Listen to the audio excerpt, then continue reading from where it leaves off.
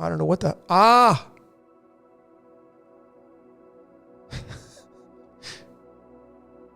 All right, there we go, ladies and gentlemen. Welcome out. I just was like sitting there rapping for about 10 minutes. Let me go back to how I was. This is how it happened last week, right? So this was my intro. Welcome out, everybody. What's your question number 64 on this great Saturn night? Thanks for everybody. This is my second time having to do this. Repeat. Okay. Second time. Last week it happened again. Anyway, ladies and gentlemen, I'm wearing the sunglasses to remind you. Come on, everybody, let's join in. That you're in a movie. That's right, you're inside of a movie. And it's all about being the actor or actress here. That's really fascinating that it wasn't playing up. But let me get the glasses off. And once again, I'm going to, I don't know what happened with 10 minutes of rambling. I'll have to go over this again. Going to be looking to my right.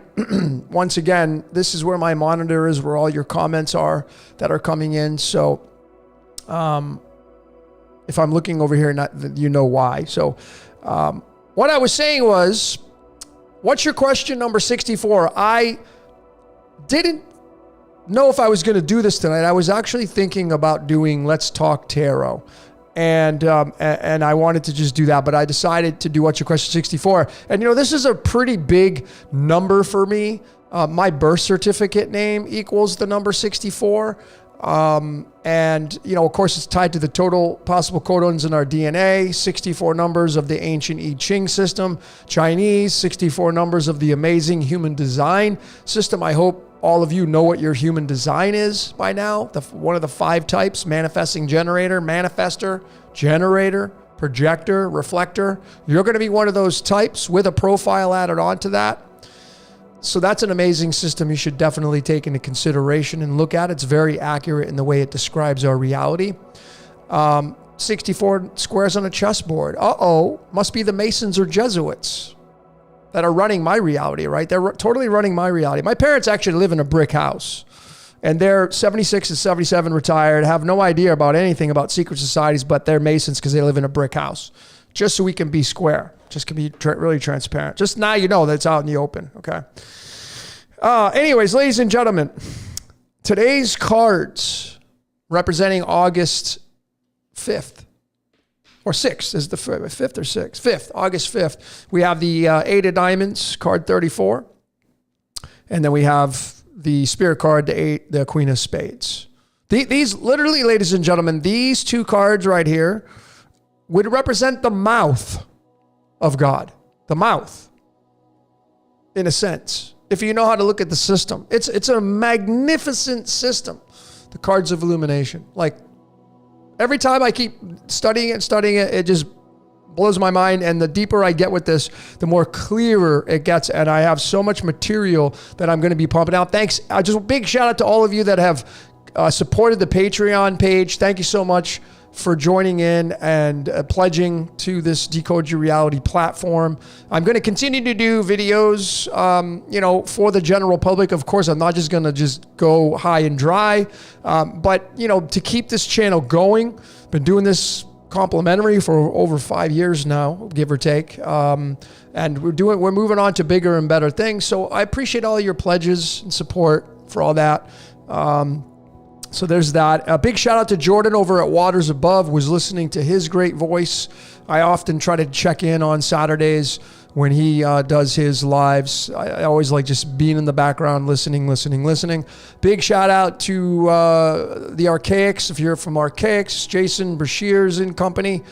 As most of you know, if you watch his research, you've heard him probably mention, and myself, we have a big get. I got invited to go down to San Diego with him and some other people to speak and be on stage, or however that's going to look. And if you're in the area, definitely would love to see and meet some of you. We had a small little meetup in Los Angeles. It was last minute when I was there. So, big shout out to all of you that showed up. I really appreciate the efforts because you guys it was a Sunday, right? It was last minute. You could have been anywhere, but you decided to come out and share some space. It was a lot of fun. Got to do some personal decodes on some people, et cetera, et cetera. So it was a lot of fun. So if you can come down to San Diego in October, if it lets you come down and do that in your personal life, it would be great to see all of you, great decoders. I know Jason's saying we're going to get a big turnout. I don't know what that's going to look like, but anyways, it's going to be fun. So I have a lot of sneak peeks tonight that I wanted to share with all of you. I have so much material. I have been burning the midnight oil beyond what I know. I mean, I normally go to bed, honestly, like 4 a.m. But I've been staying up to like 5. I know you'd be like, wow, yeah, but then I sleep 7 or 8 hours. So, but my schedule's kind of funky. I like it at night because the air's dead, everybody's sleeping, the internet's really fast, and it's just me in the night sky, man, and it's beautiful. So, I've been getting a lot of decodes and presentations done, pumping them out, all for you great decoders. I have some of the most glorious, some of the most deepest research I have ever done to show all of you. And, I have this Prison Planet series, and I have a topic that I tentatively am going to name How to Win the Game of Life Decoded. I feel like I have found the key, ladies and gentlemen, if there is such a thing, using the very small amount of free will that we have, because I don't think we have full range. How to Win the Game of Life Decoded. I think that's what we're going to call it. So I'm really looking forward to showing you a little bit of some of the sneak peeks tonight. And I got to tell you, I'll give you a little head start on this. Let me give you the 2 tarot cards that are heavily involved in what runs this reality and what is heavily involved in you leaving this reality. Some of you don't want to be here anymore, and I get it. It sucks getting old. It sucks aches and pains. And, when you get past your prime and you start having health challenges and you start getting pains and aches and, you're on this and it starts to get really challenging. And the age process is really, really challenging. But some of you don't want to be here anymore. I get it. Let me show you the 2 tarot cards that are tied to directly the demiurge, the God of this world, perhaps the creator of this world. I'm not going to definitively say it will be one or the other or both, or I'm not going to say that. But what I will say, whatever's running this reality has a personality just like we do. It's dualistic. Here are the 2 cards. Are you ready? Which I have shown already before many times, but not in succession like this. Right here. Here they are. These are the 2 cards that represent duality. The 4 of Pentacles and the 5 of Swords. Now, the 5 of Swords, the card to your right, is going to be the 5 of Spades, which just so happens to be the birth card of the Bavarian Illuminati on May 1st. Coincidence? And then that 4 of Pentacles is the 4 of Diamonds, which is going to be card number 30, and the word demiurge equals 30. I'm going to show you where they fit in the cards of illumination in the chart. In the boilerplate chart for the cards, I'm going to show you where it fits and how it links to the number 2. 2 representing duality, the dualistic thinking, okay? I'm going to show you how to do that. And it really comes down to this card right here, this one. You see, this card, the whole meaning of this, see those people in the background? They threw their swords down. They're like, I'm out. I'm done. I don't want to play anymore. That is the card that represents the way to get out of here. And I haven't figured it all out yet. And I can't say that I will be able to have definitives, asterisks, bullet points, a whole template of how to do this and do that. It will always come down to an opinion. But I will tell you, I feel strongly that living a life of neutrality and being lukewarm is the way to win the game. And people are really struggling with, like, what does that mean? What does it mean to be lukewarm? What does it mean to be neutral? Well, I'll tell you this in the most basic format. When you realize that whatever runs this reality plays both sides simultaneously, you've checked one thing off the box to win the game. This will alleviate you from pointing fingers, because you're not going to be saying, you're not going to blame the good guy. It's not their fault. They're innocent. Mankind blames the bad guy. But if you just look at the biology of the body, and you look inside the gut, your stomach, you do realize that there's good bacteria and bad bacteria in there to keep it all balanced. You do know that, right? So then you would postulate the question of these people who are just trying to ram the devil down your throat. I would just ask them, what created the bad bacteria? To keep the good bacteria in check, to keep the good bacteria, fighting and balancing out your gut. On your hand is the same thing. You got bacteria on your hand. Germs. So when you look at the biology of mankind, when you look at nature, folks, you see a lot of devils running around. And then I would just ask any person that's smashing the devil in your face, what created those predators? What created all those little devils running around?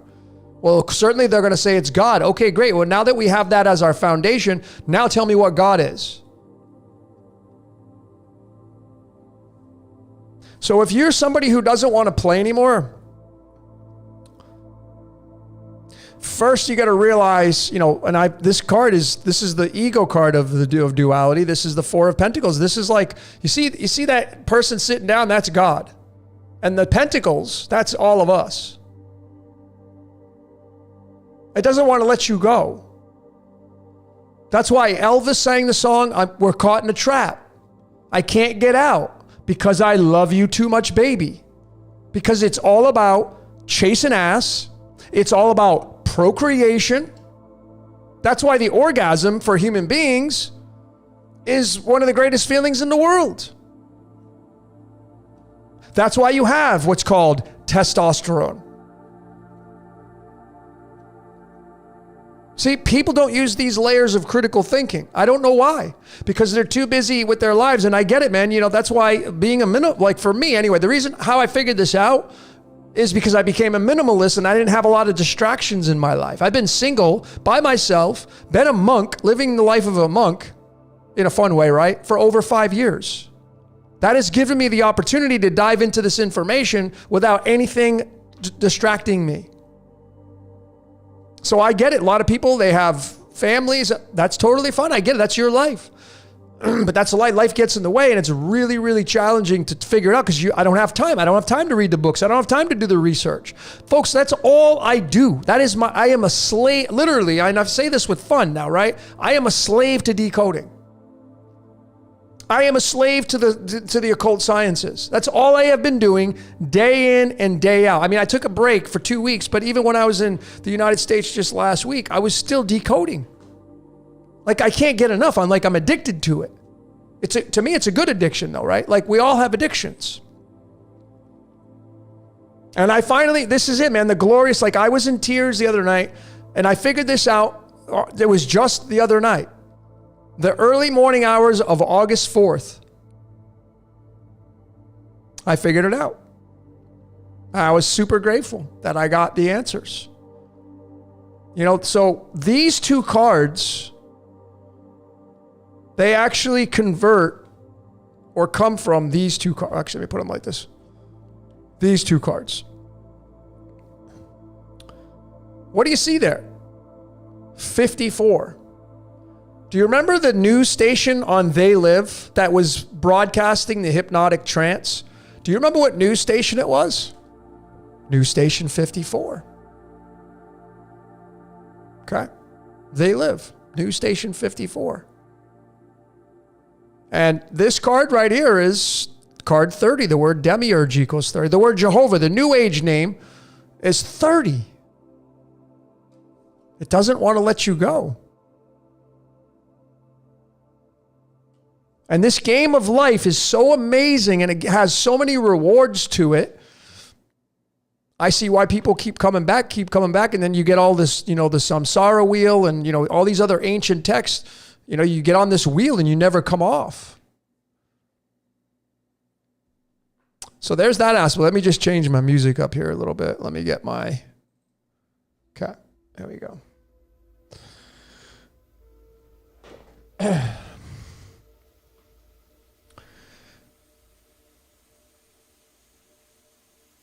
So that's what we're looking at so far, ladies and gentlemen. The decodes I have coming out in the next couple of weeks are going to be the creme de la creme, the red carpet. They are going to be the very best layers of research I have ever put out on Decode Your Reality, ever. Because it's all refined now. It has all come down to this. Like I said, I was in tears the other night because it was so emotional for me to finally, I see it now. I can see it.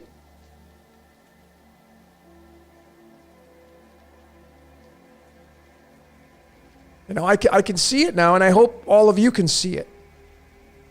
All right? And, it comes down to your life. Like, you hear a lot of people say that, and I have said this, like, it comes down to the one, and we're all one. Well, not really. We're not all one.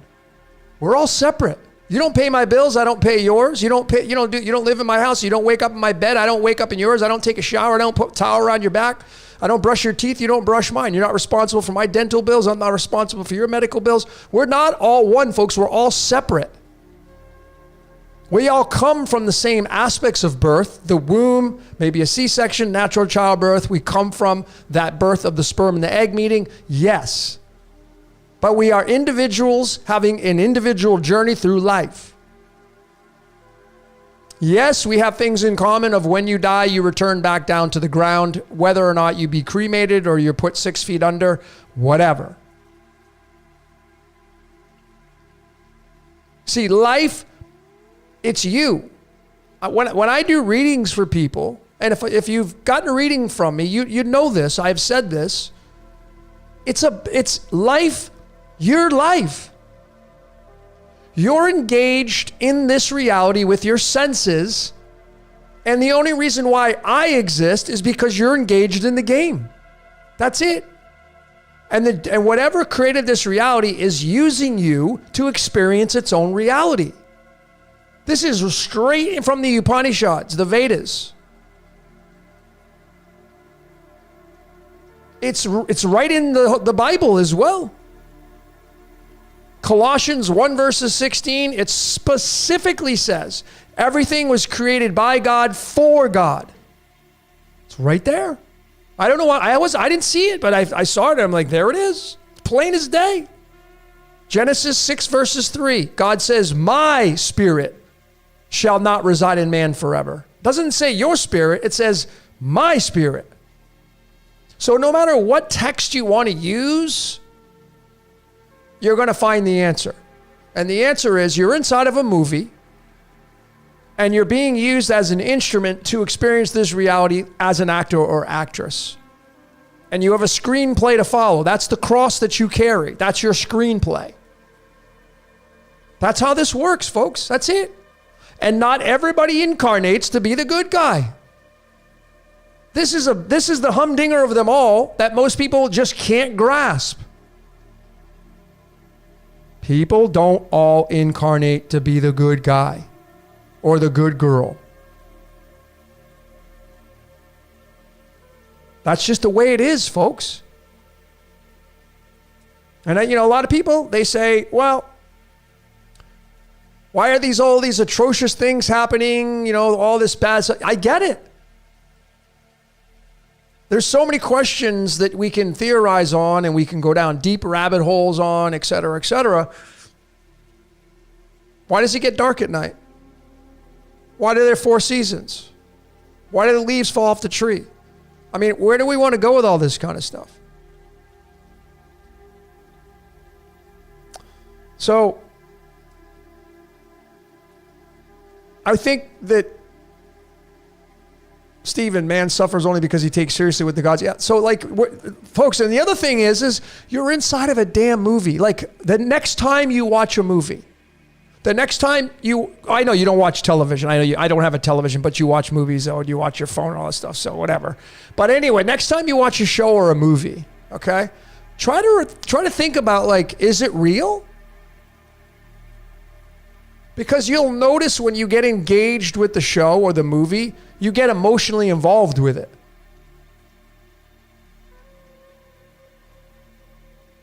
Why are you getting emotionally involved with something that's not even real?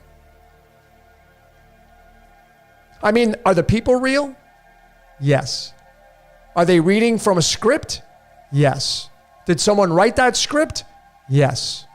Is there somebody handling the lights? Yes. Is there someone there to do the sound? Yes. So is it real or is it not real? I mean, how far down the rabbit hole do you want to go with this? And it's all Mandelbrot. It's all fractals. Something is watching us. Just like when you turn on your show or movie, you're watching other people. And they're getting the energy, right? Actors and actresses, they get the prana. Superstars on the world stage that do that for a living, as a profession, when you focus your attention on them, when you talk about them, when you post about them, when you write about them, they get the energy from you. That's just Magic 101. That's just Magic 101, ladies and gentlemen. It's just that simple. And then there's the fractal back where you're the actor or actress, but you're not a professional actor or actress. You don't get paid for it. You're not SAG, or you're not in the union, or you don't have an IMDb page. But you're being watched all the time, 24/7. Just take that into consideration. Okay? All right.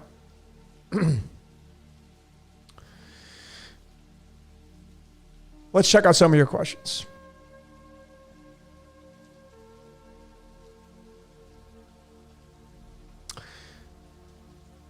Matashi says, everything gets recycled. Yes. Recycle is 22. Organic is 22. Nature is 22. 2 and 2. 2 is duality. 22 is a double 2.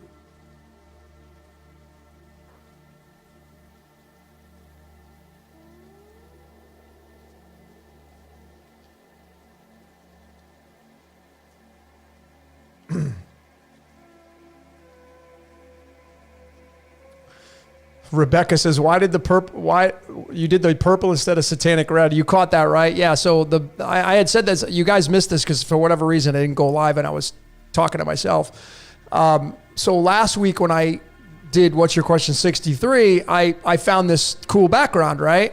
And so I snagged it and it was the original color. It was red. So I just went with the red.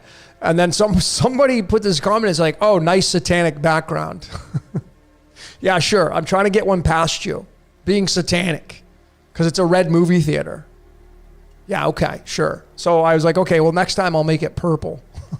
So here, and violet purple, I mean, it's my color, man. Amethyst, Aquarius. I have a lot of Aquarian energy in my charts. So anyways. So you caught that, Rebecca. Good catch.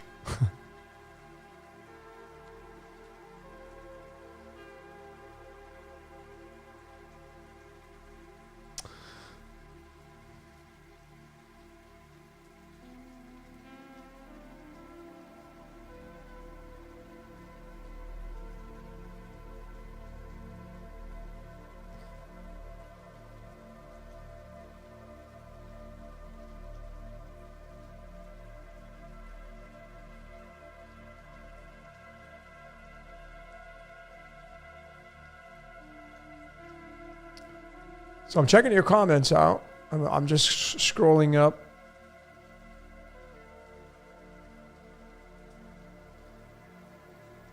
I see some monks in here as well. Some monks and nuns.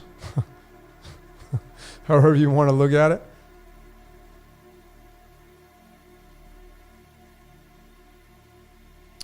Yeah, I got a lot of 117 Gunger says some of these avatars I can't pronounce, so excuse me if I butcher your avatar name.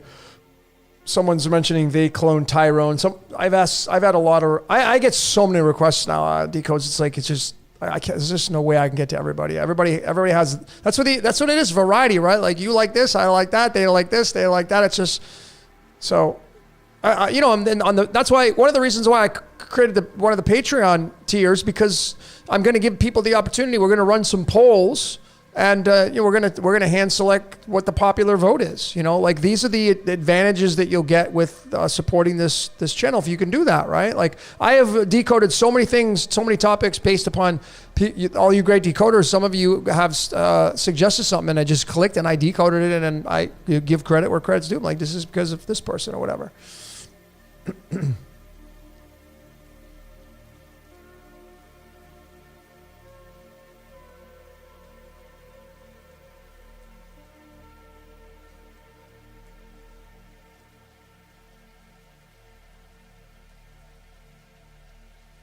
So Rude Awakening says, well, I'm going back in the channel, the comments, and it says, and this is when I was talking about being lukewarm, and Rude Awakening says, because being a lukewarm Christian is frowned upon. Yeah, well, that's because, and this is, again, my opinion, my interpretation of Revelation 3 verses 6 is completely against what the church's interpretation is of it.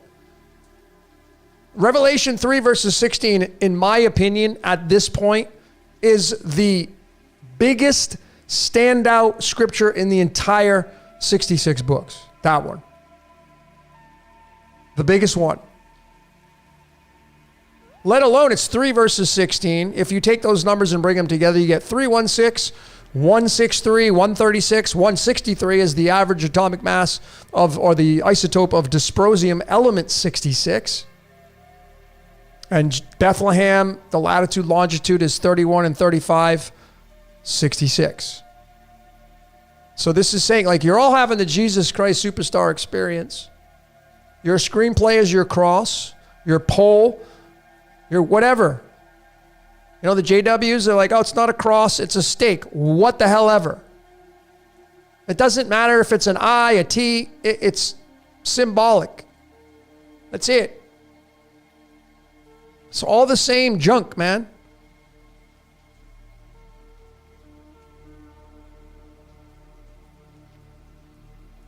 But you got to make, ladies and gentlemen, what I will say, and this, again, these are my opinions and truths. I'm not saying that you have to agree with this. Please use your own skepticism. But to be neutral, to be lukewarm in this, think about it. When you go, do you want to go in hot water? Do you want to go in freezing cold water? Are those comfortable to you? Think about the scripture. Then go to Isaiah 45 verses 7 where God says, I make light and darkness. I make peace and evil. That's hot and cold. I create light. I create darkness. I make peace. I make evil. Whatever. That's yin yang. That is hot, cold. So what the scripture in Revelation says, because you are neither hot nor cold, dark or light, I will spit you out of my mouth. I'm done. See you later. I'm walking away. I'm going to be lukewarm. I know your game. I figured your game out. Life is a game, the game of life. You're in it. The game of life is 59 in numerology. That reduces all the way down to a 5. This is the 5 of spades. This 5 of swords. That's why you got 5 fingers, 5 toes. 5th house of astrology, Leo, ruled by the sun. 5. If you have a 5 life path, if you have a 5 birthday, you're one of the people out there that just you want to go on a ton of adventures. You're the one that's going to sign up and say, I'll go do that. I'll go try that. That's what your job is when you incarnated in this reality. When you're born into this world as a 5 life path, 5 birthday, you're the adventurer. You're the one that will take the chance. That's what your requirements are. That's your characteristics. That's how beautiful this reality is. That's why everybody has their own different characteristics. Life path, birthdays, cards, astrology charts. I absolutely love this game of life. I love it. I can see why Elvis says, I can't walk away. We're caught in a trap. That's what he says in Suspicious Minds. We're caught in a trap. I can't get out because I love you too much, baby. I love life too much. And then Sonny and Bono in the Groundhog Day, which I decoded, I got you, babe. That's what he says. I got you, babe. That's what that whole song was telling you. That's God being a comedian.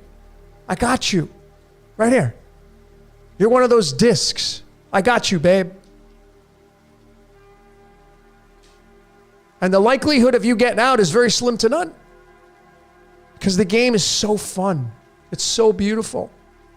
If you got a real shitty code, I get why you may just want to check out. But the only way, in my opinion, to check out of this game, you got to look at reality and know that duality is what's being ruled over by one source, and it owns everything. It's got a monopoly on them all. All religions owns them all. All politics owns them all. It owns everything in this reality, all of it. It's just so crazy. The Bible says, Jesus, be no part of this world. Well, the Bible's part of this world. Why would I even want to consider using that book? It's part of this world. Why would I want to go to church when it's part of this world? You said, be no part of this world. Well, the church is part of this world. Why? You're just contradicting yourself. So if you want to throw your sword down and say, I'm done, I'm not saying just that's it, check out. And I'm not saying that at all. What I'm saying is that look at life, how beautiful it is, and realize that whatever created this reality owns both the dark and the light, the good and the bad. It owns everything. And it's cyclical. So it starts off golden, where there probably isn't any trafficking going on. There's probably no bad, it starts off beautiful.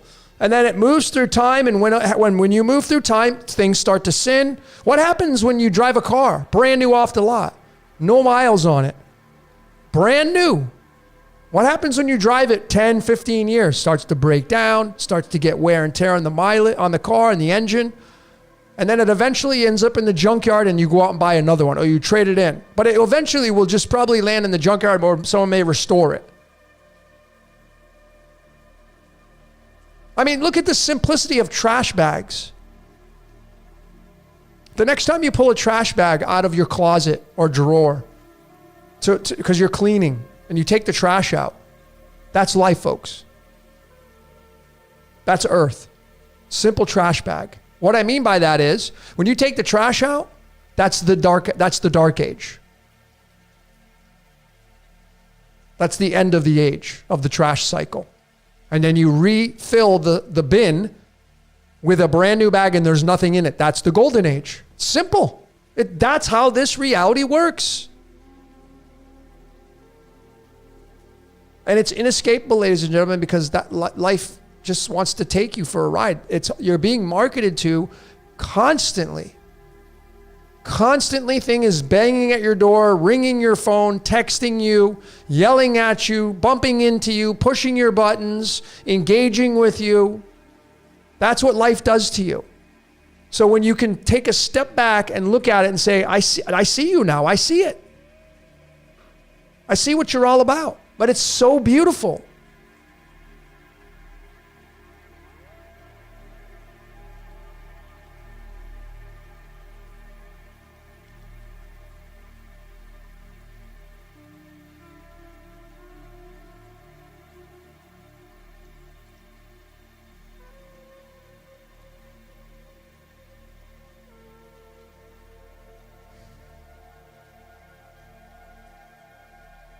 So DB says, so not playing the game is how you beat the game. There's no beating the game, I don't think. I don't like to use that word. Win is probably more of a concise answer or a word to use. But you can't not play the game. If you have a bank account, would you be playing the game? If you have a car, if you have car insurance, if you go to the doctors, if you go to the dentist, if you got children, if you got a dog, if you got to go to the vets, are you playing the game? Life is playing the game. But I'm telling you what this means is when you can see that the dark and the light, God and the devil are two sides of the same coin. And if you want to separate them like many people do, no problem. Because that would institute God and the devil having a contract together. In Greek mythology, it specifically says that Zeus rules the heavens, Poseidon gets the water, and Pluto gets the underworld. Well, what would you think would represent kind of, the devil's realm? Poseidon and Pluto. But you got to take into consideration chaos and order are also the good and the bad. I make peace and create evil. Chaos and order. It says it right there, man, in the most popular spell book, and no one's paying attention to it for the most part. People are just avoiding it. And they're going to these other things and they're just trying to gather up all this other information saying, oh, well, no, it's this, it's that. Or it's this, it's that. You're avoiding the main thoroughbred in the entire Bible. I make peace and create evil. I, the Lord, do all these things. People are avoiding it. They don't want to answer the scripture, but it's right there in your face. And that's what duality is. Isaiah 45 verses 7. 45 is Pandora's box. It's Isaiah 45 verses 7. 45 is Pandora's box. That's what we're in. You're in Pandora's box, folks. And it's gold. Pandora's box is the representation of gold and its energy exchange in this reality. That's what we're being harvested for. You're being used like a little battery, like a little cell. Just like you're using trillions of cells in your body to survive, to live. You got your immune system. You're using the immune system, conscious or not. You're using it to fight off the bacteria and invaders, which was made by the same God that created the immune system. Think logically what I'm telling you here. Did the devil create bacteria? Come on. Really?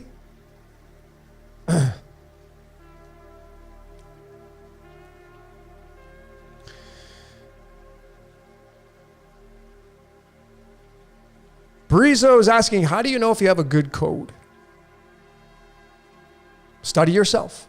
And then, I personally, I have yet to look at anybody's code and say it's good or bad.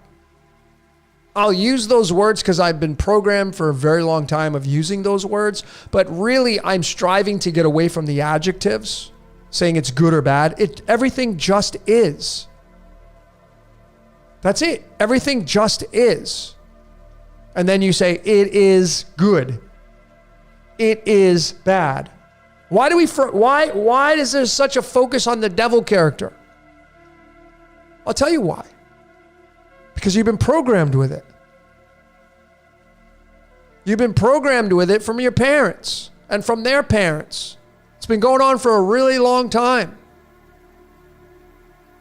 See, there would not be a need for a church or a figure to save you if there was no bad guy. You wouldn't need a church or a savior.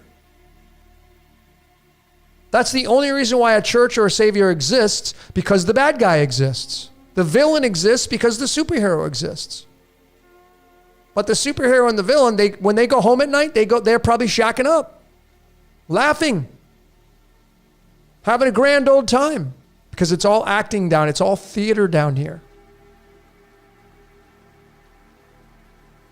So when you look at your code, folks, you decide whether it's good or bad, but it just is. And it's going to be both if you want to use those adjectives.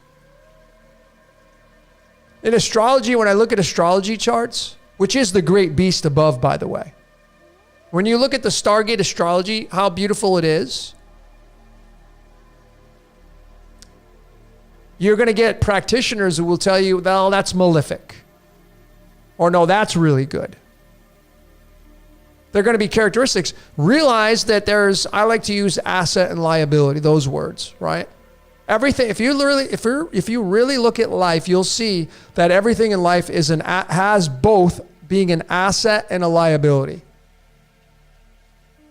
When you buy a new car, it's an asset, but it's a liability because the insurance is probably going to be more expensive. You're not going to want to probably park it in the parking lots. You probably park it crooked, do all these weird things that you would never do with a shit box. So it becomes a liability, right? Everything has an asset liability attached to it. Everything. A 5-star rating has a liability of going down to a 4-star rating. A 5-star Michelin restaurant has the liability and the worry and the fear that some customers are going to come in and get food poisoning and shoot that 5-star down to a 4-star and get a bad review. That's the liability of the 5-star Michelin restaurant. You see what I'm saying? Everything is a liability and an asset, folks. Everything. And it's owned by the same boss. Just like you have an ego and a spirit. Two sides of the same coin, competing.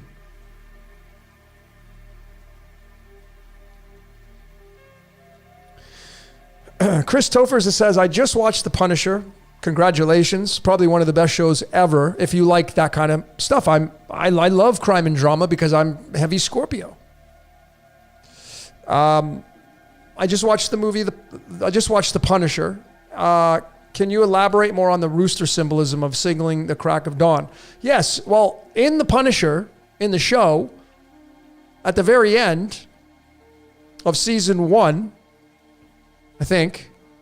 No, season 2. Was it season 2? I think it was season 2.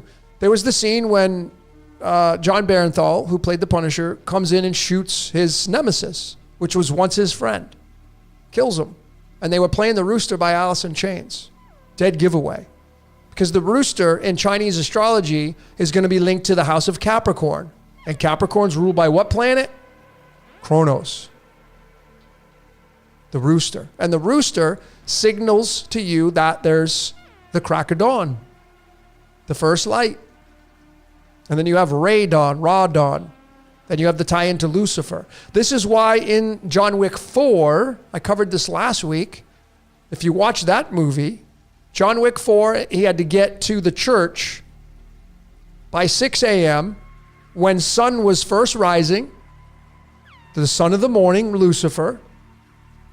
And he had to climb 222 steps to get there. And 222 is directly tied to one of the isotopes of radon, raw dawn, Lucifer, 86. 86 is the mirror of 68. And 68, if you go watch my Gematria Decoded, there was a song by Slipknot. They have it off there. All hope is gone. It's Gematria, the killing name, that equals 68. And the 68, ladies and gentlemen, are tied to these two cards right here that represent the demiurge, the god of this world, the maker of this world, etc., etc. It's that simple. You want to get out of the game, you got to throw your sword down. You got to realize that the good and the bad are ruled by the same boss. And I'm going to support that. I'm not just saying it like a lot of people do. Well, this is it. I'm going to support it with a ton of research and visuals, like I always do through my presentations using numerology, tarot, cards of illumination, mathematics, pi and phi, all that. I'm going to show you how the source code, because we're ruled by letters, numbers, and symbols, are going to support what I'm saying. And then you stop blaming. Well, do you like getting blamed for shit? When somebody blames you, even when you know it's true, or maybe you just don't want to accept the fact that you're some characteristic. If someone says, you're this and you're that, and you don't want to say, you don't want to admit it, but you are. How does it feel when somebody blames you? How do you feel? Irritated, pissed? You're like swearing at them in your mind, calling them all sorts of names. Then you're gossiping about that person, saying they were talking shit about you. And then you're doing the same thing. See how inauthentic we are as human beings? That's what people normally do. Well, when you do that with whatever created this reality, when you start saying, oh, well, that's the devil in it, you're doing the same thing you would be doing to cursing somebody by cursing you. It's the same thing, but people don't use this kind of logic and critical thinking. It's okay for you to do it, but when somebody else does it to you, that's different. So no more complaint. That's right. Flip mode 007. No more complaining. No more blaming. Take your energy away from that and put it into something constructive. Go build your utopia. Whatever you incarnated for. Go take the energy that you normally would be sitting there blaming, pointing the finger, and move it into something of a utopian nature. You see, if you pay attention to politics, this is a perfect example. If you pay attention to politics, you're giving your energy to politics. You're actually strengthening politics. You ain't going to see me doing that. They don't deserve my energy. They don't deserve your energy. So why are you entertaining it? Why are you talking about Trump? Why are you sharing the thing? Oh, you think that this may be it. You'll see how much energy comes because the presidential selection's coming around soon. You're going to see how much energy's on that. The world is still enamored by politics. And the Republican and Democrat is the demiurge. It runs both frickin' sides. Two sides of the same coin. That's what I'm saying. Like, I'm done with politics. See you later. I'm out of here. I'm done with the church. See you later. I don't need it. I don't need to have somebody to save me when I'm a good person. I don't need to follow a set of instructions to be a good person and to help people. It's already in my DNA to do that. And then I'm grateful that I got that. Because again, not everybody incarnates with that kind of DNA activation. So be grateful that you didn't get their code.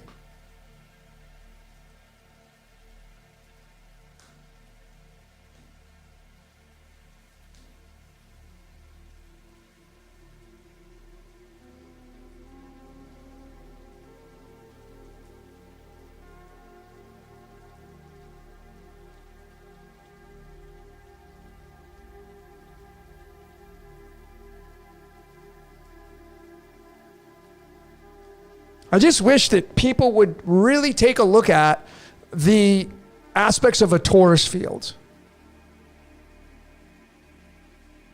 where you have the center point and then you have energy coming down and around like this, and then it goes back up like this. It's just if one side feeds the other side. That's it. It's never ending with this cycle, folks. Just go to nature and look at nature. It's so easy to see it. The ecosystem that we live in, the dirt beneath your feet, how do you think the fossil fuels got there? How do you think the oil got there? What do you think the oil's made up of? The ground feeds the heavens and the heavens feeds the grounds. It's a contract and it's never ending.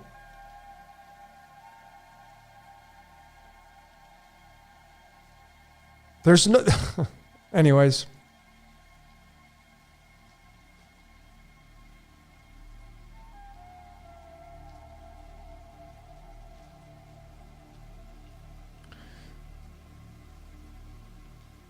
Yeah, and so flip mode 007, the waiting list, and I have said this, and I would encourage you to think about this notion as well.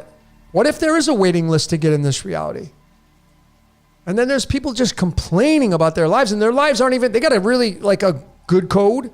Like, you got a decent life, man.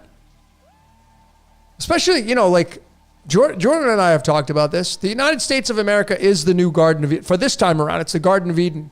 And and that's why people flock to the U.S. The American dream. And so you get some people in the U.S. that all they do is bitch and complain and their life sucks. And I get it, man. Some people have a really challenging upbringing. So there are exceptions and everybody's got a different code. I'm just talking about those of you that can resonate with what I'm saying about, like, if you had a pretty decent childhood, and like you got a job or you own a company or whatever, you got a car to drive. Like, when's the last time you actually were grateful that you got a car? When's the last time you were grateful you got to pay your car insurance instead of complaining you had to pay for it? Most people complain when they pay their bills. They're not grateful for their life. So there may be a waiting list to get in this reality, because this reality is a damn movie. You get to be a star in here if you want to, if you incarnated to get that. Not everybody did. And that's why I have said, like, if there is a such thing as a hell, folks, if there is that reincarnation aspect, you either go up or down graduation-wise. If there is no getting out of this game, which, again, I mean, obviously goes against what I've been talking about of dropping your sword down. But I'm saying is that if there is reincarnation and you're going to get reincarnated again, because you're either going to graduate down or graduate below, well, maybe one of the requisites of that is you got to check things off the box. You got to be service to others. You got to be a good person. You got to do this. You got to do that. A lot of people just complain, bitch, and blame everybody else because they don't want to look bad, because life's about looking good, and you can't look bad at all. Why do you not brag when you're early to your appointment? Think about it. Next time you're early 5-10 minutes, but next time you get to the doctors and you're 10 minutes early, why don't you go brag to the secretary that you got there 10 minutes early and tell the secretary why you got 10 minutes early? You won't do that. You'll only defend when you're late. Why? Because you don't want to look bad. When you're early, you look good. No need to talk to anybody about that. But when you're late, you'll defend it. You'll catch yourself. Next time you're late to your appointment, you'll walk in and be like, I'm so sorry I'm late. Traffic was horrible. Or some bullshit. You'll even lie about it. Just so you don't look bad. That's just how people work. That's how we work. We're inauthentic people, folks. You'll catch yourself, and it's a habit you're in of doing it. Not you, though. Except you. Only you. You're the only one out of everybody else. You don't do that. I know. So there's going to be people out there, I don't do that. Sure, I know, just you.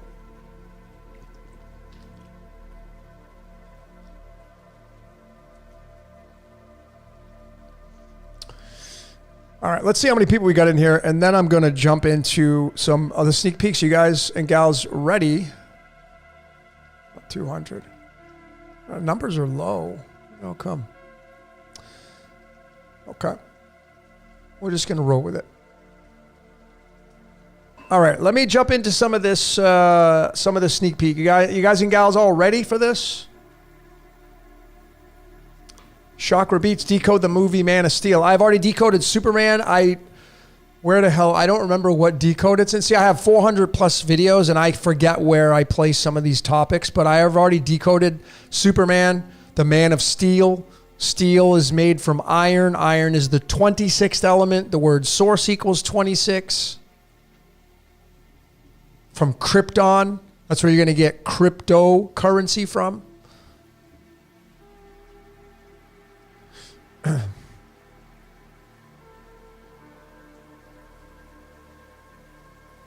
Okay, you guys are ready. Vamos. Okay. I got a lot to share with all of you. So here we go.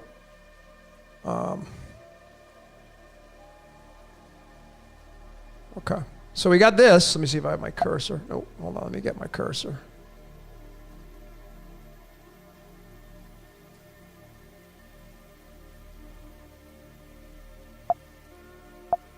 Come on. There we go. Okay. So we got this decode coming out. It's going to be a short one, but here it is. This is what I think it means. And obviously, there's been a shit ton of energy on this movie. Why? Because people are rejoicing because it's order coming in. See, chaos was created. Now, we're going to get the energy and we're going to do the energy harvesting of the order coming in. Yay! Now all those people are going to get justice. Now, obviously, ladies and gentlemen, I'm not debilitating, I'm not poo-pooing, and I'm certainly not going to squash the whole storyline because I know that stuff exists. But you see, why wasn't this stuff brought to justice 50 years ago? Because it was going on back then. Why wasn't the justice happening 10 years ago, 100 years ago? Because it wasn't part of the screenplay yet. That's why. You're not going to see me cheering, folks. That's being neutral. I have a heart and I definitely have emotions and I definitely feel that's, but I don't let it consume me because I'm not going to give it my energy. I don't want to see it. I don't want to see that kind of stuff. No thanks. I want to focus on the beauty in life. Okay?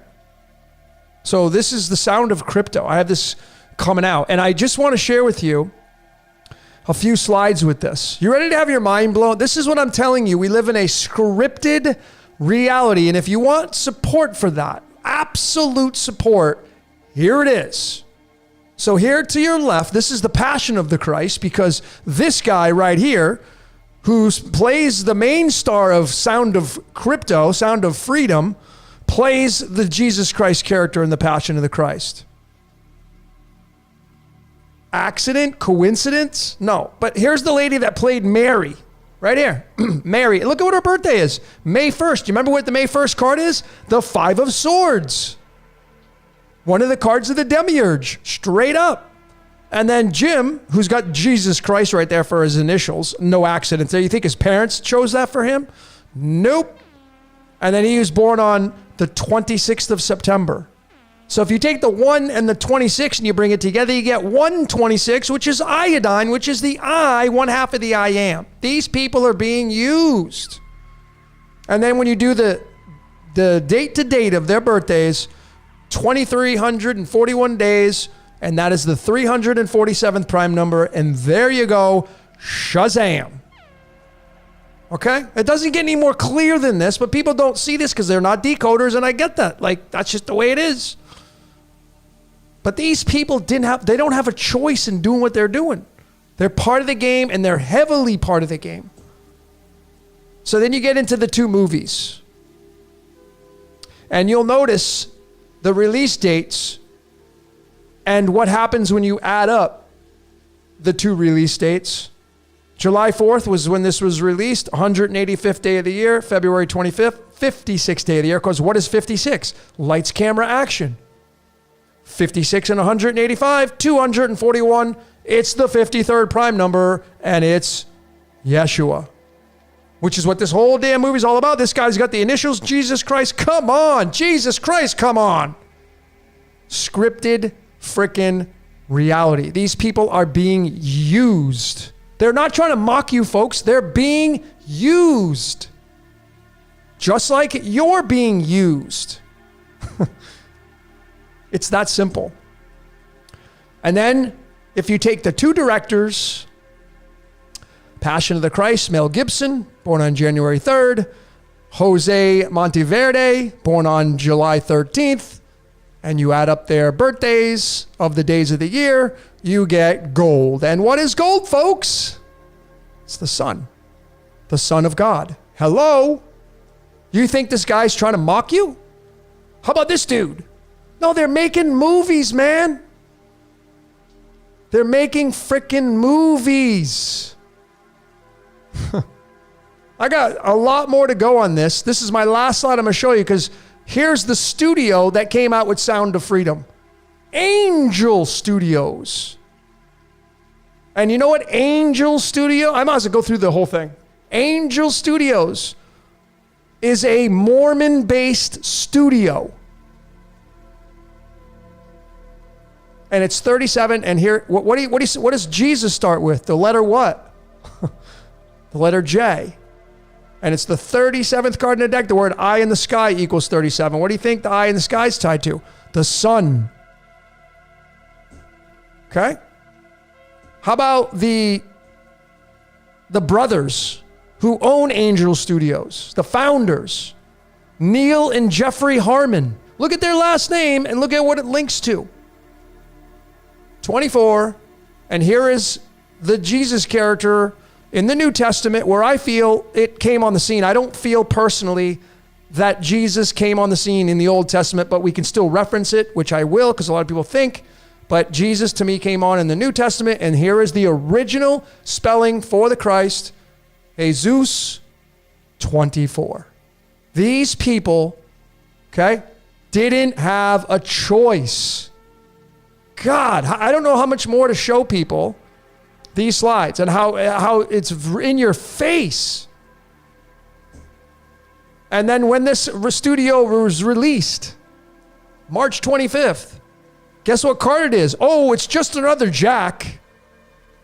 Just so happens to be a Jack with the letter J on it, and that's what the letter J starts with Jesus, which is the Church of Jesus Christ of Latter-day Saints. I have nothing against these archetypes, by the way, these religions. I used to be in one, Jehovah's Witness. I have nothing against it. It's an archetype. It's a marketing tool. It's designed to market to you. If it doesn't get you with this, it's going to get you with that. So there it is, right there. Angel Studio, come out March 25th. The 25th card, March 25th card is the 24th card in the Jack of Clubs. There it is, Jesus. Think about it, right? Harmon's 24, the last name, the founders. Come on, folks. Really? Okay. And then the Jack of Clubs converts into the 33rd card in the deck, and there's the Knight of Wands. Okay? Jesus Christ crucified at 33. You get arsenic right there. Arsenic is got the 74, and 74 is when they released this movie. See the 74 right there? Oneness was released, 7-4, 74, 33 protons, 33rd card in the deck. Angel Studios, founded on March 25th with the Jack of Clubs. Hello, come on, folks. You seeing it now? You seeing it? And then the last thing right here. Bam! Here it is, man. The latitude, longitude of where Angel Studios is at in the world, Provo, Utah. Starts with the letter U, as in Uranus. 40 degrees north, 111 degrees west. You add it up, you get 151, and there's the freaking prime number tied to Jesus Christ. And this is the church of Jesus Christ. You see what I'm saying? So there you go. Okay? There you go, folks. That's this one. I was just, I mean, I'm going to come out with the decode, but you got the whole thing. I wasn't going to do all the slides, but what the hell? And it's all about crypto because the sound of freedom is going to move you into cryptocurrency. Okay, so I have this one coming out, which you just saw that. This one's going to be on my Patreon channel, folks. This one, if you want to know what the beast is, here it is. The great beast. The Stargate, the portal. You want to get spit out of the mouth? It's by this. Tied to the demiurge, man. You're born at, your spirit's born at, you're all 12 signs, by the way, in astrology. You're not just one sign. If somebody says, what's your astrological sign? My answer is going to be like, all 12. Well, wait, what do you mean? Yeah, that's right, because this is what my chart looks like. I have all 12 there. Okay? So there you go. I have this one coming out, and this is it right here. Here's the beast. Leonardo da Vinci's painting, The Last Supper. You're looking at it. Here's the great beast right here. And it includes the Jesus Christ character. As beautiful. Listen, I think the thing's been butchered. I like all the, of course, what do we focus on? Jesus was the good guy. Well, so he gets a hall pass because he's the good dude. See, when you know how this reality works, you realize the good guy doesn't have a job unless there's a bad guy. He wouldn't have came into this reality, into the story, unless there was a boogeyman out to get you. He wouldn't even have been needed. But our reality is derived around duality. Okay, so I got this one coming out right here. It's a pretty big one. This is going to be one of the biggest ones I've ever come out with right here. I got about over 50 slides on this one so far. Okay, so then I have this one coming out right here too. And I'm going to show you that the Spirit of God is you. It's you. It's inside of you. All right? And this is going to be highlighting the band Metallica. So let me show you a little bit of this one. Okay. Here's the release of the album. Here's the Black Album. Metallica. There's the serpent, the coiled serpent. The release date, August 12th. Okay. Look at the card. It's the Ace of Diamonds, card number 27. All right. And the Dragonfly card, if you know how the medicine cards, this is this is tied to the dragon. The great dragon got hurled down. It's currency. That's what got hurled down. Okay? Spirit down into matter. Spirit into matter. Currency. So this album is tied to currency, 27. The word heaven equals 27. Okay? So the currency gets flipped down into heaven. The dragon comes down from heaven. That's spirit into matter. And here's the tarot card to give you the picture. So this album gets released with the Ace of Diamonds. It converts to the Ace of Pentacles. This is the gift of matter. This is you coming into matter. The gift from God, right? To be a human being. 64th card, 64 squares at a chessboard, 64 numbers tied to our DNA. This is what's your question 64. And then it goes into showing you that you're on television. You are on frickin' television. And this is the GD element, the God element. This is the icon used. Why did they use it? Because they used to put gadolinium in television screens, in the old ones. So think about what I'm showing you here. And then you get this, the humdinger at the end of this. And I got a lot more to show you. This is just a sneak peek of this. August 12th, 224th day of the year, Ra. And I can tell you right now, ladies and gentlemen, 88 is tied to Jesus. It's tied to Ra. When you go to the Greek and you go study and research Jesus when he said is the light of the world in Greek is 88. Just so you know. In numerology. Okay, tied to Ra. So they have that, right? And I'm telling you, spirit into matter, God's spirit, Genesis 6 verses 3, my spirit is inside of you. You're on television. This is what spirit's inside of you. That's like the Truman Show. Like, I'm out, I'm done, I'm walking away. I'm walking up the stairs. See you later, I'm done. I'm trying to tell you that, right? That's the story. So we have that one coming out. And then I just put this one together earlier on tonight, because this is the song that chose me to play for the beginning of this presentation. 64. Think about the 64, of course, being tied to our DNA. It's about your breath, man. And the Police had that song, Every Breath You Take. So I got this coming out. Every move you make, I'll be watching you, right? Look at that. I didn't pick this song, man. It chose me for this, What's Your Question 64. I was like, what am I going to play for music? And this song popped into my head. What the hell's in my mind, folks? You think the devil's running my mind? So Every Breath You Take comes out on May 13th. It has two dates. If you actually click on this link off of Wikipedia, it goes to the 20th of May. So there's going to be 2 dates there. But May 13th, that's the 135 or the 513, the 153 fish that the Christ caught. Every breath you take.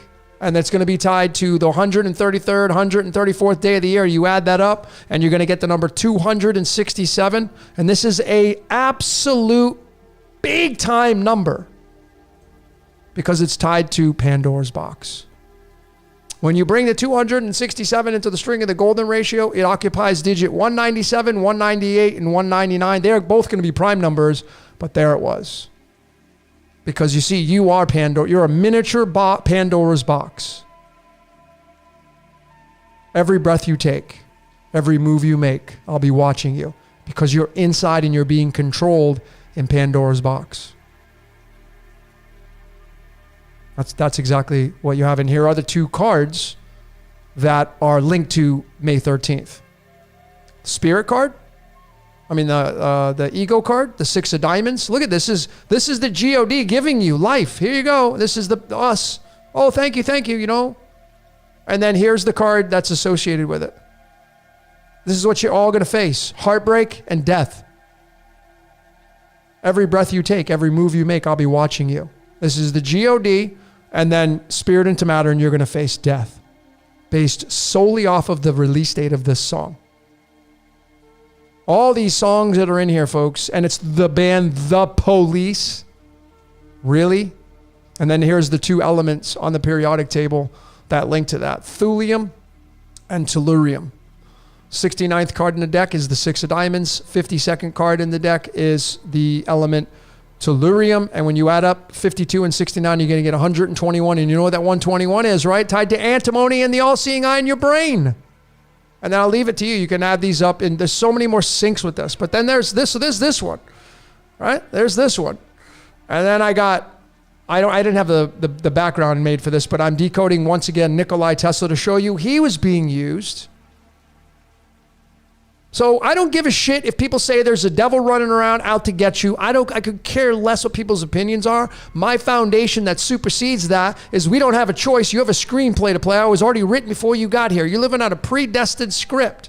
This guy didn't have a choice. He was destined to study this. He's got the 27th card in the deck. Again, same with sad but true. July 10th. He was born on July 10th. It's the Ace of Diamonds, 27th card in the deck. What do you think he was all about? Currency. You think this guy had a choice? So then I got this one coming out. Doppelganger. You know what a doppelganger is, right? You know what that word means? It comes from a German word. That's the demiurge using you. That's your doppelganger. The angel and demon, or both.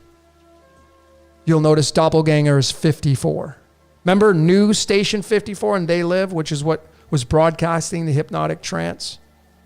The doppelganger. The voice in your head. That's guiding you. That's telling you to do this, to telling you to do that. Doppelganger. And there are the cards. This is the boilerplate chart for the cards of illumination. We have the spirit handler card, handler side over here, and then the ego primal side over here. And look at right here. Why I'm showing these two, it's because there's the 54, and this sits in space number 2, which represents duality. Duality. Doppelganger. The voice in your head. That's the demiurge. That's why I showed these two cards. 5 of spades, 4 of diamonds. 4 diamonds and 5 of spades. So here it is, ladies and gentlemen. You want to walk away? You don't want to say, I'm not playing. Screw this game. I'm done. Well, you're looking at the space number 2. There's the 5 of spades. In spread number 44, this is tied to the 44th card. Right there. I'm out. See you later. I'm signing out. 2 is 17. Matrix is 17. Life is 17. Yod He Vahe is 17. Fish is 17. The star card is the 17th card. How much more do I need to show you with all these systems? Showing you the same message over and over and over. So many synchronicities. This is the demiurge. This is the demiurge. And of course, it's in Venus. What is Venus? The Ankh. The Ankh, eternal life in duality. The game needs players, ladies and gentlemen. So I got this one coming out. Big ones, man. These are big time decodes coming out. And I got this one. I think this is my last one. I got this one coming out. The numbers 0 through 9. And I'm going to show all these through the string of the golden ratio. I think I showed this last week. So I have this one to come out as well. I'm going to show you the source code, the script. It uses phi and pi. God uses phi and pi. It uses 1.61 and 3.14, which is 4.75. 3 and 1, or 1 and 3, are the numbers of this place that we live in. 1 and 3, which is going to give you the number 4. 4 is the box, Pandora's box. 4 is the cube of time. You can bring Saturn in there, all these different layers of ancient texts, all these different modalities, all these different platforms, from religion to the esoteric sciences to the mystical arts. They all fit into this. It's pi and phi, 1 and 3. Pi is 3.1. 1.3, it's 13. 13 is tied to creation through magic. And then it's tied to the death card. And it's 4.75. 75 is Lucifer. 75 is tied directly to Isaiah 45 verses 7. I'm going to say that again. 75, which is Lucifer's numerology, is tied right to Isaiah 45 verses 7. Right to it. It's the numerology of Isaiah 45 verses 7. So if you want to know who the God that's talking in Isaiah 45 verses 7 is, it's Lucifer. Period, period, period. If you want to call it a different name, then by all means, go ahead and do that. So there you go. There's all the ones I got coming out, folks. Okay? So that was like the biggest sneak peek that I have shown to date. That was a lot that we went over. Thanks for going on that journey. That was, it was fun. So a lot of big material. The biggest material of my research career is coming out. I will probably be using one of these for my presentation in San Diego with Archaics and Company in October. Live.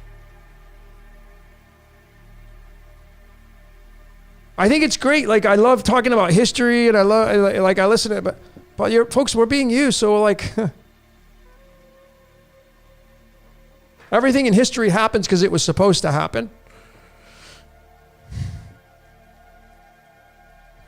And you're not in control of this reality. That's it. There may be that way to win the game, and that is by like saying, see, remember, these were the two cards I showed you. Doppelganger right there. Don't want to play anymore? Okay, well, how do you play? How do you not play anymore? Knowing that both sides are controlled by the same boss and not blaming the boss. Actually being grateful you know how the boss works and not blaming it. Because the boss owns it all. It owns a monopoly. It's a big Ponzi scheme. It owns the whole thing. And it owns all the archetype names. So no matter what religion you follow, it's that God. It's all the same thing. It's just told in a different story, different cultures tell different stories, but it's the same archetype. It owns them all because people get bored. Again, imagine there was just one uniform to wear, one pair of sneakers, one dress for you ladies, and that's it. You can't wear anything else. Everybody falls into line and there's no variety. People would hate it. They would get sick of it. One milkshake, one vegetable, one type of soda, one type of vodka, whatever. People wouldn't tolerate that. So to please the people, the creator of this world gives you all this variety, and light. That's why life's so beautiful. I'm more into the animal. The greatest gift that God ever gave besides my life is the animals to me, because I just go out there and I just observe the animals and I'm in awe. I'm in heaven. Give me animals, and I like animals more than I do people. No offense to you people, but that's just how I roll. I'm just keeping it real.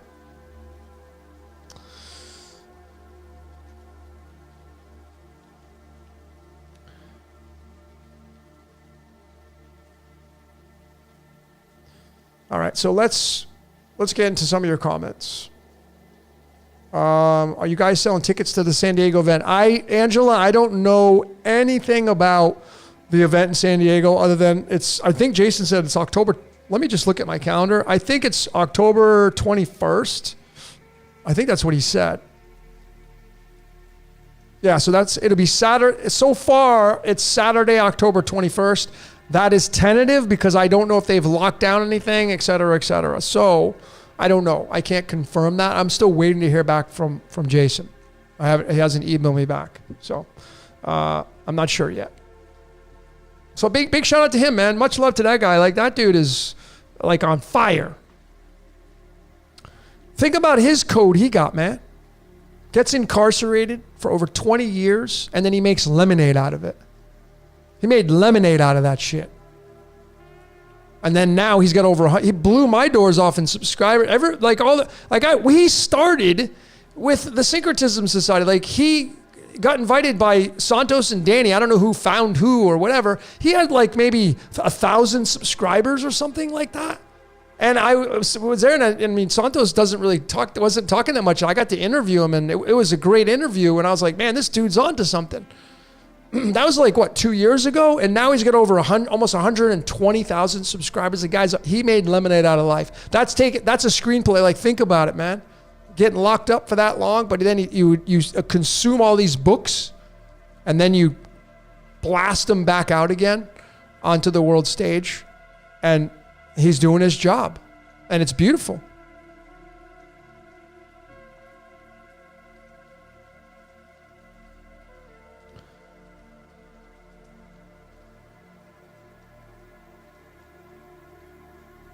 Oh, Christine, what's up, Christine? He mentioned the cost on his live today. Can you guys tell me? I don't even know. I'm not even sure. I'm not even sure. Water Woman Kimberly. Okay. So, like Kimberly, like I said, if you plan some kind of seminar or event, I'm not the planner. I'm the guy to show up and talk and to meet people and shake hands and hugs and shoot the shit and decode, and like I'll show up. I'm not the planner guy, so that you kind of leave me out of that. I'm not that guy. So when you plan the event, anybody that wants to plan an event and make it happen, and I can get there, I'll go. Like my goal is to be going on tour anyway. That's my goal. So coming soon to a city near you. That's going to be my goal, is to take this on the road and all that stuff. So maybe Brashears would go on the road with me. Jordan is kind of doing his own thing. But anyway. Oh, $100 for a ticket, $138 at the door. Of course it's $138. There he is with his Phoenix. $138, of course. As you know, what is 138 tied to? 57. What's 57? Truman Show. So the Phoenix event is the Truman Show. What is the Truman Show tied to? Everybody. You are everybody listening to this, everybody in the world is tied to the Phoenix event. Everybody.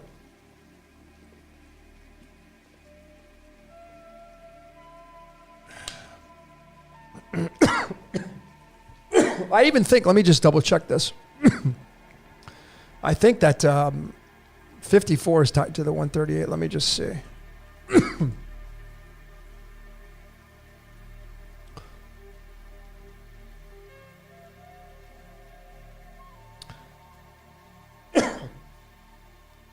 No, doesn't have it.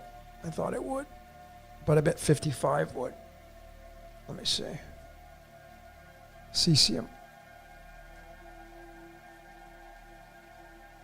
No, it's gonna be barium, lights, camera, action, and 57, the Truman Show. Those two. Yep, the 138. Remember the Misfits? We are 138. Destruction. The angels of death come in. That's the job, the contract, the underground terrestrials. All this is all already planned out. It's already in the works. Enjoy the show.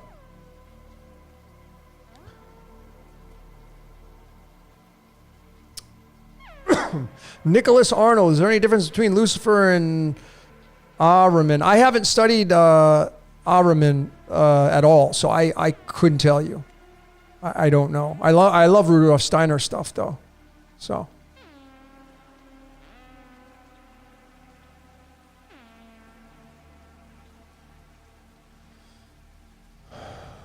Yeah. Okay. So that's confirmation, I guess. So we have, if anybody has a link to the San Diego event on the 21st of October, can you just place it into the chat and I'll pin it, or Pam or Steven can pin it to the top, and that way we can get people engaged in that.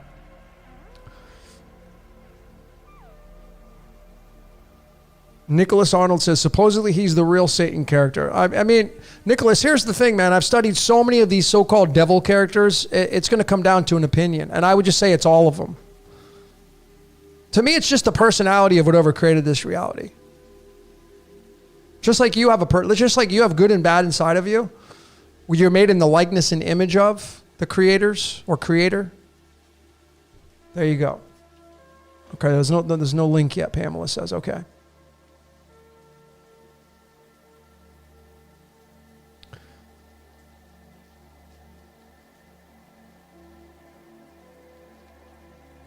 Justin Michael says, does Jesus really translate to earth pig some way? I have no idea. I couldn't tell you. That's new for me. I mean, think about this though, Justin, right? The Christ, when you, let me just pull up a chart and show you. So, cause I like to use visuals. I just am a fan of the visuals. Hold on.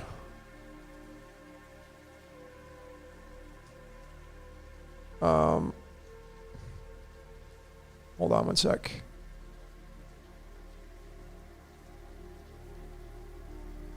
Let me get the side area. Here we go. Okay, so I'm gonna. All right, is this full sign?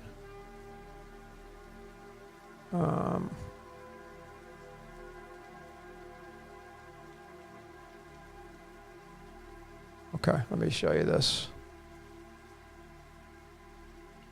So here, right here is the sidereal astrology chart of, wow, all these planets in that same spot of the planetary positions. And what I want to mainly focus on here, and why there may be that reference of Jesus being tied to the pig, is because, Jesus, the story of the Christ is he was born of a virgin. And the only virgin in astrology is Virgo, and that's right here. And Virgo is the 6th zodiac sign. So when you bring alchemy into that, you have a correlation to 6 being tied to carbon. Okay, carbon is the 666 element, the 6 protons, 6 neutrons, 6 electrons, tied to Virgo. The last day of creation in Judeo-Christianity is 6. And then the opposite of this house, all the way across the way here, is Pisces, and Pisces is the 12th sign, and this is going to be tied to, in Chinese, the pig. The pig is going to be here. So you have the pig, and then you have the snake here. The snake is Virgo. Okay? The snake is Virgo, and the pig is Pisces. All right? So this is where you're going to get and this is the 12-6 axis. So 12 and 6. And the reason why Jesus was here, because Pisces is the fish, and Jesus was a fisher of men. Born of a virgin, fisher of men. Loaves of bread from fishes. Okay? Virgo, Pisces. 12 and 6. 12 and 6 is 126. That's iodine. When you go to the periodic table. So again, this is the 6th zodiac sign. This is the 12th. 12 and 6 is 18. Jesus and Christ are 18 in numerology. But then you go and look at the 126, and here it is. You see it right there? 126, 12 and 6. Iodine, I am that I am. Okay? Tied to the 12 and 6, this axis right here. Jesus came into the age of Pisces, and he said, my kingdom is no part of this world. Well, then when you realize in astrology, where are we going? We're going to Aquarius. There are some people that say we're moving into Aries. I don't even know how the hell that fits. Aries has nothing to do with electronics and electricity, et cetera, et cetera. You move it into, and we're going clockwise here. You're going to Aquarius, ruled by Uranus, the father of the Christ. Uranus, you run us. Right here. This is the age of cryptocurrency right here. Okay? You're moving into that. That's what that looks like. 12 and 6. 126. I am that I am. That's the best way I can answer that. That's where the pig fits in.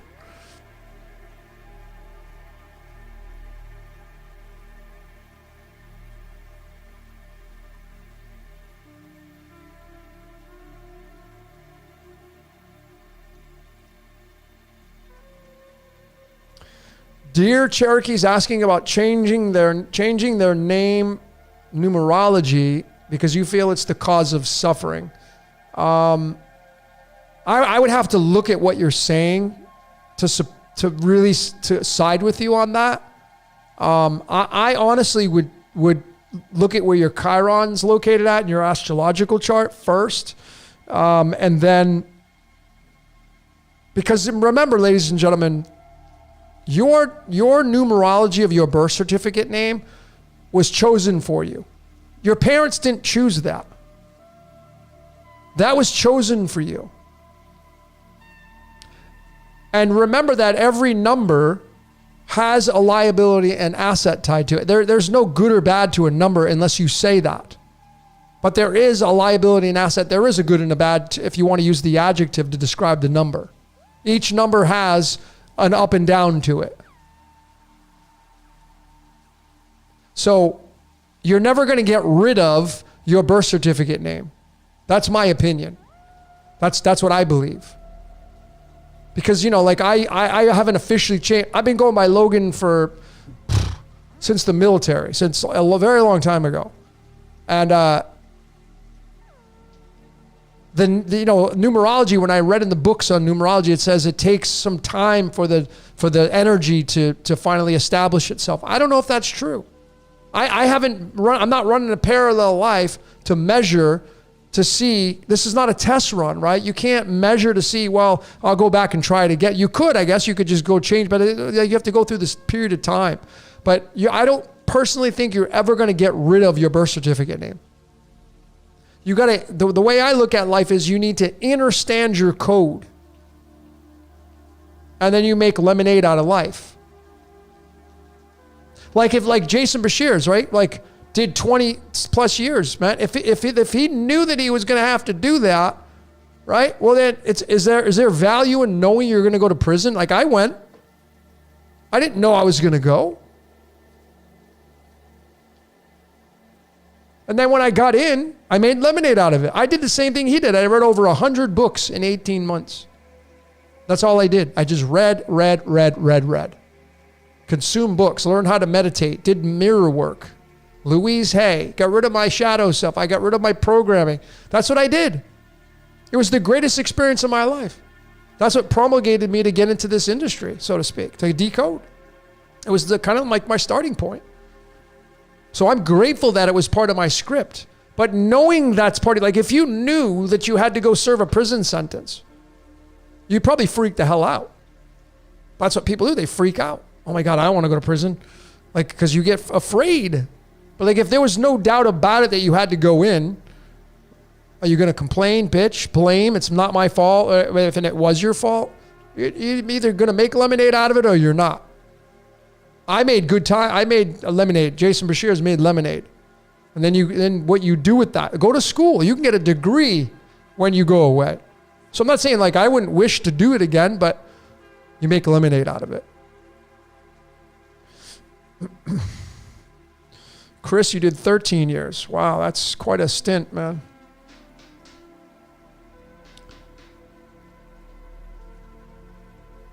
I don't know how some of you, I don't know how some of you didn't know I went to prison. I've said this so many times. Wow. Lisa, you should know. You've been here a long time. Yeah, I went away in 2011. And so some of you ask, so what did you go away for? I was involved in real estate. I was super naive.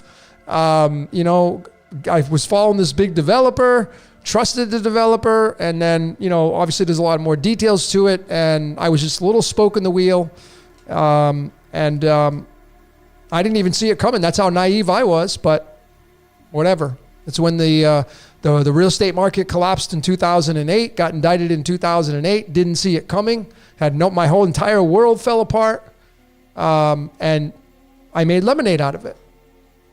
At that same time in 2008, I got introduced to The Secret, and that changed my life. And I went into personal development, and I looked back, and I just made lemonade out of my life. But I didn't see it coming. So, but I don't regret any of it because it was part of my screenplay. I mean, I was in the Jehovah's Witness organization from the time I was born till I was 16.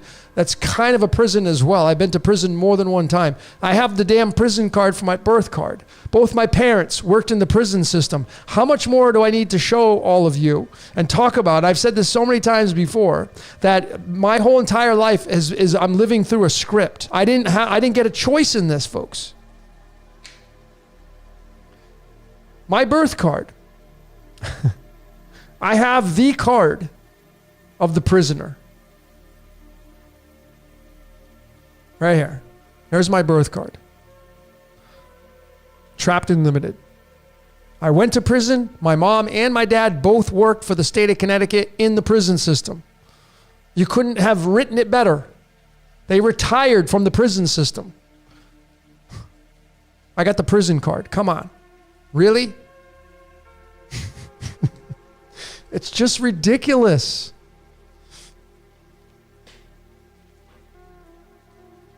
I went in, I got 24 months. I did 18, did a halfway house, and then I was home.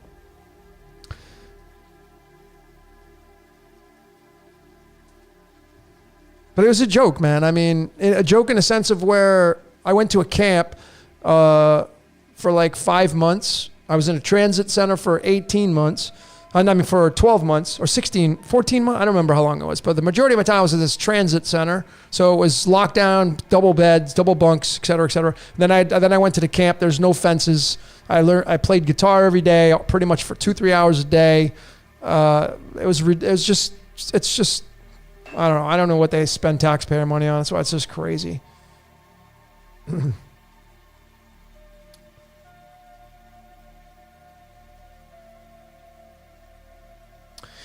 Best source to study meanings of numbers. Vita's asking that. I would just go to affinitynumerology.com.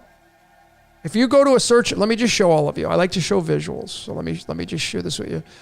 If you just type in, and let's just say 13, right? 13 affinity numerology. Here it is. Affinity numerology. This is a really good base. I like using this website. This one's really good to get the focal point of the numbers. And then when you come down, it breaks the number down into the single digits. See, it's the 1, the 3, and they combine to bring you into the 4. So the 13 is ruled over by the 4. Here are the numbers with the graphics. It's an amazing website. And then if you really want to get into a book, this is the book I started. Chiro's Book of Numbers. This is the book I got started with numerology right here. This guy Chiro.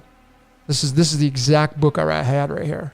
You can get the PDF. This is what I started with. I don't agree with everything this book says these days, but this guy, you know, he did palmistry, et cetera, does a really good job here. So that's where I got started with numerology. This book right here, Chiro's Book of Numbers.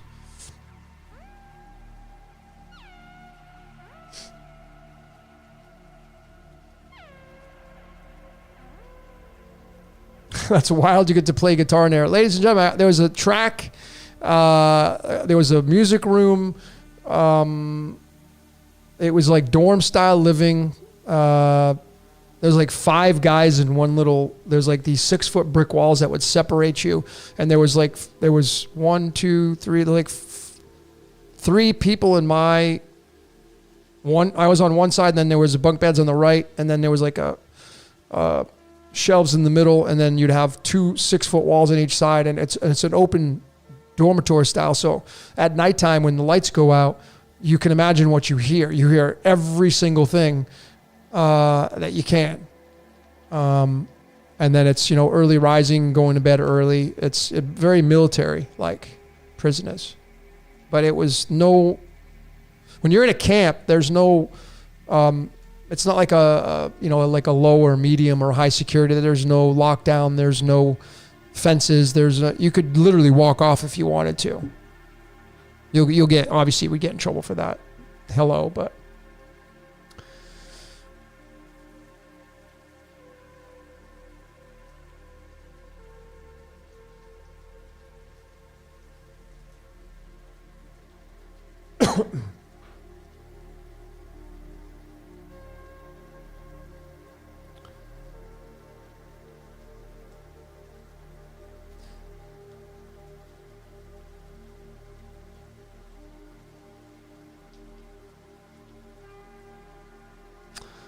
Yeah, it wasn't as bad as people think it is. Again, you know, you either make lemonade or you complain. And so I made lemonade. Like I just was really constructive, especially for when I was in the transit center, which was a lockdown situation.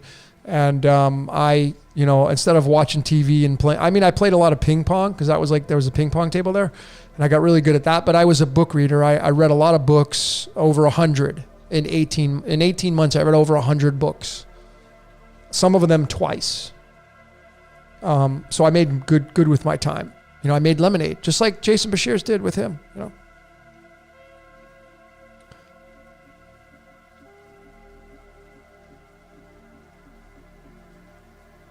But yeah, Lisa, we're all in prison. So everybody here knows what it feels like to be in prison, because you all were in around 2019, 2020. Remember that time, right? A few years ago.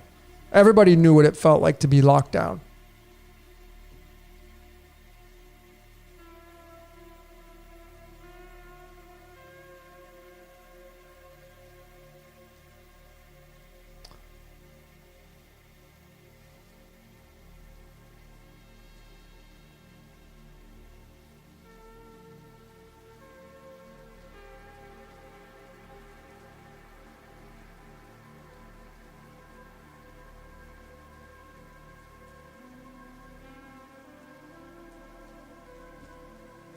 Did I have a cute roommate? No. I don't go that way. I did meet some really cool people. I mean, I actually still talk to one of my friends who, he had a little short stint. Probably shouldn't even have never been there.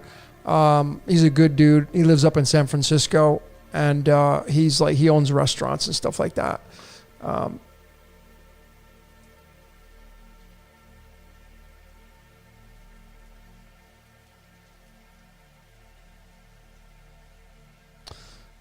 So anarchist is in the city of Oaktown. You're in Oaktown. Yeah, I lived in the Fremont Hayward area for a really long time. That's where I got indicted.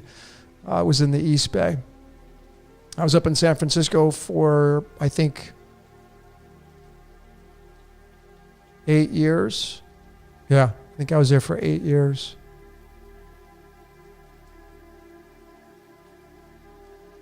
TJ is asking, is Gemini gold current twins the same as normal twins of any month? I don't understand your question, TJ.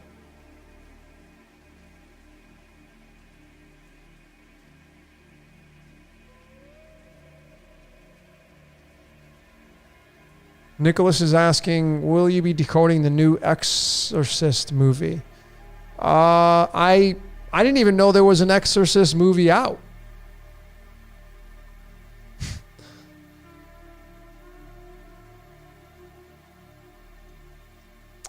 What is the website you use to check meaning of tarot cards? Okay, well, I'll show you that one.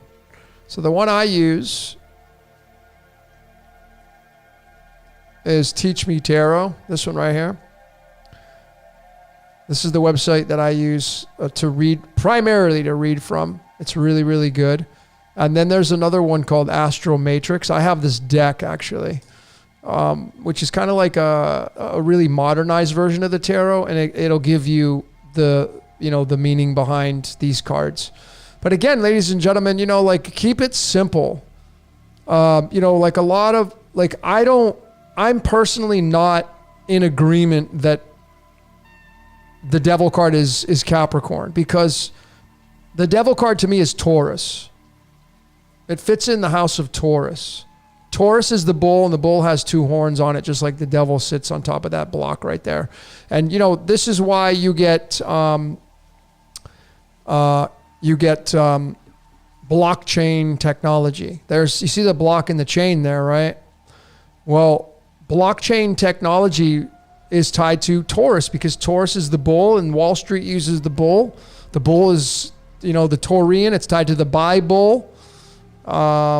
So I feel that the devil card should be a Taurus symbol, not a Capricorn symbol. So check out my Astro Alchemy, and you'll see what I'm talking about.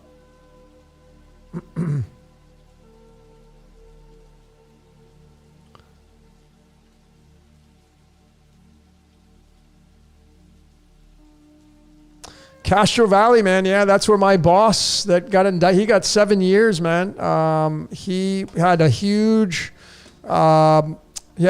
property in Castro Valley. I mean, I was there all the time. Castro Valley. That's where the office was, in Castro Valley. So he had a beautiful property.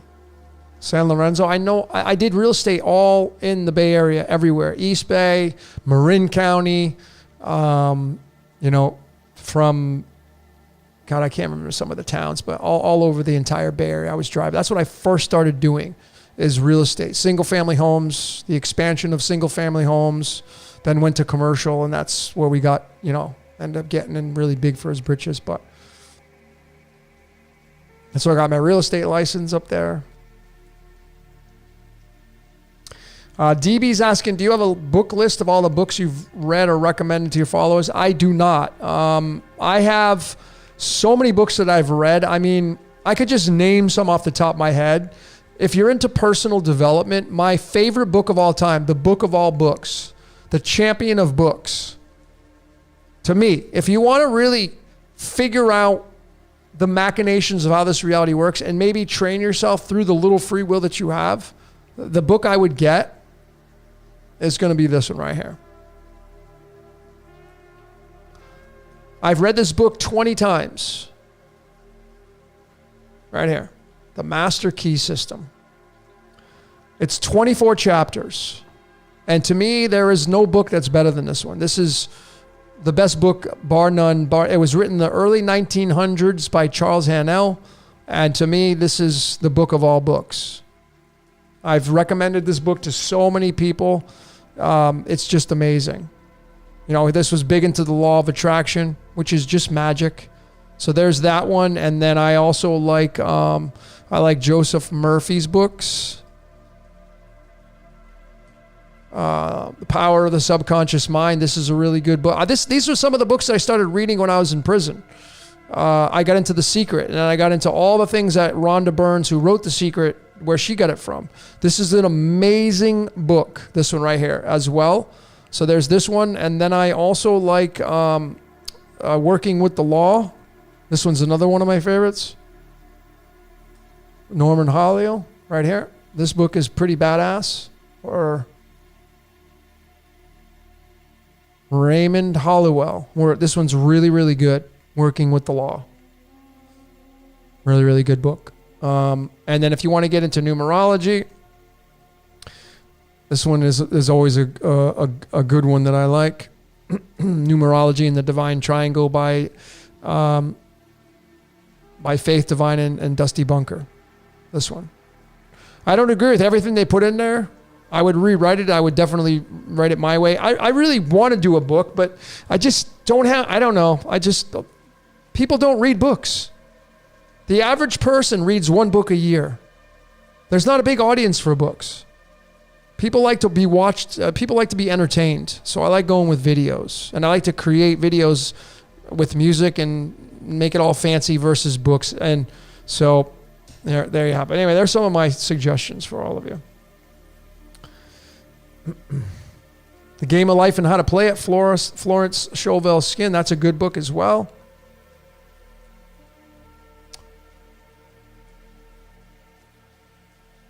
I'm more into like reading about tarot, the keys to the tarot, like books on the tarot, book on astrology. I'm huge, like Oates' book on astrology. Those are what I'm kind of involved in. And then,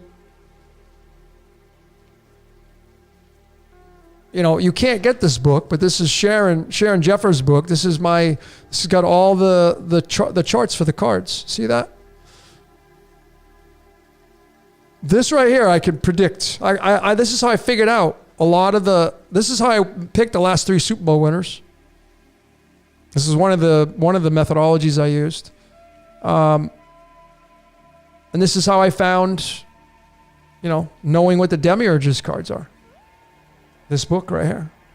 Big shout out to Sharon Jeffers. She gave me another one. I went to LA and she was in LA. I didn't get to see her, but she left this with my buddy because my other one's falling apart. And it was a surprise for me. So now I got a kind of a new one. So that's what I look at. That's all I do. I go to the beach and I look at that stuff, or an astrology book. That's what I look at. I don't have anything from Rudolf Steiner. No.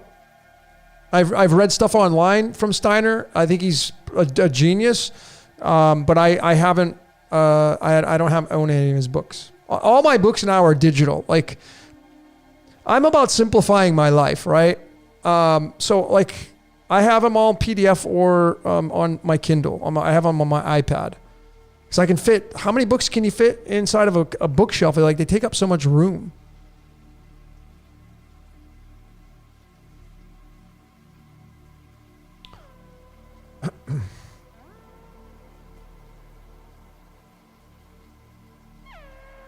Dale Carnegie's a good, How to Win Friends and Influence People. That's good. Bob Proctor, Born Rich, another great book.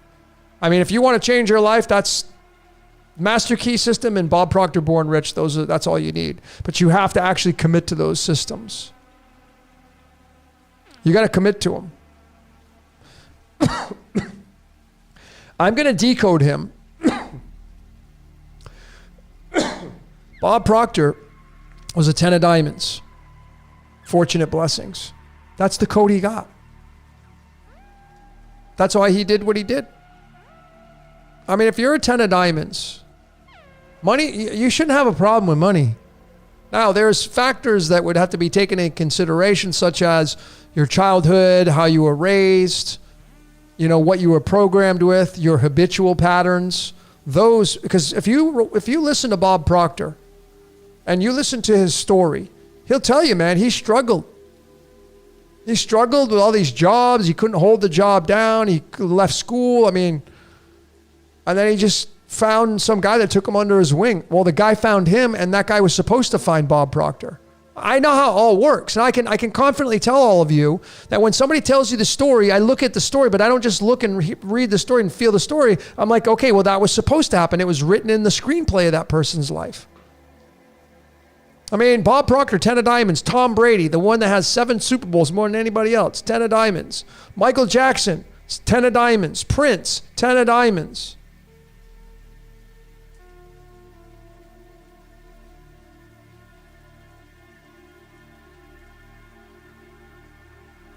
I think Lisa is asking about Sharon's book. I think you can get it if you take her course, but I don't think you can buy it on her website.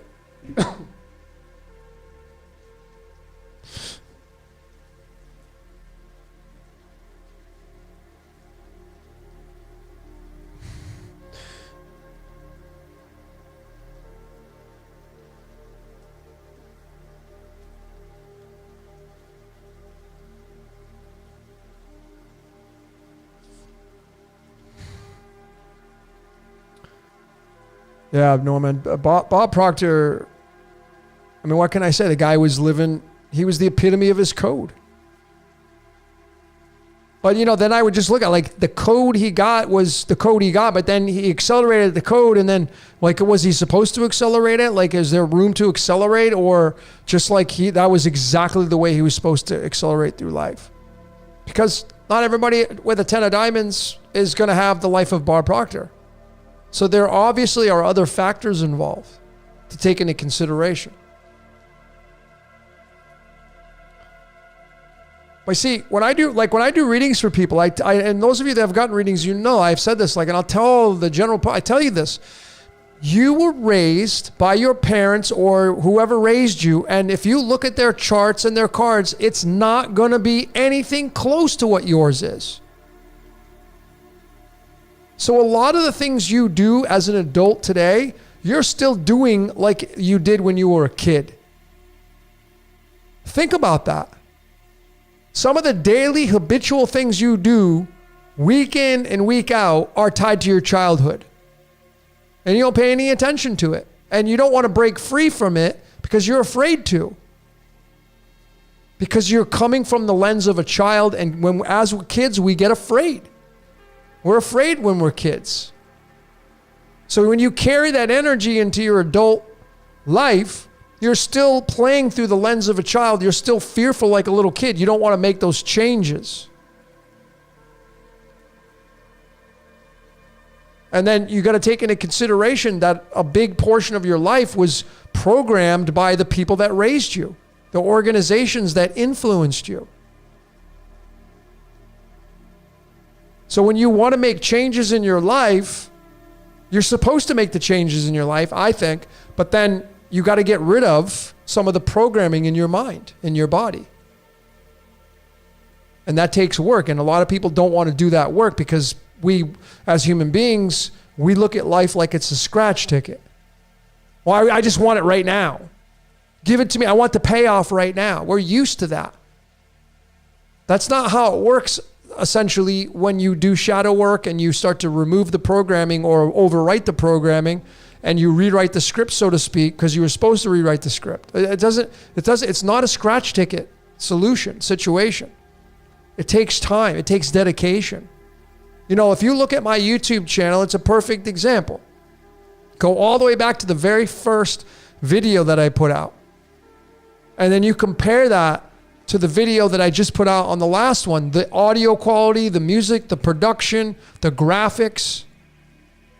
It's much more advanced because I have all this practice of over 5 years or close to 5 years of doing this, day in and day out, barely skipping any days, decoding nearly almost every day. I don't think there's a day that hasn't gone by in the past 5 years that I haven't decoded at some point during the day. It's been day in and day out. Even when I'm been away, I'm still decoding things when they come into my eyesight, come into my visuals, come into my senses.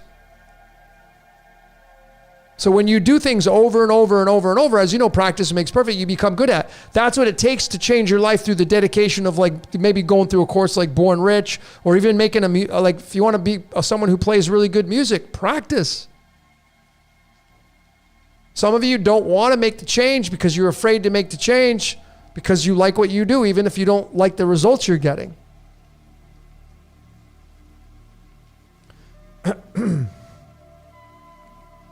Jeremiah Gabbard, you made a really, really good point. And I'm going to tell all of you because you made that point. Jeremiah says 55th like. So Jeremiah liked this podcast, this transmission. And he said, Satan equals 55. So I'm gonna show all that to you because I wanna correlate that to the message that I've been talking about here. So we're gonna go to numerology, and we're gonna look at Satanas, and you'll see it's 55 right there. So then you're gonna go to the tarot.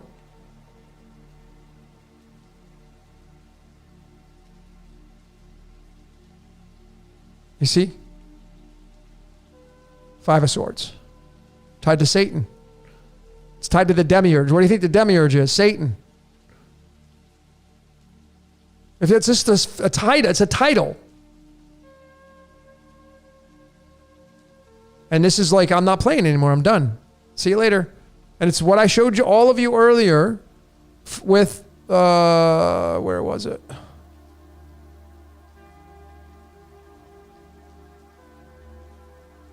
Which one? I don't forget which one it was.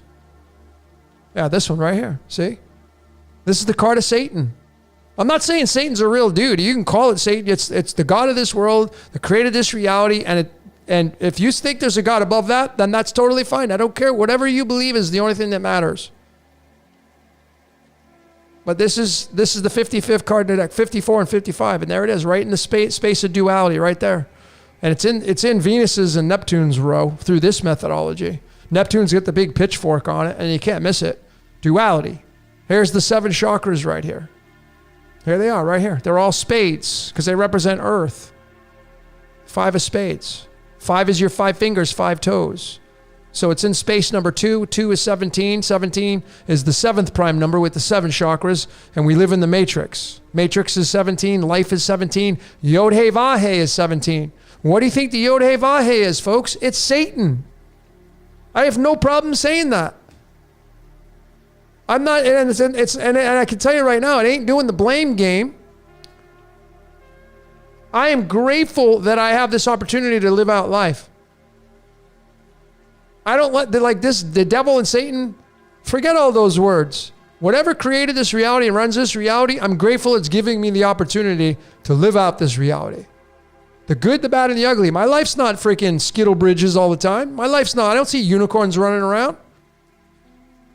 I got my challenges just like all of you do. Sometimes I'm just ready to say, I'm out, man. But then life just reels you back in again. But the essence of what this card means, how do you, and if you want to check out, I had already came out with this. Let me just show all of you here on my YouTube channel. I already did this. I'm doing round robins now because I'm looking at what I've already done. I did this on my exit decoded right here. I already did the whole how to get out of this game. There it is. Exit the game of life is 74. Well, what do you think I'm talking about here? Everything, 29 is tied to Yaldabaoth. Yaldabaoth is the Gnostic demiurge. That's the Yod-He Vahe, folks.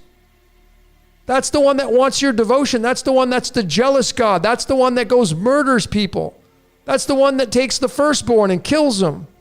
But then it's also the one that tells you to love and to have compassion and to care about people. And I'm going to save you, and I'm going to give you this, and I'm going to give you the manna from heaven, and I'm going to send a sun down to save you. I'm going to create the chaos, and then I'm going to give you the order with the sun. So you can put your faith in him so you can come back and play the game again. I've already covered this. So it's like round robin already. That's how big this is. The 29 is tied to the 3 of diamonds. The 3 of diamonds is tied to the birthday of Jesus on December 25th. You go to December 25th, come down here, you're going to see it's the 6 of hearts right there. And then when you go to the chart and you look for the 6 of hearts, here it is. It's the spirit card, the spirit of the Christ, the card that fits into the ego. Same spot is the 3 of diamonds, the devil. Okay? The devil. Chaos and order is ruled by the same damn boss in this reality. And it's a beautiful boss, man. I don't get mad at it. I don't get pissed off. It owns it all, man. It owns all the religions. It owns everything. It's got a monopoly on them all. And it's laughing. And God's a comedian. So God's the devil and God's the good guy and God's the bad guy. It's all of it. And the reason why everything is allowed in this reality, and here's my final answer, this reality is a movie. It ain't real. It's not real. I'm going to give you a really, really good example to ponder when you exit this transmission. This is a big one. This is a big one. One day, when I was in my casita here in Mexico, I had an issue with ants. I've been fascinated by ants my entire life, ever since I was a kid. Anyways, I had an issue with them. I live in a new building, but it started to settle and there was cracks and the ants started coming out. I would start to feed them. I love ants. I love creation. I love nature. That's the biggest gift from God, I think. Well, anyway, one day I had left some food out. Not the first time. And of course, I get up and out of bed, come into the kitchen, and you know what's happening in the kitchen where I left the food out. Freaking ants everywhere. And I don't know, I was just in one of those moods, man. And I got pissed. I pulled my Mars card out, like I like to say, and I washed them all down the sink. Now, am I evil for doing that? That's like God creating the flood and wiping mankind out. Did I have any resentment? I'm not any resentment. Did I have any regret washing the ants down the sink? I actually did. I did, because of my state of consciousness. But at that moment, when I walked into my kitchen and I had left the food out, and it was my fault, right? Like I did, it was me. The ants, man. What are you going to do? I got pissed and I washed them down the sink. At that moment, I wasn't thinking in a compassionate way.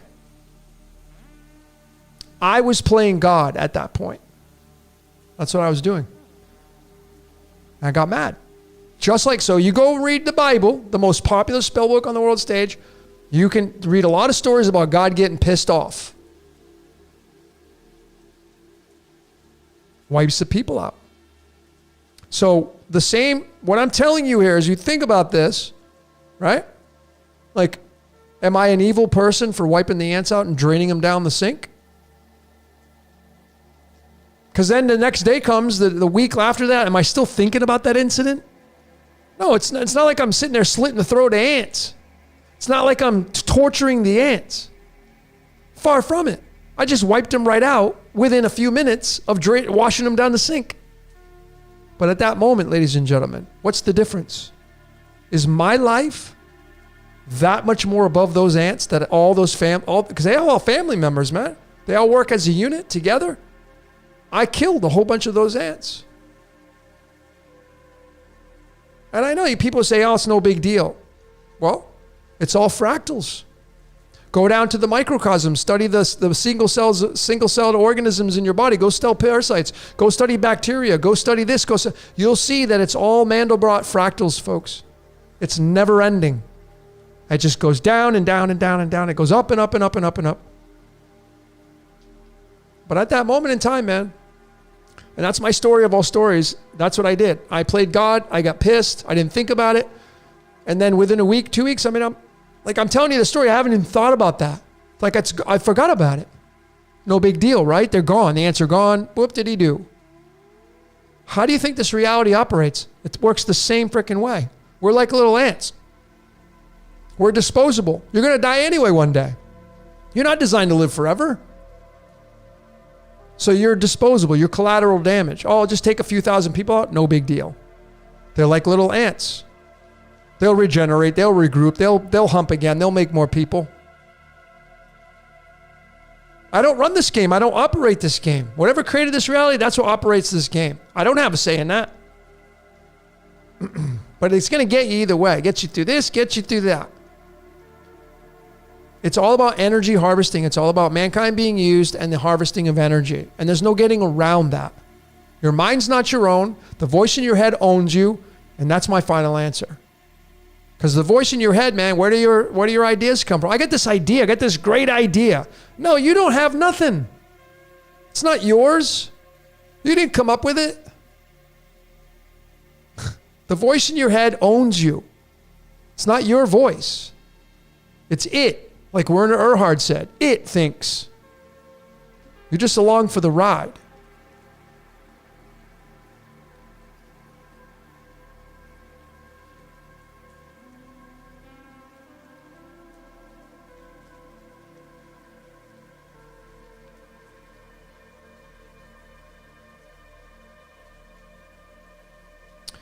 Little Nam says, how many ants are there compared to humans, though? That doesn't matter.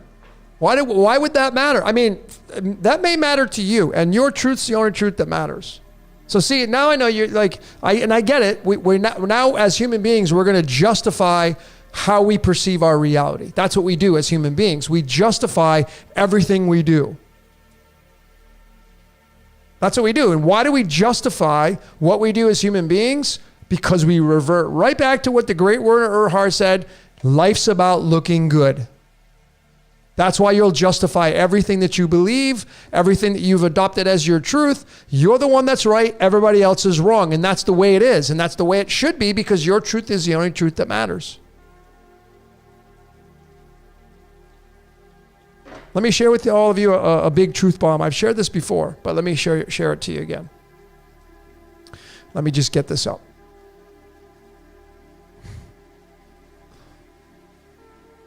You want to talk about scripted reality, right?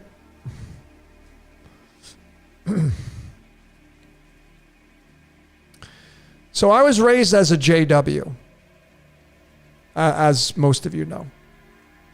And I don't regret it. A lot of beautiful people, a lot of great friends. And I regret not a single thing of it. I had a really tough childhood. In a sense, right? Really challenging. For my whole high school, no holidays, no birthdays, nothing. I was the outcast. When they pledged allegiance to the flag, my ass had to sit down. I couldn't stand up. Everybody was looking at me.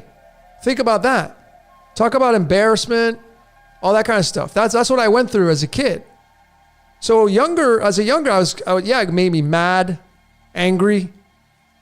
Went through all those emotional roller coasters, stuff like that. But I don't regret any of it. So one day, as I was doing this great research, and this is from Roland, the great decoder, he had given me this one day, what they say in movies. Lights, camera, action.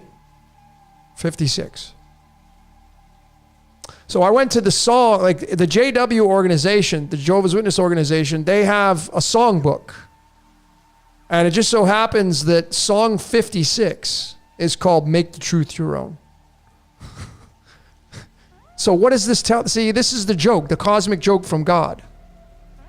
It's telling you, see, your movie, it's your truth. And what it is spirit into matter. 56.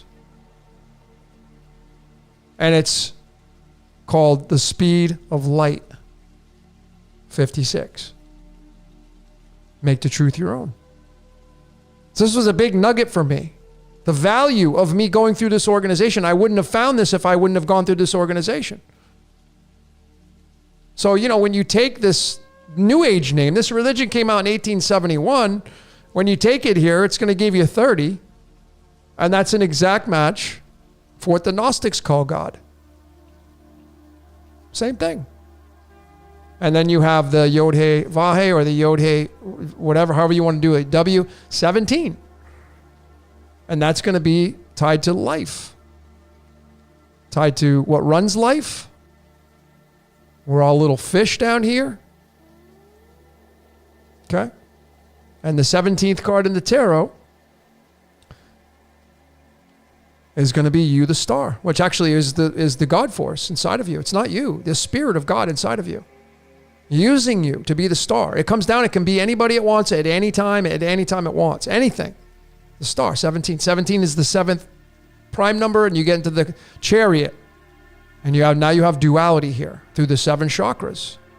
Chariot, run by Libra. So this is a Libra card, ruled by Venus. Venus is tied to the immortality through the Ankh. Okay? That's how all this stuff plays out. And that was the value that I found, one of them anyway, going back and looking at my past, my history. So I regret nothing. I'm grateful for everything that has gone on in my life. The good, the bad, and the ugly. That is me literally saying, I see you. I see how you operate now. I see it. I see it now. And I think it's absolutely genius, intelligent, beautiful design. Because no one's looking for it. People want to separate the good from the bad, and they want to say something's playing the bad, something's playing the good. Just so they can be right. Just so you can look good, not be wrong, and just so you can have a scapegoat to blame when things go wrong.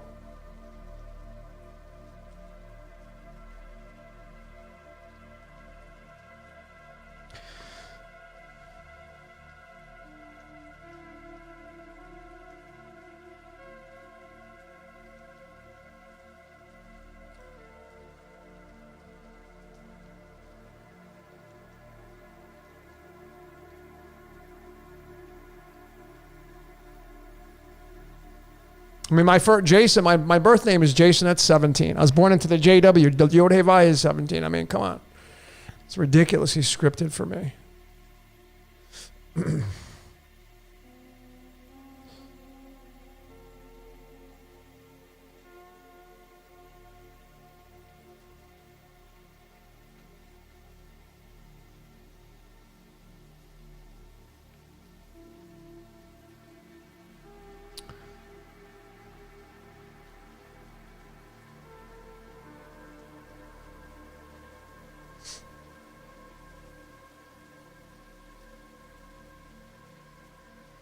So I'm going through your comments here.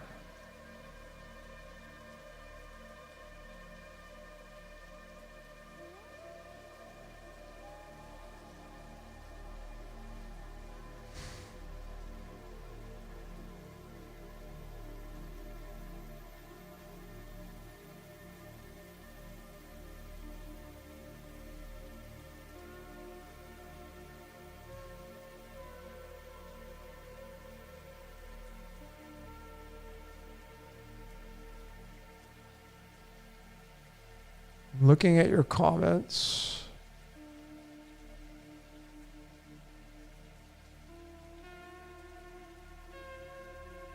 What time is it? What do we got? 11:28. Okay.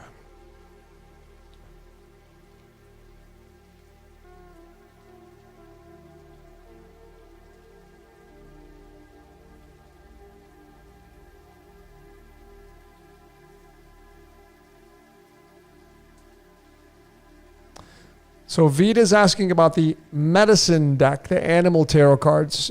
You got to search for those. The best way to do the medicine deck is by keywords. So if you, let's say if you want to do the 44 hummingbird, and then you just type in medicine cards, you should be able to pull it up.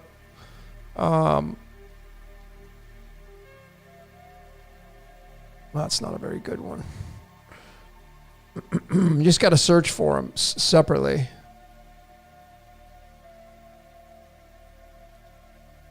That's the raven. But you just got to do keywords and searches. I mean, probably you can do the images here, and you might be able to find...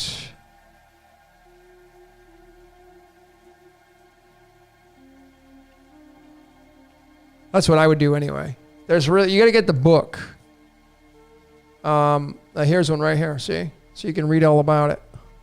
You'll find it if it's just all keywords. And these, these provide so much value. The medicine deck. These are so interesting. I mean, the mouse is tied to Duality is 20. We're the little mice down here. The buffalo is 19, tied to the sun, of course. You know, the ant's 32. 32 degrees is when ice turns from water into a liquid into a solid. Even this right here. Here are the numbers of the God. The 31 and the 13. The turkey is all about giving away. God gives away itself. 31, 3.1. Or 31 is 3.1 and 1.61.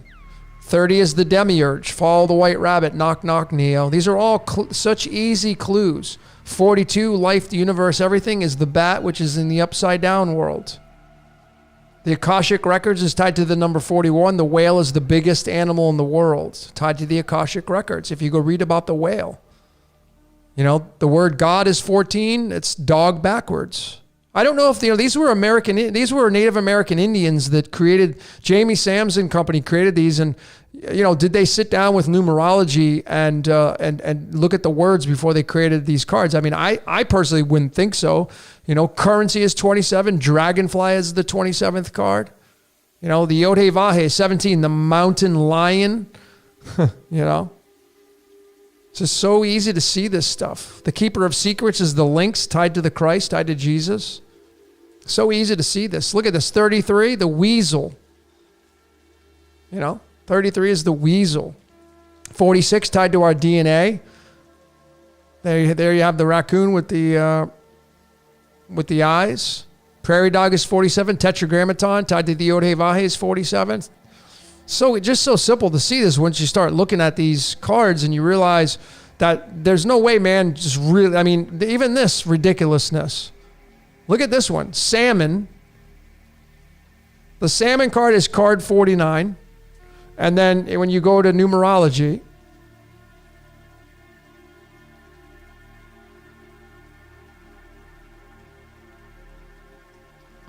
$49. What went down into the hole? The fish. The fish. Down in a hole. See how ridiculously scripted this is? But they didn't code it this way, folks. Mankind's being used. Mankind is being used. Trust me. They are. All right.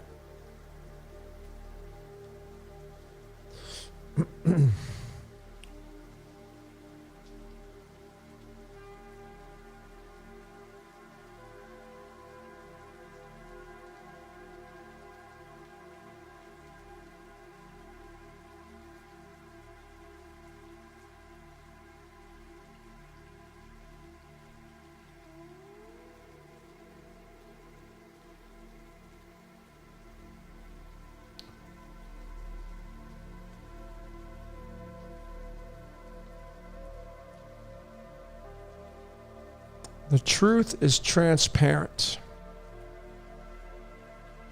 Not sure what that means.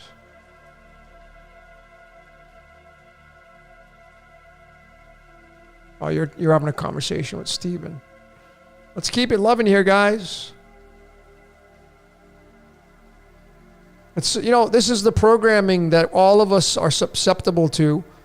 And we're probably, we have a habit of leaning towards, and that's trying to be right. I am guilty as charged. I mean, I will admit, being as authentic as I can, that I strive to look at myself when I'm engaging with people, but it's challenging. It's really challenging to just observe and not engage and just put yourself out there and just try to be right. And again, if there is a high road, it's everybody's right. That was the biggest balm of my entire life that I can recall so far. That changed my life. Realizing that everybody living today is right. And a lot of you, your mind's going to be like, that's impossible. Oh, really? Well, if you go sit there and have a conversation with somebody and they're just like, I'm right, man. I did. How are they wrong? They're wrong because it doesn't fit the truth of your narrative. That's the only way that they're wrong. And they're going to do the same thing to you. That's what causes division. That's actually what causes energy, and that's what harvests energy. People debating and arguing about who's right. It creates that big bang, that explosion, that apoptosis. So when you can take a look at this reality and realize your truth is the only truth that matters, not mine. I don't pay your bills. I don't live in your life. If you want to be authentic with yourself here, really do an exercise. Think about this. If we sat down and I've said this so many times, I'm going to say it again because we have a lot of new people here. If you were to lay out all your truths on the table and then you would fact check them against somebody else's truth, do you honestly think they're going to match up? No. You know they're not going to match up. But you just swear that your truth is the right way. Mine is the right way. That's because mankind has to be right. It wants to be right. It doesn't want to look bad. It needs to look good. That's why you'll make excuses when you're late to an appointment, but you won't brag when you're early. Because when you look bad, you'll make the excuse to justify so you don't look bad. So when you have your truth laid out on the table, you're going to swear up and down that you got it figured out. And they don't have it figured out. No, their way is not the right way. Against your truth, of course that's the truth for you. But it doesn't mean that your truth that's laid out on the table is exactly 1 + 1 = 2 in their truth versus their truth. If everybody were to realize this and look at this notion and study this notion about yourself and be authentic with yourself, you'll realize, I can honestly and authentically tell all of you here listening to this, I can lay all my truths out, and I know that there's errors in there, in the sense of error. I know that there's things that I haven't figured out. I don't have it right. Other people, when they compare their facts against mine, if there is somebody there as a judge to say, no, you got the wrong answer there. I know that I don't have all the right answers, but I'll swear up and down I have them. And you're going to do the same thing. Because that is what human beings are programmed to do. So how do we alleviate that burden? By just saying, it's my truth, and you got your truth. And that's it. Make the truth your own. There's no one way, there's no one path to get out of it. People say, well, you got to go on the right path. I'm a truther. I got the truth. No, you have your truth. That's what you got. This is one of the reasons why in front of the majority of my videos, I specifically put a disclaimer there saying loud and clear, these are my opinions and truths. I'm suggesting there are possibilities for you to consider in which you can then come up with your own logical conclusions. I don't know how much more crystal clear it needs to be, but then people have to come in and say this and that. Just okay. But arguing and debating, folks, we're all used to it. We have the habit of doing it. It's when you can disengage from that and you can say, oh, I can see it. I just don't agree with it, right? And you don't even have to say that. Like, oh, okay, yeah. And a lot of people, they don't, and you get good at not saying anything, but in your mind, you're like, this person's freaking lost it.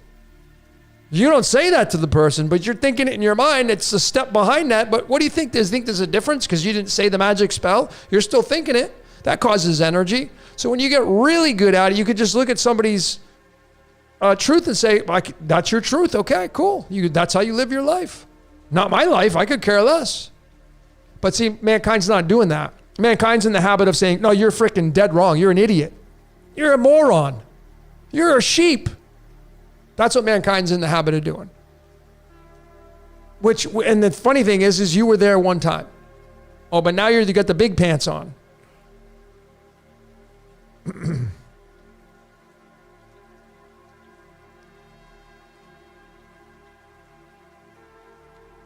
As the great ancient proverb says, when the game is over, the king and pawn go back in the same box.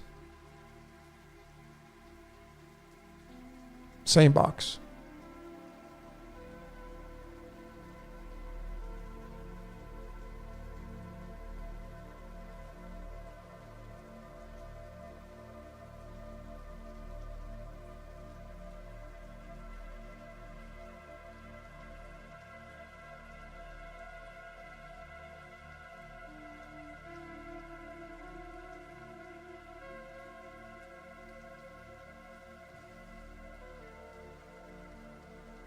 So this is a perfect example. So Trapped in a Box says there is a common truth.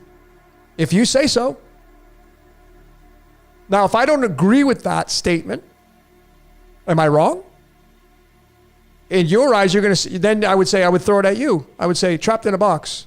There is a common truth. No, there's not. Am I wrong? Well, you might say, I'm not saying you will, you might say, yeah, you're wrong. How are you to prove that? Well, I'll show you. I'm gonna do this, I'm gonna do that. Okay, great. Still doesn't mean I'm wrong. So when we make these statements, again, and I'm not excusing myself from this scenario because I am just as guilty as charged as all of you of getting in the habit of trying to push ourselves and our truths, et cetera, et cetera. I think one of the biggest challenges human beings have is not defending your truth. You don't need to defend it, but we're really in the habit of doing it. Got to defend my truth. Got to defend my truth. Why do you need to defend it? Last time I checked, the way usually sports is won is when people put points on the board. That's offense. Usually defense does not win a game. It's offense that wins the game. How good is your offense? When you're busy playing offense, you're not busy playing defense. Defense causes division. It causes resistance, as does offense, because you need defense for the offense. But when you're out there scoring and scoring and scoring and scoring and scoring, and you're putting out content and writing books and putting out your truth, you're engaged in being a creator. You're going to be less engaged in complaining and trying to defend where you're at. Make the truth your own. It's not my screenplay, it's yours. You got to live with your truths. I don't got to live with them, you know, and vice versa. Nobody has to walk in my shoes. I'm responsible for everything I say and do. I take full responsibility of that.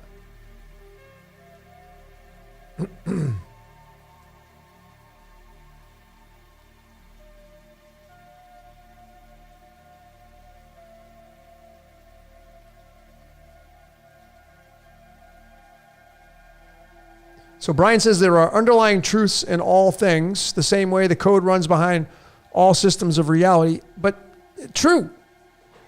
But take into consideration, Brian, that we're not at the level of source code creating. We are we're way down the fractal line. We're way down the fractal line of creation. Yes, human beings may be at the top of, being able to be the dominant species, but we're subordinate, man. So it's all Mandelbrot fractals. Someone's always going to be better than you. Someone's always going to be smarter than you. Someone's always going to have more truths than you in certain circumstances. Someone's going to be able to beat you at something, et cetera, et cetera. Always. That's the way it always works. You can't be the best at everything you do. In the sense of that aspect. You can say you are, like, I'm the best at everything you do, and you can own that truth. So you can have a philosophical conversation about that. Yes. Jody's asking about, what do I think about the Lion's Gate? That's an interesting topic, right? August 8th, 88. 88's tied to radium and Ra. Ra's tied to Jesus, which is tied to the sun. Nothing happened last August. August 8th last year came and went. Nothing happened. The card for August 8th is the 5 of diamonds, which doesn't surprise me because the fives, as you know, here's the 5 of swords. And, the 5 of diamonds is not a beautiful card in the tarot. It's the 5 of Pentacles. Tough times, hard times. So all these fives spirit into matter. The major arcana of the tarot, the fifth card is the Hierophant, which just means the guru. When you do your astrological chart, all of you, if you were to open up right now, and I would encourage all of you to do this, if you haven't looked at your astrological chart this way, I'm going to suggest that you do that. So let me just explain to you how this is going to work. If you pull up your astrological chart, your personal one,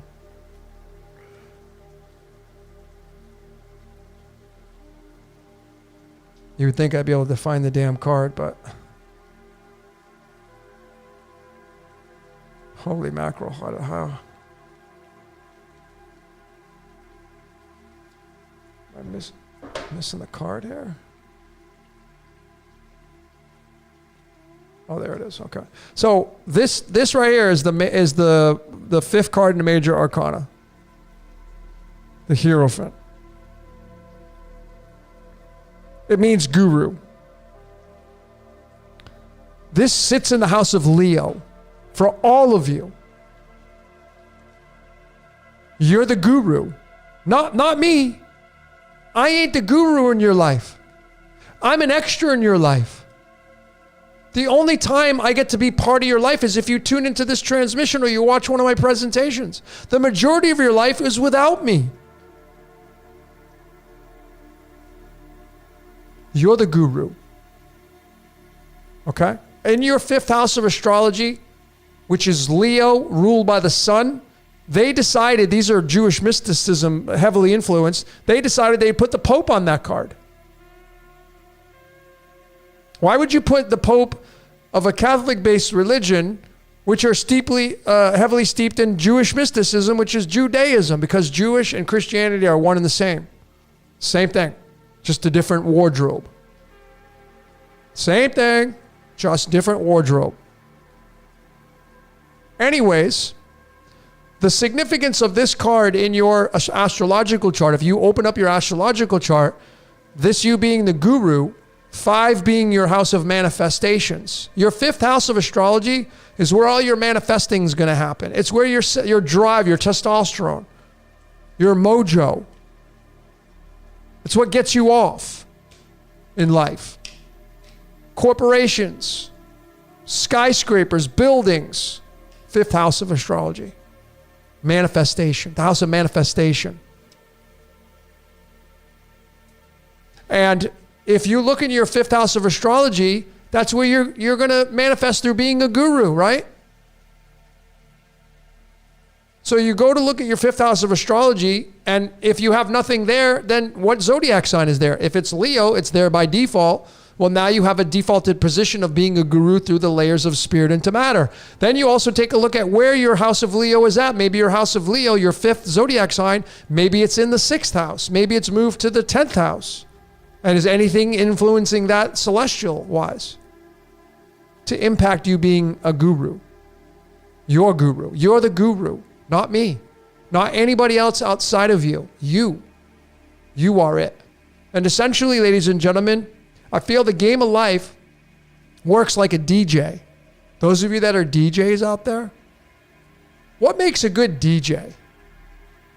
Yeah, I know that you got to mix the songs. And I know that takes a talent, yes. But what really makes a good DJ?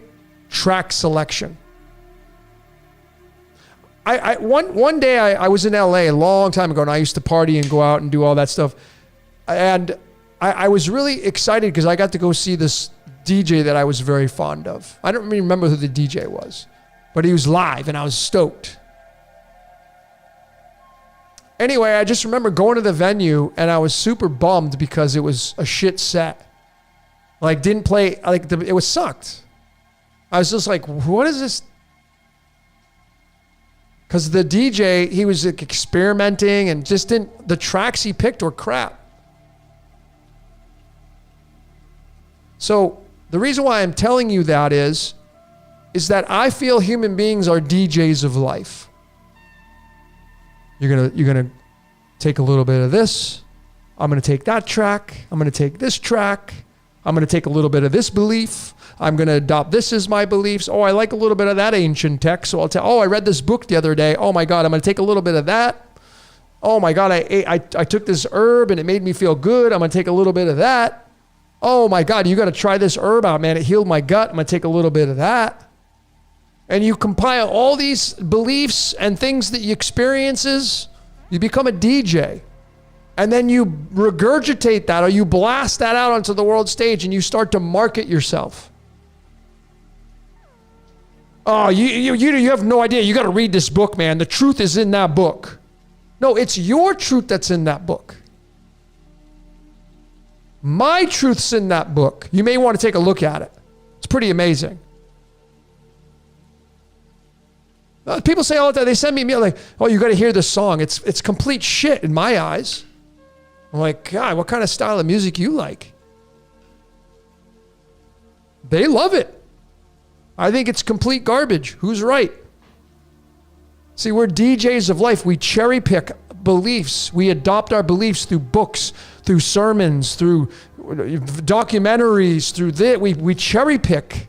We're cherry picking through our protocols, our health protocols, our foods, our vitamins, our supplements. I like this brand. I like that brand.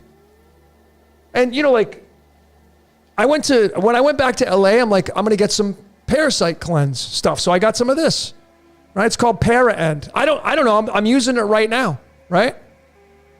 It's always good to do cleanses from parasites. Got wormwood, black walnut hull, and cloves, and a whole bunch of other stuff in it. Good stuff, right? I was like, wow, this is pretty good stuff. And if it works for me, great. And then if somebody says, hey, Logan, what do you recommend for parasites? And if this works for me, what do you think I'm going to recommend to them? This.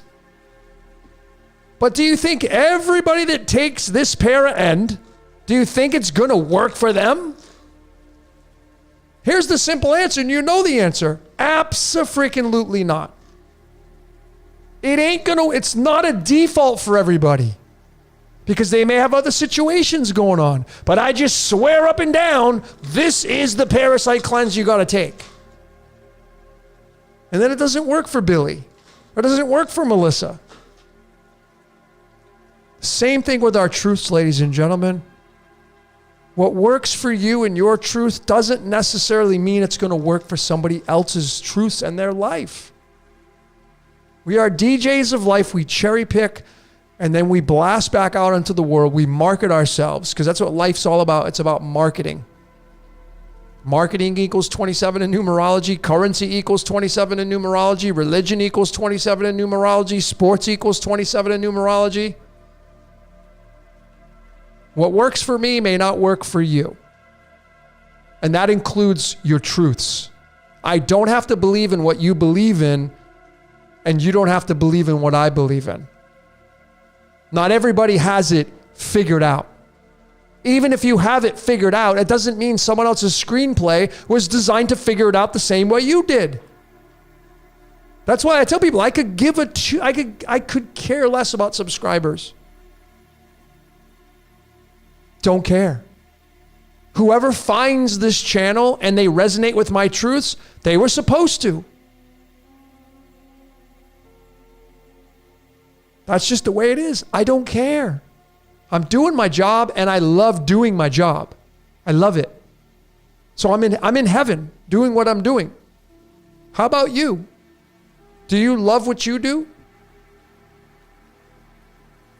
Just go elevate yourself. Do your DNA activation upgrades. Make the truth your own. That's the name of the game. Stop doing the blame game and don't push your truths on anybody else. And that's the challenge of all challenges. Just go score points. That's all you got to do.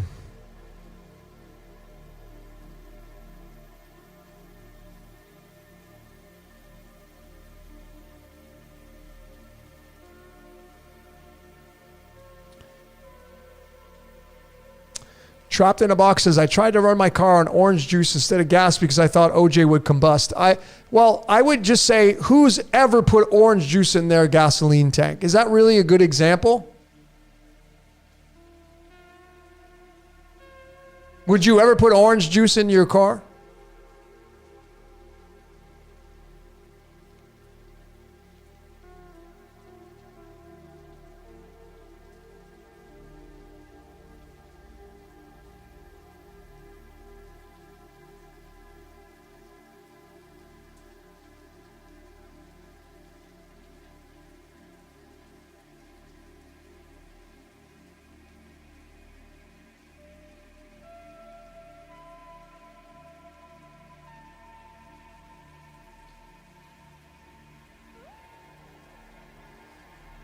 Trapped in a box again, saying, is it true that so the question is, can a person, I'm not even going to say, like, I'm going to leave out, is it true?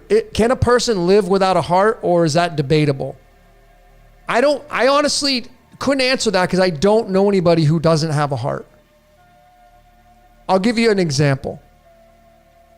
When I was in prison, the first part of my sentence, I was in a transit center. I was in a medium security, if you will. It was a place where people would go to either go up or down in the system. So there was all walks of life there. I saw the hardened of hardens, and then the people that are ready to get out and start their lives over. Or people that even were in there that shouldn't even be there. The ones that were the hard dudes, I saw those guys go into the phone room and cry their eyes out. Because they were probably talking to their family member or their kid or whatever. That's what I saw. That's what I experienced. I don't know anybody who doesn't have a heart. Personally.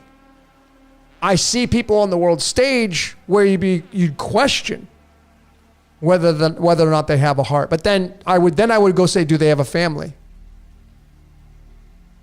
Most people that are in those positions of power where you say they don't have a heart, they have families. Do they love their families? So, I mean, are there robots walking around in this reality? Maybe. I've never met one. But if we're talking human beings, I just couldn't answer that for you.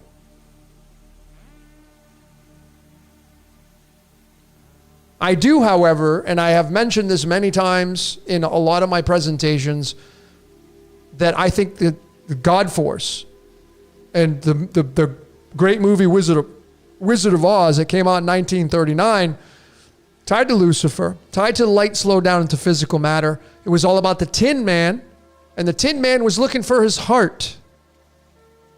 See, that's God coming down and becoming an avatar, spirit into matter, spirit now saying, I'm going to go play the game of life as a character, and I'm looking for love.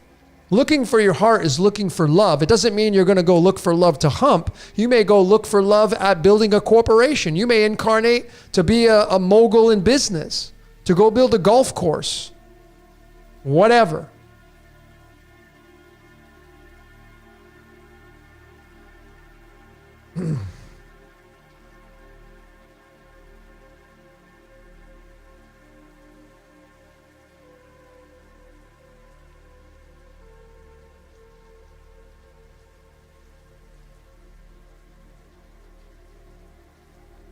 How does one get a DNA activation upgrade? Well, I have said this through my observations of astrology and the energy and pulling tarot cards at the end of these transmissions. And it seems that the message through the tarot and the energy has been that there's DNA activation upgrades coming in. You know, Rahu, which is like the ultimate desire, has been in Aries for a long time. For quite some time. And Aries is tied to the magician. And the magician is there to create magic. It's one half of creation. Aries and Gemini in the context of the 13. Magician through creation, through the Empress. That's 13 or 31. Aries and Gemini. Fire and air. Okay? Well, the message has been clear with the tarot for months on end now that we're having these DNA activation upgrades. I feel it. That's the words I've been using, the messages in the cards.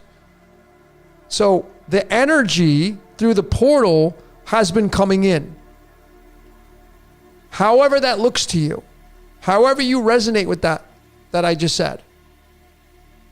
And then you obviously, could you just sit there and just om and just wait for the energy to blast you like a lightning bolt? Maybe people do that. Some people get DNA activation upgrades by going to the mountains of Peru and doing an ayahuasca ceremony for a weekend. Some people some do the frog medicine, the bufo, or some people do just mushrooms, and some people just smoke pot, or some people just go meditate for the first time and have revelation. Some people go to the mountains of Tibet and be around that energy to have a magnification of DNA activation upgrades. Or some people finally see reality for what it is and they have an activation upgrade. Personally, I think that when you realize how this reality works, that's an activation upgrade. And then, of course, not having a reaction to it, actually laughing about it. But you can also study your charts. That's why astrology and all these mystical art platforms and the occult sciences are coming back to life. We are moving into the age of Aquarius, or we already have moved into the age of Aquarius. Aquarius is an air sign, dumping the water out. The water signifies wisdom and knowledge, DNA activation upgrades. That's why you can find anything in a matter of seconds these days. Think about this, man. 30 years ago, when we still had pagers on our belt loops, you couldn't pull that thing out and open up a web browser and ask who's singing a certain song. You couldn't click on your Shazam and put it near the speaker to figure out who the artist is that's playing that song on the radio. The technology has certainly advanced very quickly. So activation upgrades are coming in because you're having this advancement of technology as well. You can find anything at the drop of a hat in seconds. You can use that for nefarious purposes, or you can use it for utopian purposes.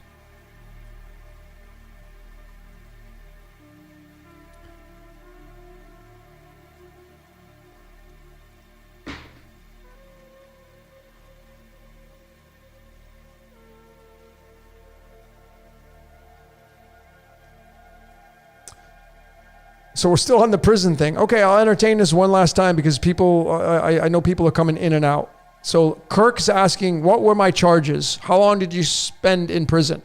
I had a charge of conspiracy to commit, conspiracy to commit wire fraud, I think it was. And it was because I was working for a real estate developer. I was just a real estate agent. It was like there was 5 of us that got indicted, so we were little spokes in the wheel.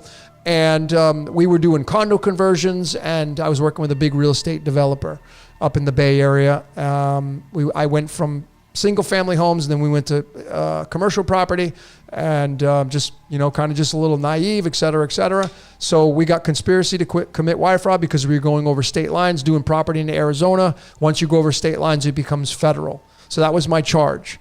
And all of us got 24 months. My boss got 7 years. We all got 24 months. I spent 18 months in prison, then a camp, and then I did like a year and a half, a month and a half, I think, or 2 months and a half, a month in a halfway house, I think. And then I was on probation for, was it 3 years? I don't even remember how long it was. Maybe it was a year, something like that. Yeah. So I have a felony. Whatever, don't care. Doing my thing, part of my journey. Greatest experience of my life. I made lemonade out of that. It's not who I am now. I was playing the game heavily back then in real estate, So, totally different lifestyle.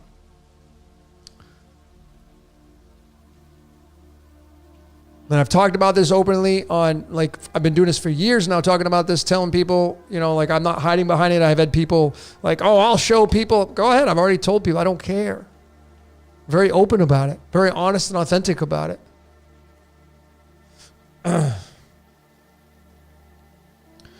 Kirkwood says, that sucks. It didn't. At the time, would I go back and volunteer? No, but I made lemonade out of it. It was the start of my journey. Read over 100 books.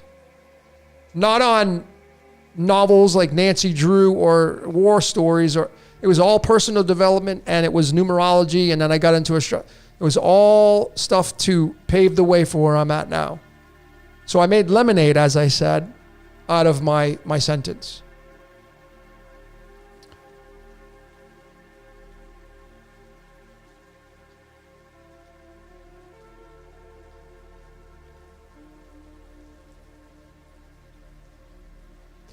Can you decode chemtrails? I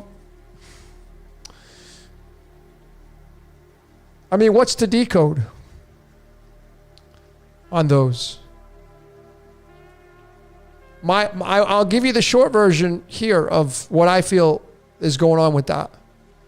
Part of it is prepping people for the new age that's coming in, the age of Aquarius. Another part is you got to take into consideration whatever we're breathing in, they're breathing in. Whatever we're breathing in, wherever that's getting sprayed, they're breathing it in too. The people that are flying the planes are breathing it in. So there's something more to the story that we're not paying any attention to, or we don't have the knowledge or firsthand knowledge of what it is. I'll just leave it at that. That's it. I don't pay attention to that stuff. I just live my life. Because it's just going to make you worry and get angry. I don't want to live my life. I don't want to wake up angry and mad and resenting the world and just blaming and getting pissed off. That's not a fun energy to live through. I try to turn that mainstream crap off. Someone's asking me today about Andrew Tate, and I'm like, dude, I have no freaking clue about anything about that dude. I don't care about that guy. He doesn't even know who I am. Why should I know anything about him? I'm not getting anything in return from that dude. Nothing. He doesn't take me out to dinner. I don't get to hang out with him. He's not even a friend of mine. He doesn't even know my name. I'm not in the least bit concerned about that guy. That's nothing against him. I don't know him. That's being neutral. I don't care. It doesn't give me anything in life. It gives me nothing. The only thing it does is it gives him energy. So I'll just encourage all of you, like the next time you're ready to share some mainstream, just remember, and it's unavoidable because we all do it, right? When I decode, I'm giving things energy. But what I'm saying is what are you looking at in your reality?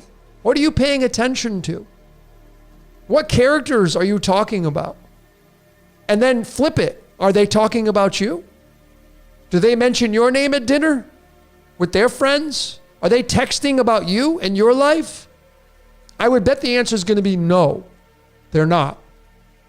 So then you would think, well, wait a minute, where's the reciprocation of energy? There isn't any. You're giving all your energy away to these characters. You're now an extra in their movie. You don't get to be a star in their movie. Most people have no problem giving all their energy away because they're in the habit of doing that. I'd rather sit at the beach in a chair and stare out at the ocean and think about nature and think about what created this reality and how it all works than tap into the mainstream and check out the news about this and this is coming up. And I'm this, man. I'm the guy in the background, threw my sword down. I'm done with your politics. I'm done with your bullshit laws and regulations and all. There's nothing against them, man. Like, ladies and gentlemen, did you sign up for this? When you incarnated, when you were born as a baby, man, where was the piece of paper that you signed yourself being obligated to be under the laws and regulations that are superseding over you? Where's that piece of paper that you signed? Where is it? There isn't one. You didn't sign your life away. You didn't sign. If you had everything, if you were finally at an age where you understand how this reality works, and you had it all laid out on the table, like, okay, well, you're going to have to do this, you wouldn't sign up for it, man. You wouldn't sign up for all this stuff. I'm not a fan of these systems. I realize that there needs to be things put into place and perspective, speed limits and stop signs. I get all that. But the other stuff, these statutes and these regulations, you got to do this, you got to pay this. Like, I didn't sign up for that. You never even gave me the choice whether or not I wanted to sign up for it or not. So I'm not a fan of it. So I try not to pay attention to it as much as I can. Not pay attention to it. And when I do look at it, I just look at it as a movie. It's a movie. These people are movie stars. at those high positions. You know, I mean, I see people on social media. These are paid opposition. Someone had posted something on Facebook about here's the faces of paid opposition, or they're controlled opposition. And I said, everybody's controlled opposition. Well, you think you get a hall pass because you're not Alex Jones? Oh, I know. Because you don't have a place behind a microphone. You don't have 100,000 or 1 million subscribers. You're not controlled opposition. I know. You get a hall pass. Everybody else would be, but not you. It just, those characters, they're playing their role. They're movie stars, folks. I used to be a follower of Alex Jones. That guy makes me laugh. To me, he's like a comedian. He was born on February 11th, I think. Ace of Spades, the card of mind control. I look at him and I'm just like, the guy's doing his job. He's doing a brilliant job at it, at that matter. Because he's got tons of subscribers. So is he checking things off the box? Has he done his job? Is he winning at his game? Yep. Is he doing his job? Yep. Check. Got a lot of subscribers. He's marketing and he's a genius at it, and people, they buy into it. See, when you come from the place of this guy, this is Alex Jones, and you're like, Alex, you know, I think you're a funny dude, but I'm not interested in your game. Like, it's kind of boring. When you know you're being mind controlled, it's just, you look at these characters that are in these high places and you're like, it's just a movie. Anyways. If you can get used to laughing at the comedy, the shit show, the psycho circus that we're in.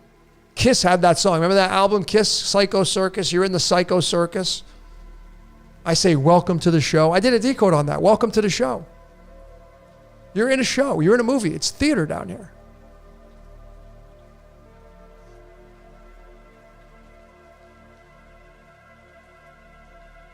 I mean, that's what I'm saying, folks. It's like when you get into a place, when you get into a gradient of being an observer, it's just so much more fun. It's so much more relaxing.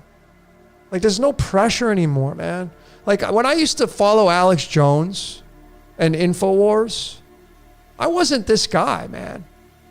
I was on pins and needles. I was like, you know, looking at politics. I was big into sports, and like, I had no investment. The sports teams, like, you get bragging rights with sports. It's entertainment. It's totally fine. I'll catch a game from time to time, you know, because I have a lot of programming of doing it over the years, but it's just a show. It's just there to keep you distracted, to keep you entertained. Life is entertainment. Entertainment. You enter the dragon. I did a decode on that. But back in the day when I watched Alex Jones, man, I was so heavily invested in that, man. It was running my life. I wasn't in control of my life. I was like addicted to the chaos. But now I look at it and I just think it's beautiful. The chaos to me is beautiful. Because I know that the opposite of that is order. When they come together, they cancel one another out. One does the chaos, and then the job is exposing the chaos. And then when the order comes in, then the guy that is blowing his horn from the chaos department says, "See, I told you so." And that makes people believers. Oh my God, Alex Jones had it right this whole time. He had it right this whole time. Well, of course, because the script is playing out that way. You have people that yell out from the rooftops that chaos is happening, and then the order is just waiting. The troops of order are waiting to gently come in and deliver the order, and now you have both sides, and there's no winning or losing. Both sides are ruled by the same boss. It's genius. This whole reality is, it's just, that's why I don't look at it as good or evil. It's just so beautiful. The orchestration of this reality, wow. Life's amazing, man. The good, the bad, and the ugly. I actually probably should decode that movie with Clint Eastwood. Let me do this live. Let's see if we can't. I just want to see, because the good, the bad, and the ugly. Let's see. Do some decoding on the fly. Yeah, there you go. 1966. 66 is Jesus Christ. Whenever you see the number 66. So here we go. Look, let me show you. Just so you know, a dead giveaway. The city of Jesus Christ, the birth city of Jesus Christ, Bethlehem, 31 and 35. 31 and 35 is 66. Anytime you see 66, Jesus Christ. Look at the elevation of Bethlehem, 777 meters. There's the lucky 777 jackpot from Las Vegas. That's right. That's energy exchange harvesting at its premium right there. So the good, the bad, and the ugly. 1966. You look at the director, Sergio Leone. Okay, so we can click on him. We can look at his birthday. Look at that. He's got the same birthday as Mel Gibson. How about that? Same birthday as Mel Gibson, which means he's a Jack of Spades, I believe. That's the Jack of Spades card. Yep, Jack of Spades, the Jesus of Spades. You see that? That's why Mel Gibson's role is about exposing the chaos. All planned out, folks. The good, the bad, and the ugly. And then he dies on the 30th. That's Demiurge. 33 right there. So easy to see this ridiculous scripted reality. Screenplay, you can look at the screenplay and you can look at this guy, Agent Scarpali. Sometimes you can get this, sometimes you can't. So we don't have a birthday. Really tough to look at the screenplay. The producer, Alberto Grimaldi, born on the 28th of March. 28th of March, just come down to the chart here, is the Eight of Clubs. That's tied to the Demiurge. Eight of Clubs is the Demiurge card. So you have the producer, the director, and the screenplay writer. The good, the bad, and the ugly. Brahma, Vishnu, Shiva, creator, preserver, destroyer. That's the God, starring Clint Eastwood. What a life he's had, right? He's 96 now or something, right? Yeah, 93. Born on May 31st. There's the fish. 531 is the 153. How many fish did the Christ caught? 531, the 153. May 31st, you look at his birth card. Come down to May 31st. He's got the Ace of Clubs.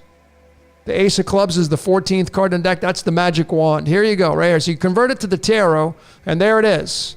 There's the Harry Potter wand right there. This is the card of Hollywood itself, and Clint Eastwood is a huge face of Hollywood.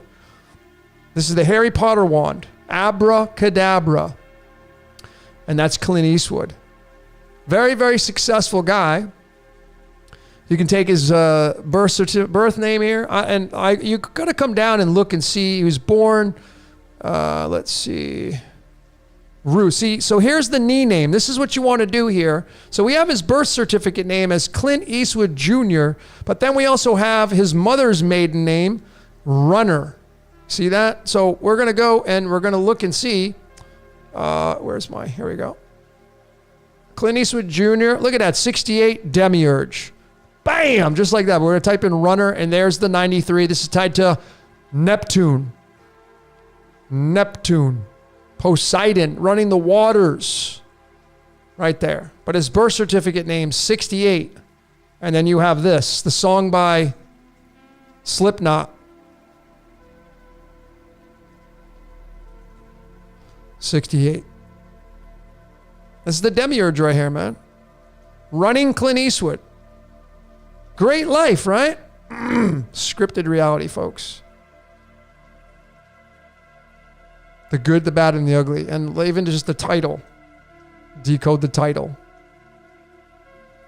There you go. Matches the damn birth certificate name with Clint Eastwood's full name. Clint Eastwood Jr. Runner. Match. The good, the bad, and the ugly. Scripted reality, folks. Big movie. Big movie. Look at what it did in the box office compared to the budget. Huge. 161 minutes. That's the golden ratio. So easy to see this stuff. 23rd of December. That's going to be the 4 of hearts, I think, or the 8 of hearts. Eight of Hearts. And what is the Eight of Hearts? The passage to get in here, right here. This is spirit saying, I'm going to go play that game. I'm going to go be an actor. I'm going to go be Clint Eastwood. And then it comes through the eight, which is the Taurus field, the Eight of Cups. It leaves the spiritual realm to come down into the heavenly realm. And before it does that, it decides what character it wants to choose through the Seven of Cups. Once it moves through the eight in the Taurus field, it lands in the ninth position. And this is Pandora's box. This is Pandora's box. And it becomes a human being because DNA is tied to the 46. The two base pairs is tied to the 46. It's just so easy to see this, folks, through the tarot. That's how valuable the tarot is. On the fly, the good, the bad, and the ugly. So crazy, man. Woo, this reality, man. So much fun to look at. All right, let's get to the tail. I'm gonna do a card pull. It's 12. Yeah, I'm gonna end this transmission.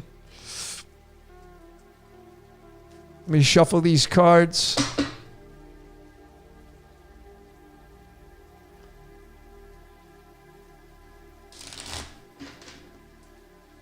So funny. The good, the bad, and the ugly. 93, which is going to be Sagittarius and Gemini, which is the two prison bars. Gemini is the symbol of the prison bars because Gemini is tied to your twin, which is the doppelganger, which is the voice in your head.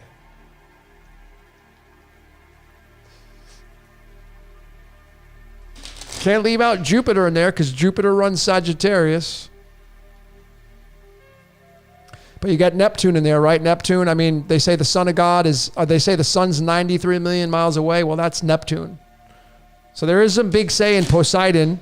Poseidon in the Greek, the numerology of Poseidon is 40, and 40 is television. So all these planetary positions, Neptune, Uranus, Saturn, Mars, Venus, it's like an anthropomorphic, they all have a part. It's like that's the cast of the as above. And then you have the 12 zodiac signs that the character they take on. That's the beast above your head, by the way. The portal. Part of the machinations. It's like a big clock that we live in. It's so beautiful.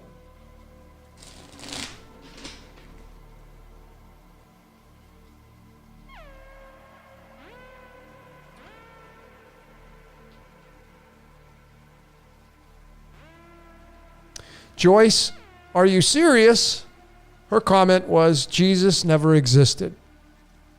So we get a lot of that, right? We get a lot of people saying that Jesus was never a real guy. And, you know, and that's fine. So Joyce, you've adopted that Jesus was never a real guy, and a lot of people do. The challenge of that statement and truth is there's no way to prove that. So, I mean, if we're just authentic, right? Like, there's no way to prove that Jesus was a real guy or was not a real guy. There is absolutely no way to prove it with like, this is a coffee mug. Like, there's, how are you going to deny that? You're looking at a coffee mug, right? These are sunglasses, Ray-Bans. Okay, you see them. Well, Jesus is an idea. It's in a lot of the ancient text. That's the only way that you can support saying that it was a real dude. But you see, none of us have any absolute like fact like that. Like, you don't have pictures of Jesus coming to dinner at your house. And you get these people, oh, I pray and I do miracles. Dude, do you know how many people that do that with some of the demon names? Do the same thing that you're doing. It's all magic, ladies and gentlemen. That's what it is. It's magic. So if Jesus doesn't exist in your reality, awesome. Cool. Chalk it up. I think the idea of Jesus is pretty amazing. Like, like not having to put your faith, drink blood, and eat flesh. Not that part. Forget those rituals. I'm just like, I believe that we're all the Jesus Christ superstar. Christmas just means to celebrate life. That's all it means. And it's the as above is the sun rising 1 degree above the ecliptic around that time frame. The sun literally going into the tomb and then moving above through astrology, right? That's why December 25th, around that time, in the Tropic of Cancer, Cancer being tied to the moon, Jesus, the moon god is the sin god. Jesus says, I'll remove your sins. A lot of it's tied to the moon reference as well. But if you don't think Jesus was a real guy, awesome. I don't really give a shit if he was or not. I like the idea is cool. Like to be that kind of person. It'd be kind of cool to make fish out of bread. I'd never seen anybody do that before. It's like on my Facebook, I just the other day, I put this thing, I was like, you wouldn't even believe it. I went to the zoo today and I saw this snake and I went over to it and it started to talk to me. Swear to God, it started to talk to me. What would you say to me? I just put that out there. I didn't even respond to any of the comments. What would you say to me if I came up to you and told you that I had a snake talk to me at the zoo? You know what you'd tell me? Logan, you're an idiot. Come on, dude. Snake talk to your ass. What did it say? You would call me crazy. Nobody would ever believe me if I told you that a snake at the zoo talked to me. Nobody. But everybody that follows the Bible will believe that some snake talked to a woman. But you won't believe me. Why won't you believe me? But you'll believe some story in the book that you have no idea where it came from. I'm looking at you in the face and I'm telling you straight up. I went to the damn zoo and this snake freaking talked to me. You won't believe me, but you'll believe what a book says. I see how that works. Okay. See the critical thinking? People don't use critical thinking. Not one person has ever been talked to a snake before. It just happened one time. One time. People don't think, man. I'm going to use that. When I go to San Diego for Jason for my cakes, I'm going to use that story. I'm going to try to act out like it's real. I'm going to do my best. If I can remember, I'm going to probably do that. I'm going to get up on stage and I'm going to tell people that story, that I went to the San Diego Zoo and I went to the snake thing and the snake started talking to me. I'm going to see what people say. Oh, but it's different. The Bible's different though. How so, man? Really?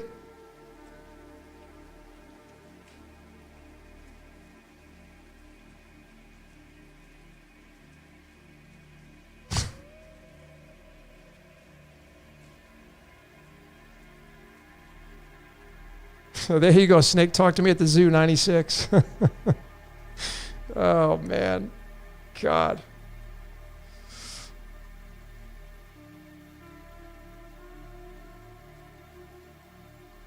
I just don't understand. I don't really get people. I mean, I feel like a damn, I feel like an alien these days. I really do. I really feel like I really don't belong here anymore. Like, I love life though. Life's just so comical to me. I hope it's the same for you. I hope you're getting a laugh at all this amongst the chaos. Like, turn off the chaos. It's going to go on. Yeah, there's going to be horrific things that happen, but why would you want to watch that stuff? You got to know.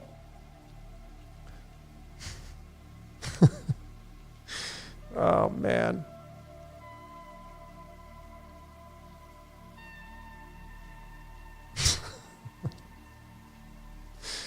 Oh, shit.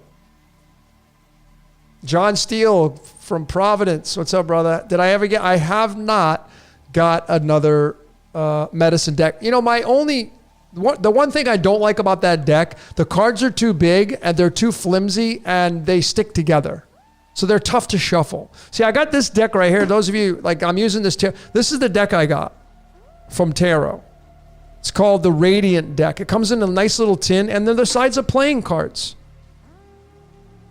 They're easy to shuffle. That's why I like them.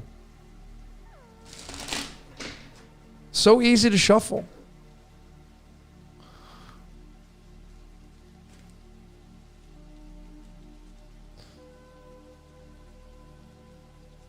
So test docs, I would ask what the snake said.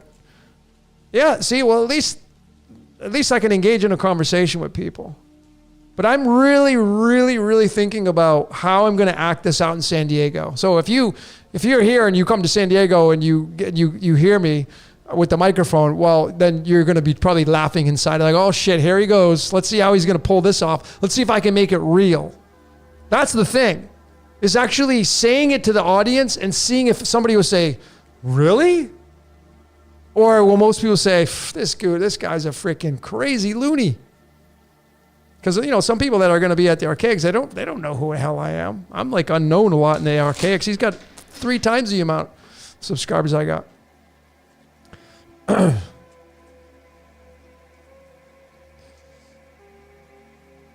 But I'm going to definitely do my best to act that out, like really try to pull that off.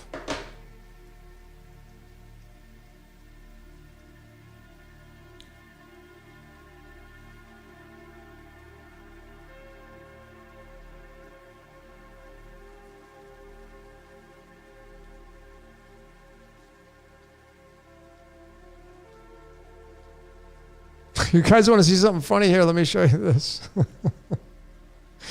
So you have what the Gnostics call God, 30.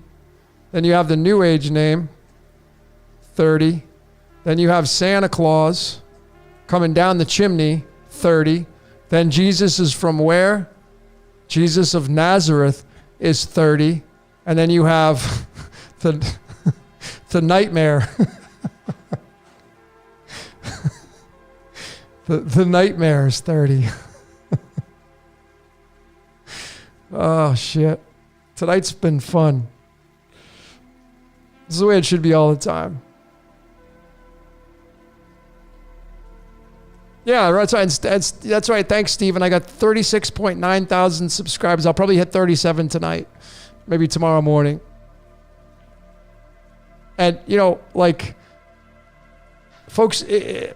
The script in my reality is so ridiculous.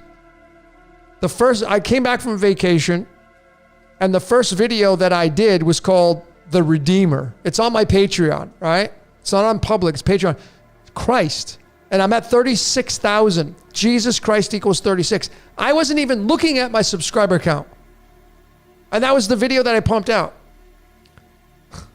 So ridiculous, man.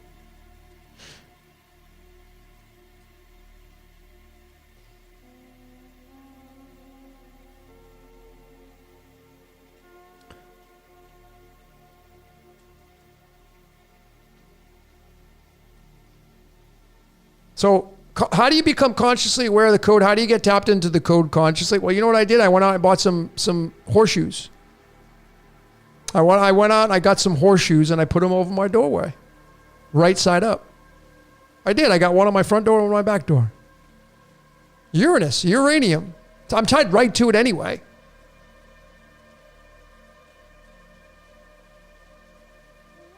That's consciously being aware of the code, if there is, using free will consciously.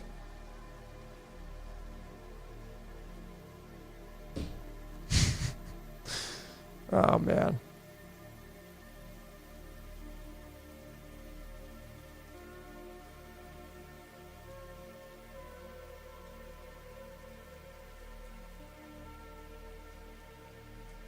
Yeah, Phoenix is 36. Blueprint is 36.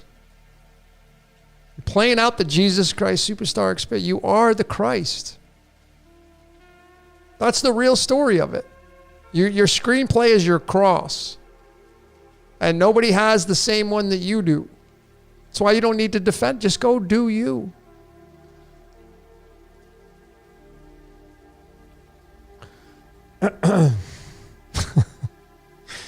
Oh, man.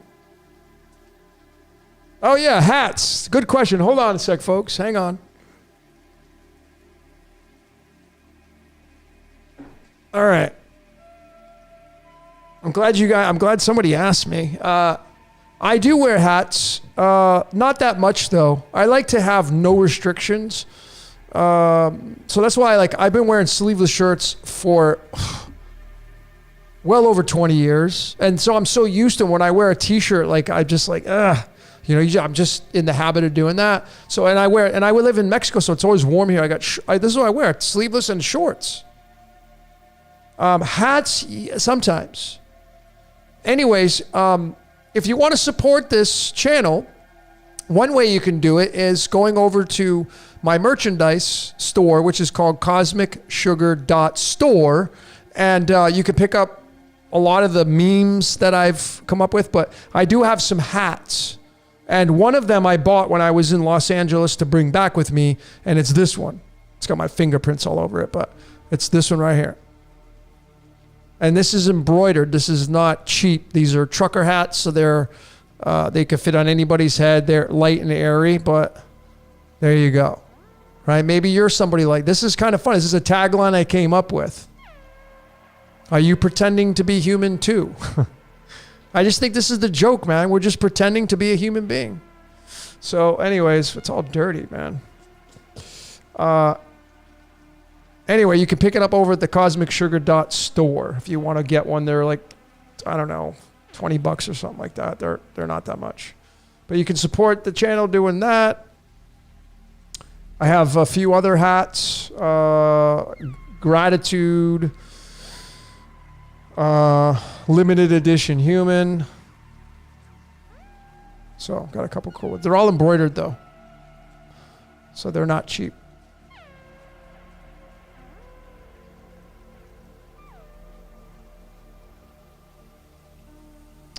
Sun Gazing says, trying to tell my kid to be the star in your show. Great advice. How about this one? Pretend like you're on a permanent audition. Pretend like you're living out life like you're on a permanent audition. Thanks, Pam, for putting the link up. I'll pin that to the top. If you want to support, if you want to, I'm trying to get the message out, right? I've come up with these taglines: limited edition human, pretending to be human. I got vegan wear if you're a vegan. I got some cool ones that you'll probably find funny.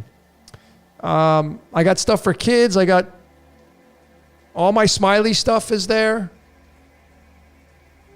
Embroidered smiley hats. They're all good t-shirts too. There's nothing cheap about them. I don't know why. Oh, there we go. Let me pin that to the top. There you go.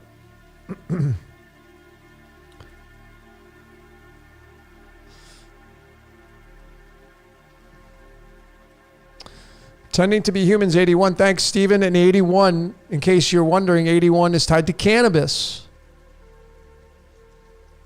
Cannabis is tied to the tree of knowledge. What happens when you ingest or smoke cannabis? You feel like you get smarter. I do anyway. I get these downloads. Where the hell are they coming from?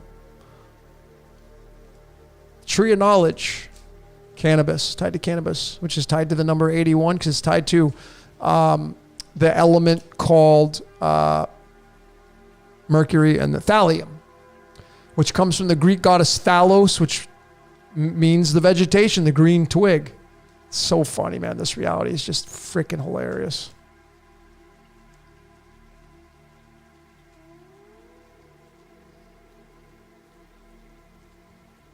I got some cannabis stuff over there. If you're a cannabis lover, I got cannabis wear, t-shirt stuff. I got coffee mugs, black and white. So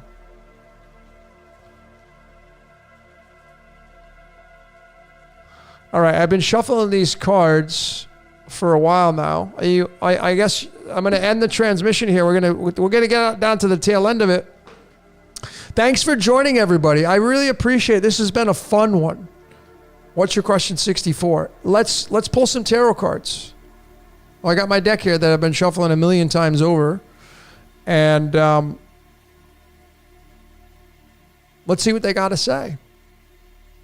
Does anybody have a question? Let's see. Let's get the first three questions. Let's see what you got. What should we ask the tarot? Let's see if we can get somebody, and then maybe we'll pick one. If I resonate with your question, I may ask it. We'll go from there. I need a foundation, a foundational question.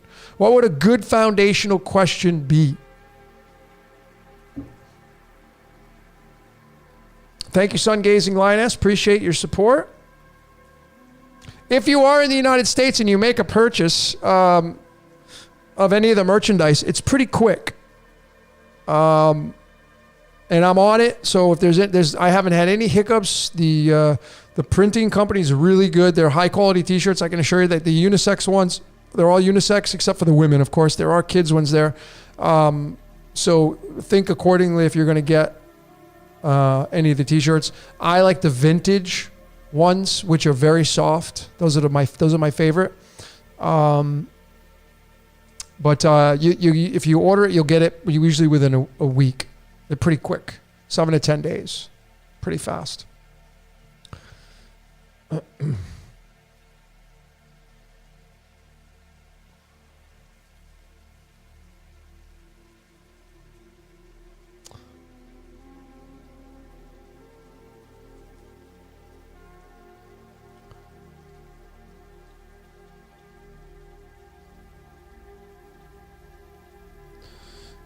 So I'm waiting for questions. Maybe I probably have a delay here because I don't see any questions.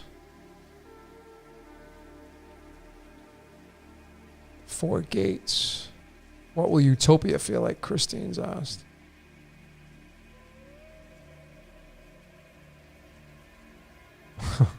Trapped in a box says we can end this BS by not having kids. Well, that's how we all got here. It's just a paradox, right? Like, how do you think you got here? Your parents humped. It's pretty simple. Otherwise, you wouldn't be making the comment, so you should be grateful. Well, I know you are. I'm not saying you're not, but...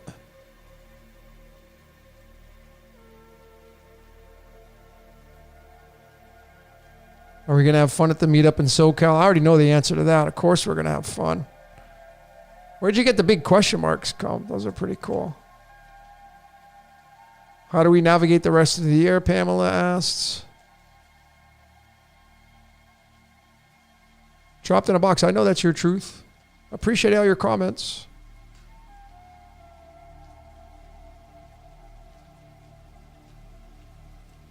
What are the elemental energies coming through right now? Claire's asking. What happens when we leave the simulation? How about, can we leave the simulation? Is it possible? Hotel California says you're not. And I have a lot of research that says we don't get out, but now the research is leading towards, there may be a way out. What is life outside of here? See, that's the thing. We don't know what it's like out of here. Like go to that vision of Jim Carrey walking up the stairs, Truman Show, and he's having to stare through that dark square box, the doorway. Doesn't know what's on the other side, but he's willing to take a chance. And then you have Christoph on the moon. Was Jesus a real person? Kirkwood, I appreciate that. I would never ask that question because I don't think it matters. And the interpretation of the cards would never give the answer, I don't think. There's too many intangibles for that. All that matters is if you think he's real. I don't think it makes a difference. I think it doesn't matter if he was real or not. The idea makes Jesus real. That's the beauty of the Christ. I think the Christ has been butchered. Think about the true essence of what Jesus was. Is like, hey man, just, make peace with your ego and, distance yourself from all the nonsense in this world. And then, give yourself to people, be service to others. If you're checking those things off the box,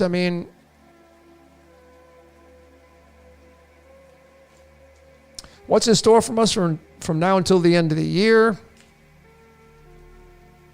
Am I doing anything for Lionsgate 88? No, I'm not. Just another day for me. Can consciousness be trapped in the matrix?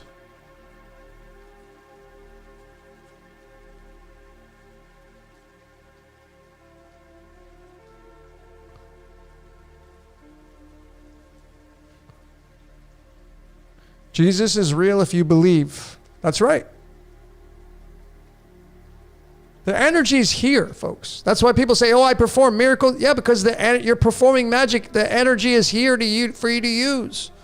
Then there are people that they'll put a spell on you. They'll do Santeria. And they'll put a spell on you and the shit will happen. The energy's here to use. It's called the Star Wars did the best. It's called the Force. You're either going to be Darth Vader or Yoda. But they're two sides of the same coin. There's no Yoda unless there's Darth Vader. How boring would Star Wars be if the star of the entire movie was Darth Vader and there was no Yoda, Luke Skywalker, Obi-Wan Kenobi. There was nobody. There's no Chewbacca, no Princess Leia. It was just the stormtroopers and Darth Vader. And that was it. That was the whole movie. It was all them. And they had nobody to fight. Darth Vader had no nemesis. How enjoyable would Star Wars be? Think about that for a minute. There's nobody fighting the dark side. Well, guess what? There would be no ticket sales. There would be no engagement. Because our reality needs an adversary for people to engage in it. And then you see this reality thrives off of you choosing a side, hot or cold. Good versus evil. Which one are you going to choose? Choose one. Not everybody picks good. Does that mean they lose? You think the people at the very top when I'm saying top, I'm saying they have the knowledge, they have the ones from the ancient ones. They have secrets. They have things you would never find out. You don't think they know what the hell's going on? They're still doing their bad stuff. You think they're just all in and they're like, I don't care what happens to me? Come on, folks. They know what's up.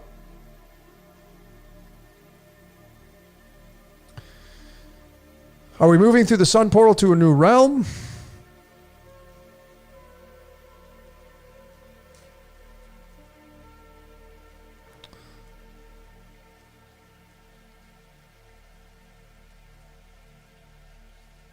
I'm waiting for a question, one that really... Are we in Pandora's box? Well, I can give you a lot of research supporting that we are.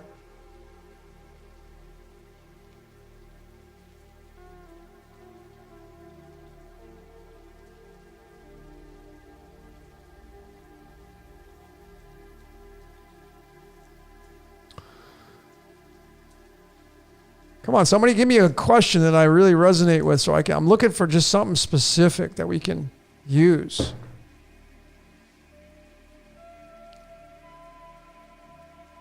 Questions, people, questions. What questions should we ask the tarot? What are you looking for answers? Something interesting that has a lot of substance to it.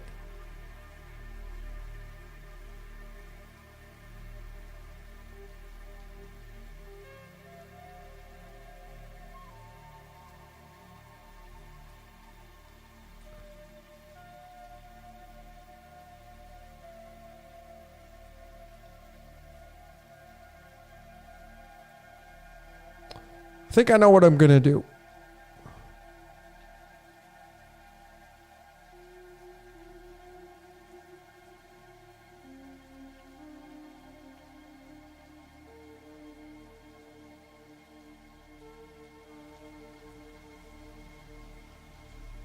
Is AI going to take over the collective? That's an interesting one, Angela. Thanks for that comment.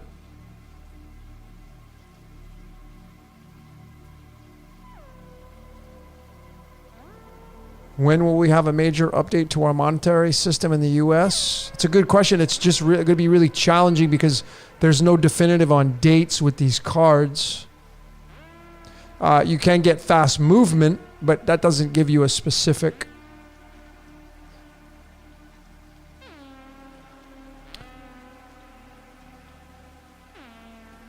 Christine, will we ever get the truth? You're getting it, Christine. You get the truth every day. Is the language of love really universal? Claire's asking. When will we own nothing and like it?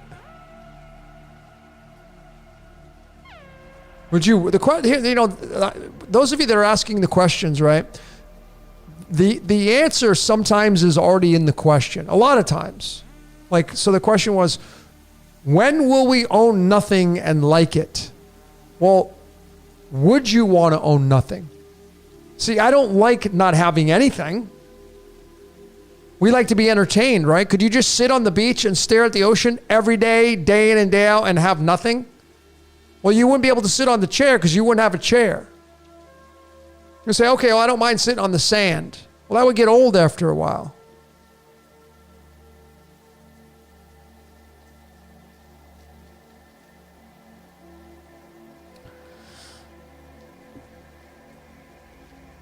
Brian's asking, what is the path for enlightening other spiritual processes in the near future?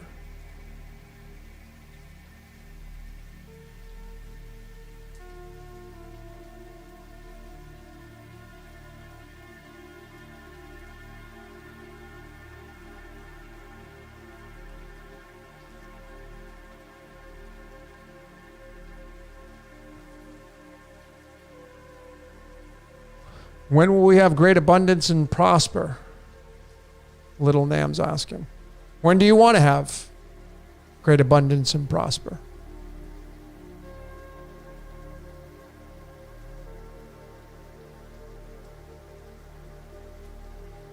Mary says, what will relationships look like in the future?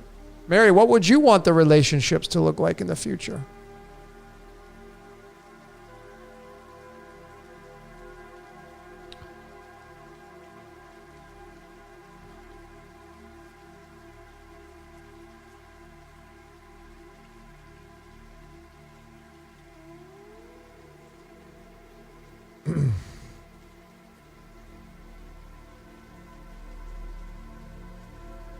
Does having trust issues make you weak in business?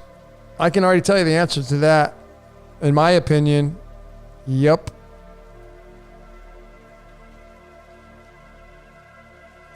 Because you're going to attract people with that characteristic.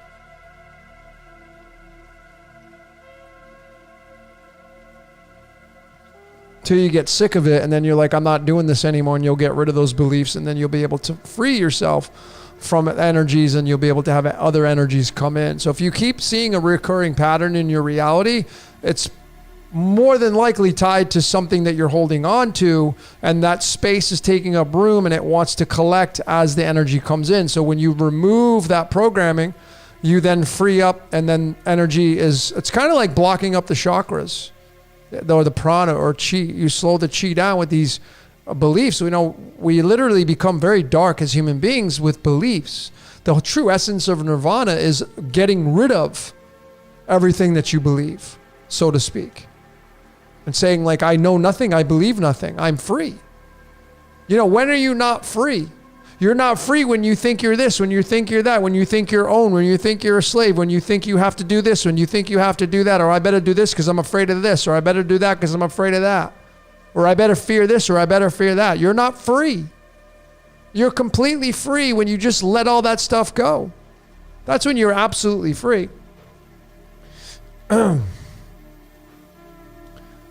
If there are spells on one, how do you break it? I wouldn't be qualified to tell you that. We have to go into like what spells you're talking about, who put them on you, what is going on in your life. There's a lot of formalities with that.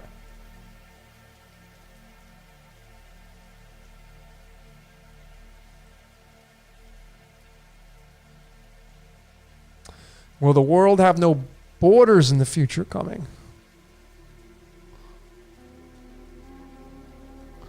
Pamela's asking, what's my question?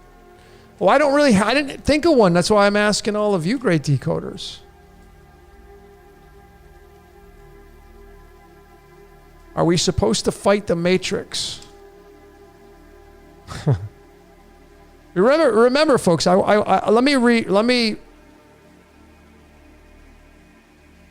me kind of restyle this question here. You're asking this, which is part of the entire collective, which is part of the supernatural, which is part of everything. And when you ask that question of, like, so Hubert says, are we supposed to fight the matrix? You're asking, like, are we to fight God? Are we supposed to fight God? Well, what happens when you fight? When you get into a fight, what happens? You get angry. You may get a black eye. You may give them a black eye. You may get arrested. You may get cut. Fighting doesn't give you an enjoyable experience when it's all said and done. You may get off on that. Some people actually enjoy fighting. They do for a living, get into the octagon. That's a different story. The payoff is different. But fighting something, like, it's like you can't beat the collective consciousness. How do you stand up against something so big and powerful like the collective? It's like you going and pushing yourself against the wall. That's the collective, the wall. Going up against the wall. You think it's going to move? It ain't going to move. Going up against this reality is like going up and yelling at the sun and telling it to move. It ain't going to move for you. Can people work spells for good? Of course. When you say, I love you, that's a spell. I want to help you. I think you're an amazing person. That's a spell. Everything you say is a spell. So when you say, you're an asshole, that would be considered a Darth Vader spell, right? But when you say, you know what, you're a freaking amazing. You're a superstar. That's a spell for the good side. And using that adjective, you're now moving it into productivity towards utopian, if you will. Just using these silly words that we use to define that.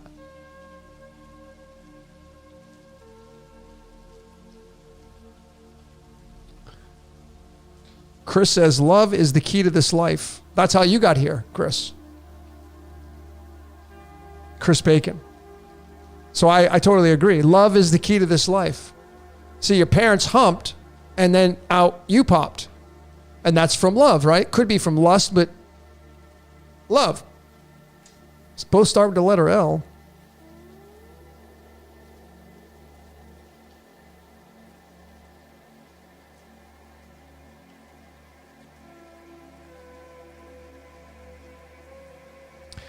Kirk's asking, are we headed towards or away from the golden age? All right, I guess we're going to do this. The tried and true. A lot of you, thanks everybody for your contribution, your support. Thanks for all your questions. A lot of good questions. So Kirk, I'm going to use a word that you put out there at the tried and true. Where are we headed? Where are we going? Where are we headed? Not looking for exact timelines, not looking for exact moments, not looking for exact dates.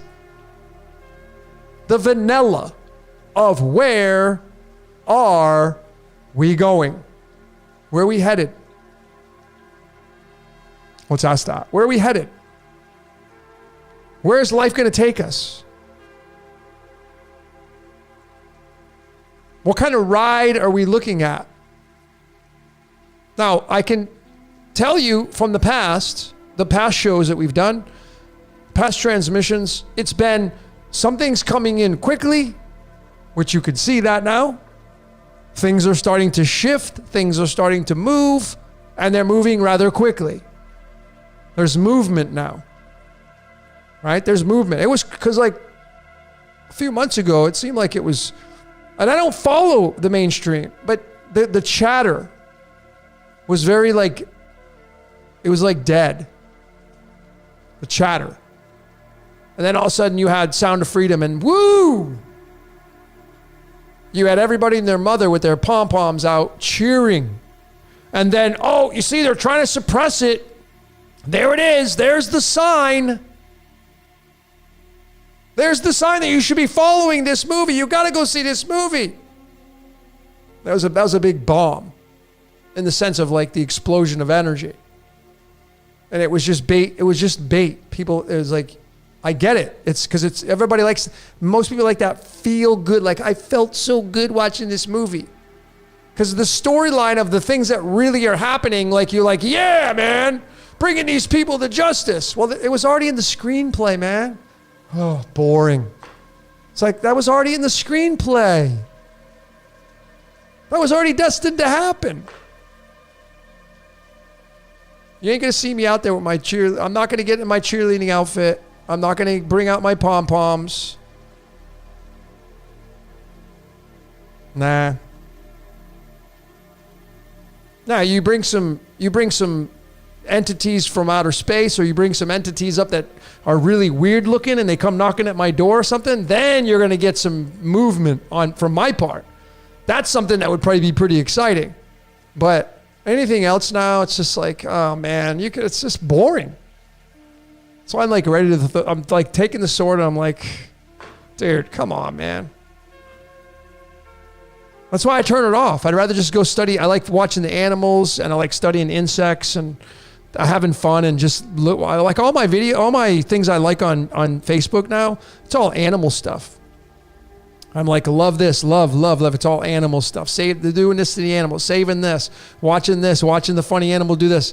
That's my life, man. Because that's so enjoyable. Watching the movie now on television, and I'm saying Earth being the television set, it's just so predictable. It's like, now what are you going to do? I'm waiting for someone to fly in from outer space with a Superman outfit on. That'd be kind of cool to see. All right. Anyway, so what do we have to look forward to? Where are we headed? Where are we headed? Where are we going? God, where are we going? What's coming down the pike?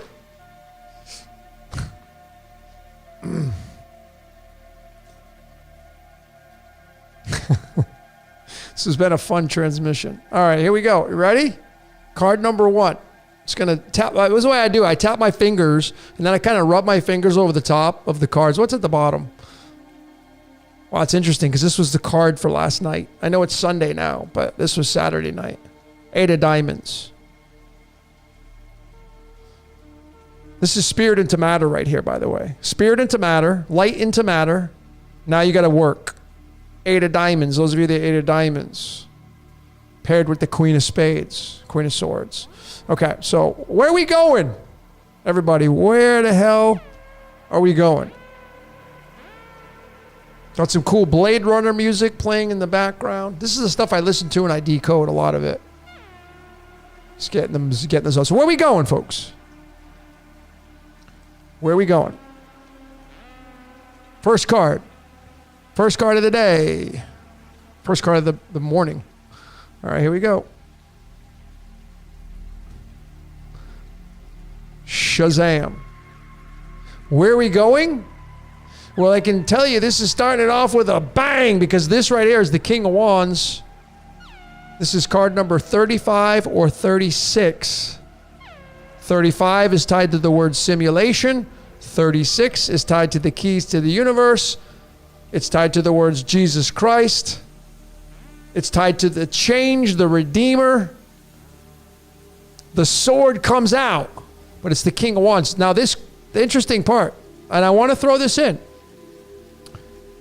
because September 11th, this was the card attached to September 11th. And you all know what happened on that day. King of Wands. This card right here in the Cards of Illumination is card number 26. I'm tied right to, that's my life path number. My card sits in space number 26. King of Clubs is my spirit card. There it is right here.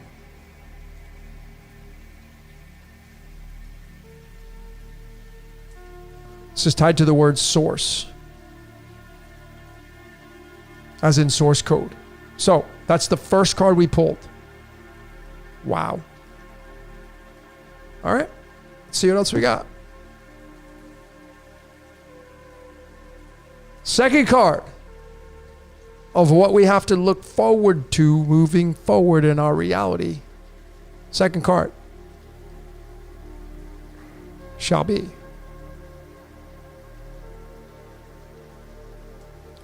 The Five of Cups. This will be card number 40 or 41. Now, it's a 5. 5 is going to be tied straight to the demiurge because 5 is the personality or the identification of the God, of God. This card right here is tied to the television screen. This card specifically means loss. This card specifically means focusing on losses, depression because you lose something. It's also tied to the Elohim. You have the tie-in between the 40. Let me show you real quick, because you can understand this.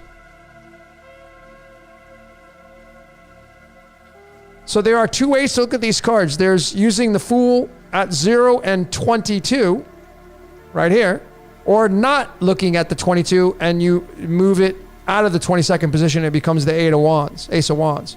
So the Five of Cups is going to be card 40 or 41. This is tied to Elohim, and then the 40 is tied to television. So clearly at this point right now, we have source, simulation, and change of the simulation. Changing of the television show. Taking the remote and saying, I am so tired of watching this show.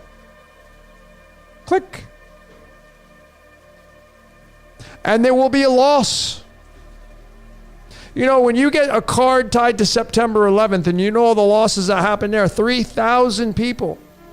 And then you get this card that comes after it. This is a mourning depression card.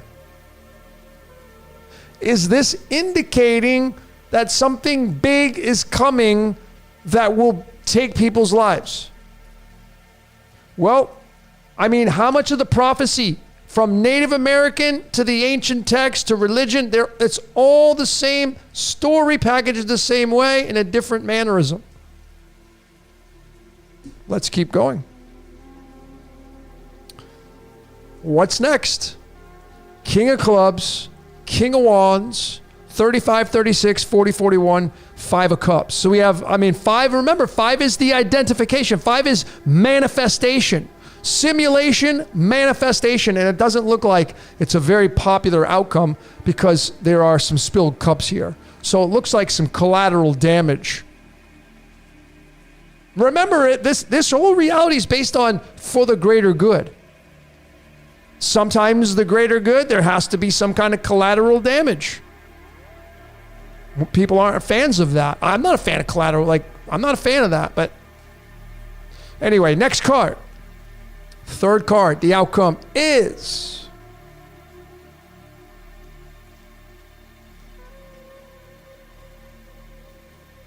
card number 38/39. The Two of Cups. This card right here, ladies and gentlemen, is directly tied to Jesus/Lucifer. Jesus and Lucifer have this. They have a contract. They have a partnership.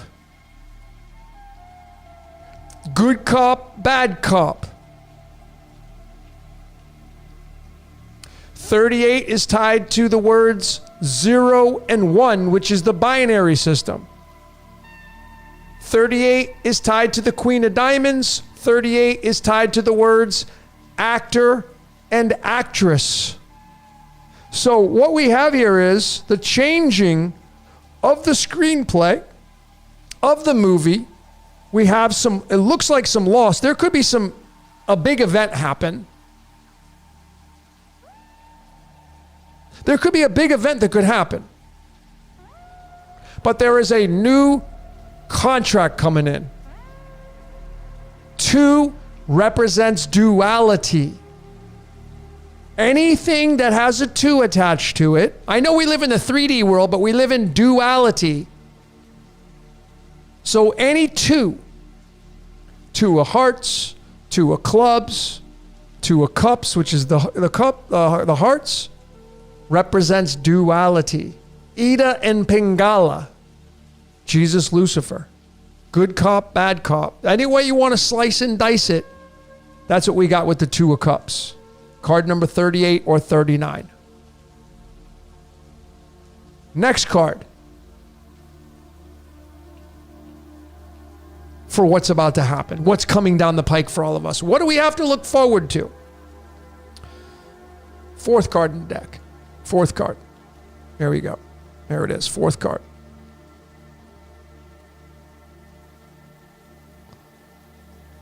Endings. Completion. This is card number 59/60. This is tied to the game of life. This is tied to the words contract with God. This is going to be linked to the 5. Now, we already had the 5 of cups here. So even though this is the 10 of swords, it can be card number 59, which is going to lead all the way down to the number 5. So we have endings and completions. We have depression and sadness and mourning. Endings and completions.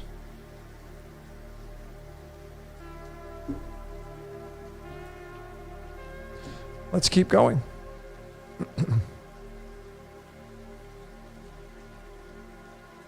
Fifth card. This is an important one because this is 5. 5 is manifest. 5 is activity, movement, activity, spirit into matter, action, lights, camera, action.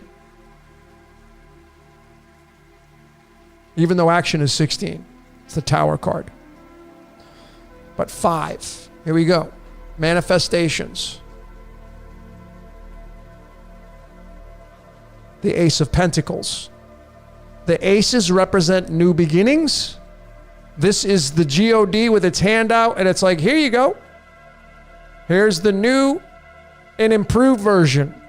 This is going to be card 64/65. If you have been here from the beginning, and I did the preview on Sad But True, I'm You, the song by Metallica, the album, the Metallica Black Album that came out on August 12th. This is the birth card for the Black Album. So we have a beginning after an ending. The Ace of Pentacles, which is the Ace of Diamonds, which is currency. We have a complete dichotomy here between endings and beginnings.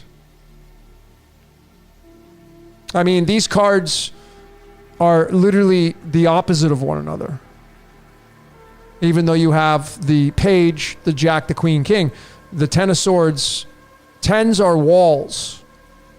10 in chess is the rook. The castle wall is 10. That's why the British government is located at 10 Downing Street. It's a wall, it's a castle. It builds an empire, a foundation. 10. And then you have a new beginning. But let's keep going. That was card 5. So the 5 is activity. So there's something new coming in, which is refreshing. After we got 2 punches in the face with the 5 of Wands, and the 5 of Cups, and then the 10 of Swords. I personally like the big ones, the heavy hitters like the 10 of Swords. So it's like we got to get it out of the way. Like things go up, they got to come down. So let's keep going. Now we're going to move into the 6th position. And we're going to get into not only the third eye, but we're going to get into insight, and we're going to get into legacy, masterpiece, Virgo, the birth through the Virgin, et cetera, et cetera. So, because there's a gift that's coming in, right? The excitability of something coming in, what's going to succeed that? Now get into the 6th card. And we're going to pull, let's see what we got. Wow. Another. This This is card number 52/53. This is tied to prison planet. This is tied to Earth.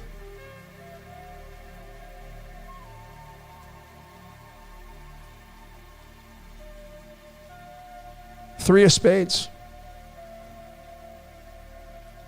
You know, this card right here, it's so interesting because this card right here, this is the birth card of Frank Wupperman. You know who Frank Wupperman was? The wizard in The Wizard of Oz. Frank Wupperman was born on June 1st, which is also the birthday of Morgan Freeman, who played a lot of the good guy characters. Bruce Almighty, he played God. Played in Lucy. He was a subordinate in Lucy. He was a scientist, right? Or something like that. And then the big humdinger of them all for the connection of this card is that The Truman Show was released on June 1st. So The Truman Show is tied to The Wizard of Oz because Frank Wupperman, who they casted to play the wizard behind the curtain, has the same birth card at same birthday as The Truman Show release date. Are we going to see the death of the wizard?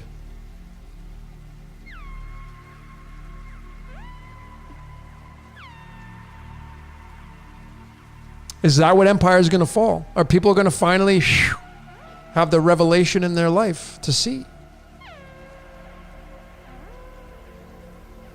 All right, let's keep going. We got some more cards to go here. Card number 7. 7 equals 24 in numerology. 7 is the letter L.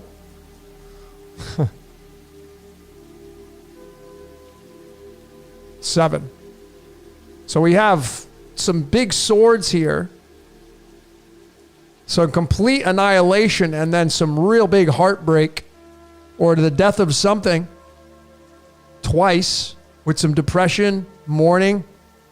Not to stay in that area of reality, but that's the card of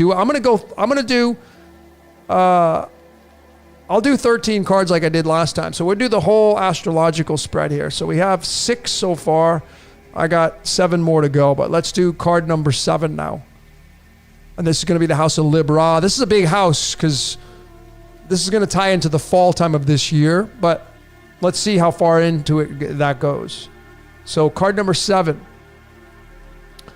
It's going to be, wow, we got card number 7. Fast movement. This is a card ruled by Venus. Venus has a lot to do with duality because duality is tied to the Ankh, and the Ankh is the symbol of immortality. Venus is the symbol of the Ankh, vice versa.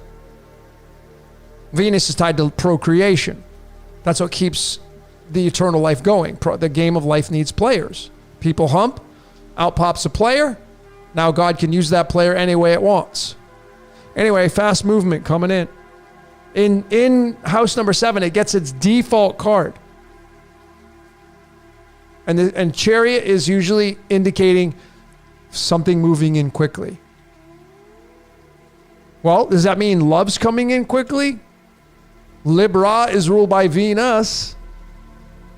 I'd have to look at the actual chart, and I don't even know where this would forecast into. But let's keep going. We're going to go into house number 8 now, the 8th position, and this is going to be tied to Scorpio, Pluto, and Mars. Okay? And 8 represents power. Your 8th house represents your power. It's the strength card in the tarot. The Crowley deck, it's going to be justice, but in the Rider-Waite, in this deck, it's going to be strength. It's the woman with the mouths, the lion's mouth holding it with the infinity symbol over her head. Power. Scorpio. Number 8. What's going on here? Then I'll do my best to interpret them, looking them overall when they're all laid out on the table. Well, let's get card number 8. Here we go. Shazam. Card number 20. The Judgment card. I'm going to fire this camera. I love you, camera, but you're going to get fired, man. You know, you don't start zooming in right, I'm going to have to let you go. It's a good camera too, man. It's just, anyway, just having fun with this rally. But judgment card, card 20. Judgment means graduation. 20 is tied to your bones and teeth because the 20th element is calcium. Calcium is your skeleton, your bag of bones. So the 8th house of power, which also represents death and regeneration, graduation. The trumpet's being blown. So we have like source, rather depressed, rather sad, that duality is creating a new contract, but something's dying here. There's a birth of something new, but there's a lot of heartbreak, and it's coming in quick. And this is the card of graduation. Now, if you're a fan, like the law of one, right? Like, the law of one equals 56, lights, camera, action equals 56. If you're a fan of the law of one, I mean, that's just 51% service to others, you're going to graduate. That's probably, in my opinion, out of all the texts and all the stories, the law of one and the raw material, to me, is the most savory, the most beautiful story. Because there's no winning. You're either going to recycle back in and have to redo it again, or you're going to level up through graduation. But the law of one tells you you're either going to graduate negative density or positive density. See, that's why the good cop, bad cop. You're either going to fully be the negative character and graduate, or you're going to be the fully positive character and graduate. Graduation. House of Scorpio. Pluto, the underworld. The explosion. Plutonium. This is the movie Oppenheimer came out. I've been asked to decode that a lot. Well, Pluto's tied to Shiva. Shiva's job, Pluto's job is the underworld. Pluto is hungry. Hey, Prometheus, the underworld. Shiva, the job of Shiva is to destroy. That's what its job is. It's tied to the house of Scorpio. It's tied to the Taurus field. Moving into space number 9 now. Sagittarius. The great repeater, the Archer. Great band, Greta Van Fleet. Are you a fan of their music? I hope so. Their latest album that just came out on the 21st of July, the album's called Starcatcher. What do you think catches stars? How about the Earth? It's an album that's all white. And there's a song on there called The Archer. It is badass. The whole album's badass. Song number 2 is amazing. And then the Archer's amazing. And then Meeting the Master, which has got referencing to the sun there. Anyway, going on to number 9 of what we look forward to. What's coming down the pike for all of us? Number 9. 9 equals 16 in numerology. More of the tower, right? Tied to the house of Zeus. Well, we got the strength card in the 9th house. So the 9 is also the hermit. So a lot of wisdom. Here is wisdom. Let man use wisdom. The strength, and this is, of course, the default card for the house of Scorpio. We just had the graduation card pop up. So strength is obviously having to surmount obstacles and challenges, but being able to do that. You got a female holding the lion's mouth open there. This is a card of Scorpio itself. We'll come back to that because, these all form a symbiotic relationship, and these are the two that are in cahoots. Sagittarius. I'm sorry. Wait a minute. 1, 2, 3, 4. Yeah. Hold on a sec.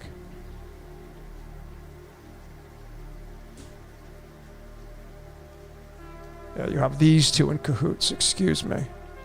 The partnership and then strength. So this partnership is going to be a strong one. It's going to be an energy that is very, very strong, very, very esoteric. Well, let's go to the big one now, right? House number 10. Now, below the 10, to remind you, was the 10 of swords. So we're moving into house number 10. This is in house number 4, which is Cancer, and Cancer is ruled by the moon. The moon seems to be the portal. In ancient Chaldea, if you study that, they said that the moon was the portal to get in here. Now, I have supported that through a lot of my research. One of them being, if you watch my 42 Decoded, I showed there using the water cycle nature how evaporation, condensation, and precipitation was the reincarnation-incarnation process, and that's the sun, moon, and earth. The sun obviously causing evaporation. It gives to the moon through condensation, and then the moon does it through precipitation, and we get rain. And that feeds the earth, and it's just a cycle. And that's the incarnation-reincarnation process. The portal with the moon and tied to Cancer has a lot to do with that. But let's see what's in the 10th position here now of what we have to look forward to as a human being species moving forward. House number 10. Space number 10. 10. The house of Chronos. The house of the Wheel of Fortune. The Wheel of Time. Chronos representing time, setting up the timelines. Oh, wow. 4 of Pentacles. Card number 68. Tied straight to the Demiurge. 68 is tied to Gematria, the Killing Name by the band Slipknot, 2008. They had an album called All Hope Is Gone. I did a decode on that. Check out my Gematria Decoded. The whole entire lyrics for the song Gematria, the Killing Name, all of them. There was 3,019 words or letters. It came out to 6,066.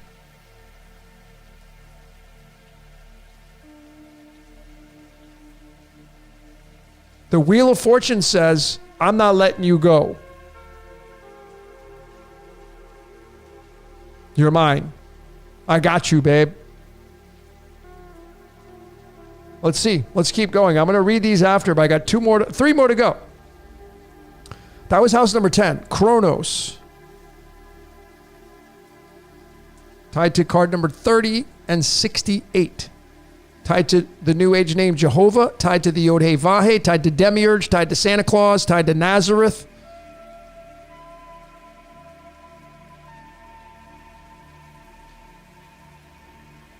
We're getting there. House number 11 now of what we have to look forward to moving forward as a species, as human beings.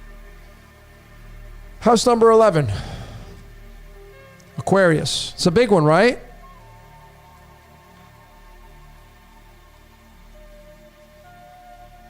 We got the card of Lucifer. This is one of the Lucifer cards, folks. When I say that name, man, does it make you tense up? Does your butthole tense up a little bit? You like squeeze it up? Like you're pinching? Like, does it make you worried? Like, or do you just like, okay, it's Halil, actually, which has a contract with Earth.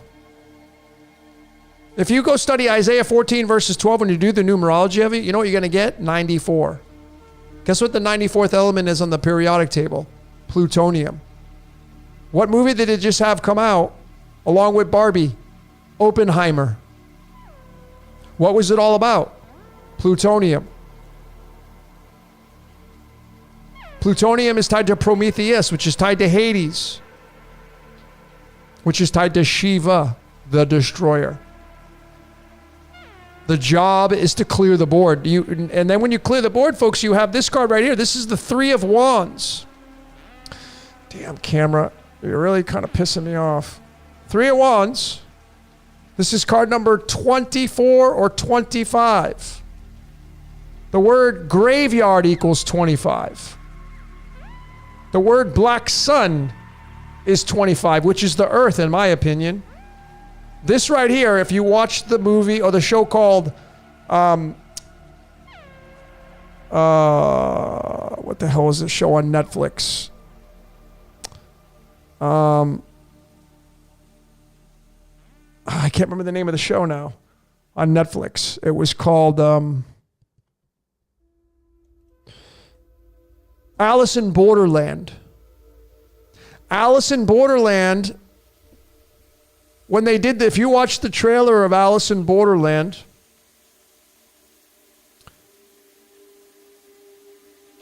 the kid holds up a card and he said, this game has a game master. He's holding up this card. The game master is the 3 of clubs. This is the birth card of Thomas John Ellis Hooper, who they casted to play Lucifer. Jerry Bruckheimer, the producer, is also the 3 of clubs, as well as Lucifer's brother in the show, Lucifer, I can't remember his name. He's a 3 of clubs, his brother. 3 of clubs is the 16th card in the deck. The word hell equals 16. See the comedy in this? We just got this in the house of Aquarius. This is launching long-term plans. The symbol of this, I'm just giving you all the base, I'm giving you all the layout of this. The tie-in. 25 graveyard, black sun, earth, launching long-term plans, spirit into matter. This is the card that succeeds the 2 of clubs. See, the 2 of clubs is Elon Musk's birth card. The 2 of wands is the futurist card. Once and remember, all 2s represent duality, which means that the God of this reality, it uses the 2, the energy of the 2, because the 2 of wands is like, okay, I'm down here on earth now, and now I have the world in my palm of my hands, because that's what the 2 of wands is, and now what's the future? What am I going to do? Well, Elon Musk has that card as his birth card, as did Philip K. Dick from the 1960s, who was a big proponent of the cyberpunk era. And the 2 of wands, after you figure out what you're going to create, now you're going to start to get out there and you're going to go out there and look and launch your long-term plans. This is like sightseeing, going on adventures, taking a trip. This is the Game Master card from Alice in Borderland. And it's in the house of Aquarius. And across the way in the house of Leo was that gift, that new gift coming in. So the gift comes in, and now we have launching long-term plans and making an adventure out of it with spirit into matter. The light bringer, shining light on the movie, and now we have movement on the movie. 3 always means Trinity. The diamagnetic pulse of light and the transverse electromagnetic wave that chases after that pulse of light. That's what the dollar bill is. That line that moves across is the pulse of light. And then the transverse electromagnetic wave is the sine wave. The serpent that chases after that pulse of light. Like when a boat is on the water and it moves across the water, it leaves a wake. The boat is the pulse of light, and the transverse electromagnetic wave is the waves that the boat leaves behind it. The wake. That's how our reality works. We're in the light game. Light bringer, light of the world. The 12th card, which is the opposite of this one. This is a big one now. What is going to come out after this? This is house number 6, Virgo. This is a lot of maybe the death of the wizard, maybe the unveiling of the wizard, the empire falling, the crashing down. This is tied to 6 feet under. This is the 52nd, 53rd card in the deck. 52 is tied to Tellurium, prison planet, and the I am. So the 12th card. Whew. 12th card for the house of Pisces.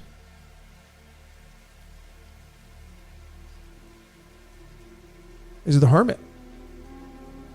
So we have the mystical Pisces. Hangman, enlightened. Jesus was a fisher of men. That's Pisces. Being enlightened. 12 Pisces, those of you that are heavy Piscean.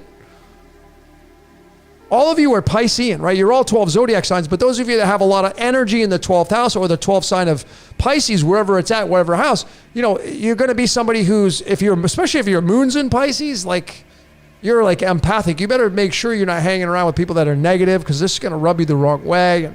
But anyway, in the 12, what's coming down the pike here is a lot of wisdom. So it looks like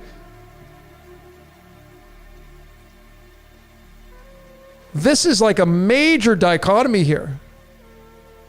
In one spot, on the card to your right is the house of Virgo and the birth of something. It's being destroyed.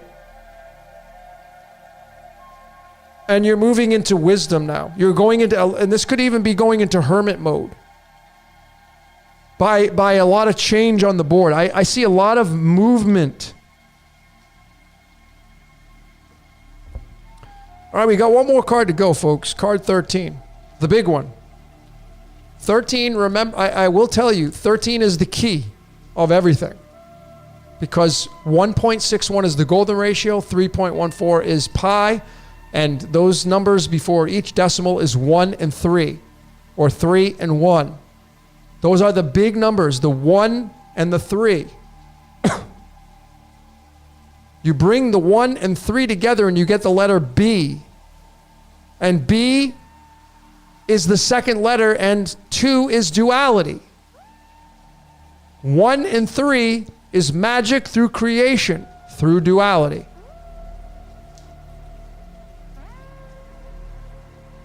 One and 3 is hydrogen and lithium. Hydrogen is sun, lithium is your brain. As above, so below. Golden ratio, as above from the sun, pi is so below, and the 3. Pi is the perfect circle, Earth. 1.61 is the golden ratio, as above, so below. Phi into pi. Last card, 13. This is what it comes down to here, pi and phi. Right here. 1 and 3, magic through creation. The center point of the stargate above. To kind of surmount all this here.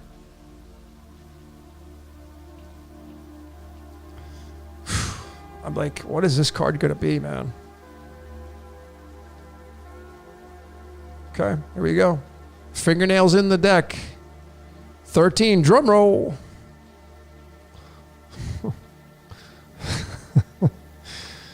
Ladies and gentlemen, this is the 13th card in the deck. Wow.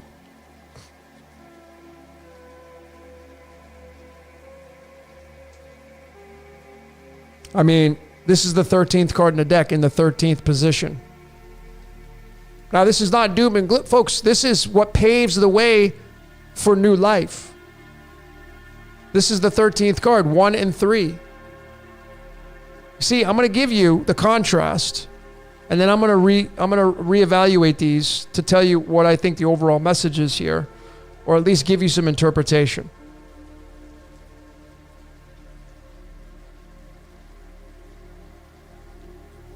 But I got to tell you, man, getting that death card in the 13th position, in the center point, all the energy of these cards, they wrap around. This is the Stargate. In the middle of it is that death card. It's like the you remember Star Wars, the Death Star? It had the circle, the indent in the Death Star, and then it formed the triangle. Well, this is at the freaking pinnacle of the triangle. All the energy here is circling around, and it's going to focus right through this.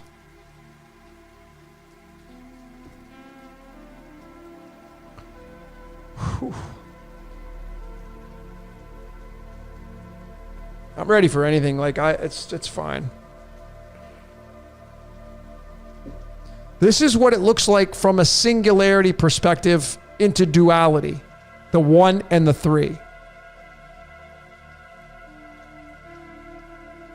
To your left is the magician, 1.61. Magician, magic, golden ratio. You see that he's holding his hand up? He's asking energy from the sun. Like, can I have your energy, please? And I'm going to bring it right down to earth. This is the representation of the sun and the conduit. And then once he gets the energy, or once it gets it, and I don't want to be just male here, once the magician, male and female, brings that energy down, it then hands it off to the Empress. And she's going to give birth to light as it comes down into physical matter. That's what happens when there's a new way that's paved when death comes in. This is the 13th card straight up. But that death card paves the way for magic through creation, which is the golden ratio and pi. Pi is the earth. The golden ratio represents the sun rays as it comes down. It represents our DNA.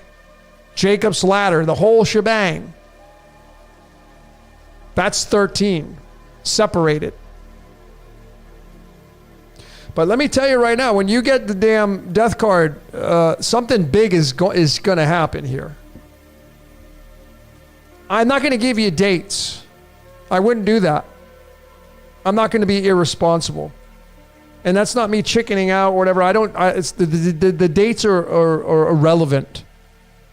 The handwriting's on the wall. You can see it. You can smell it.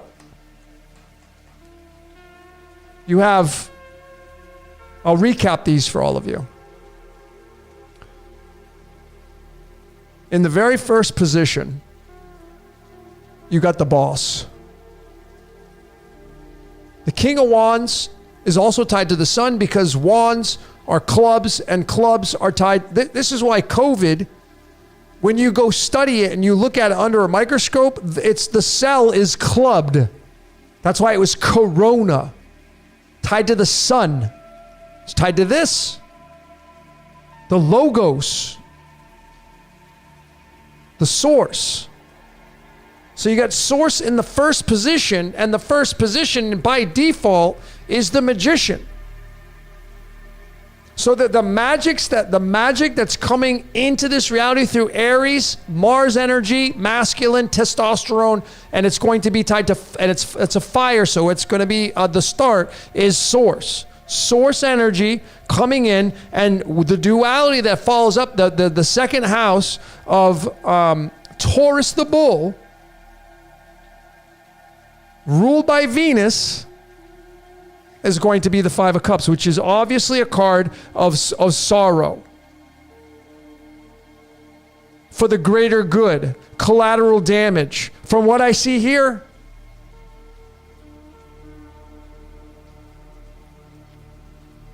in the third position in Gemini, which is ruled by Mercury, you have now a new contract that's been already established. This, like I said, man, you don't have to agree with me. This is the card of Jesus and Lucifer, which to me are the personalities of the God. Good cop, bad cop. Brahma and Shiva. Creator, destroyer. They do their job. Well, they have a new contract, and the third house is ruled by the Empress. Creation. So a new creation, a new contract. You could say a new heaven, new earth if you want to bring theology into it, man. The gamut is wide open here. But you go into the fourth house now, and the fourth house is a Cancerian energy. It's going to be tied to the moon, which is going to be tied to the emotions. And we had that very, very, very powerful Ten of Swords. That Ten of Swords means endings and completions. Something is going to be given up here. There is no more room but to go up. That's it. It's the final. The Ten of Swords, Ten of Spades. This card right here, by the way, is tied to skull and bones. And I am not giving any energy to the negative part that most people will give to it, because I know it's an archetype and they're just doing their job. Don't care. Not interested. I'm not interested. I just can see it for what it is. If you go study the Christ, it says, I ain't coming with peace, man. I'm coming with a sword. Okay? That's tied to, it could even be tied to the Tropic of Cancer. It could be above the equator. That's what that could mean, because it's in the fourth house. Fourth house is ruled by Cancer. Anything above the equator, it could be tied to that. But in the fifth house, which is ruled by Leo and the Sun, you have a new gift coming in. This is a very refreshing card after that with detrimental Ten of Swords. So a new gift. This could be, and ladies and gentlemen, I'm just throwing this up. This could be Like, I know a lot of people are saying there's two suns in the sky. I've seen the pictures. I haven't seen, here in Mexico, I only see one sun. But there are other people that see two. This is in the fifth house. Fifth house is Leo the lion, ruled by the sun. We could have a new sun come in. People say it's already here, but like everybody's going to see it. I don't know. I'm just purely speculating on that. But then after the fifth house, we go to the sixth house, which is the carbon house, which is tied to mankind, tied to the lover's card in the major arcana, tied to carbon, tied to Virgo. Virgo is the largest constellation in the sky.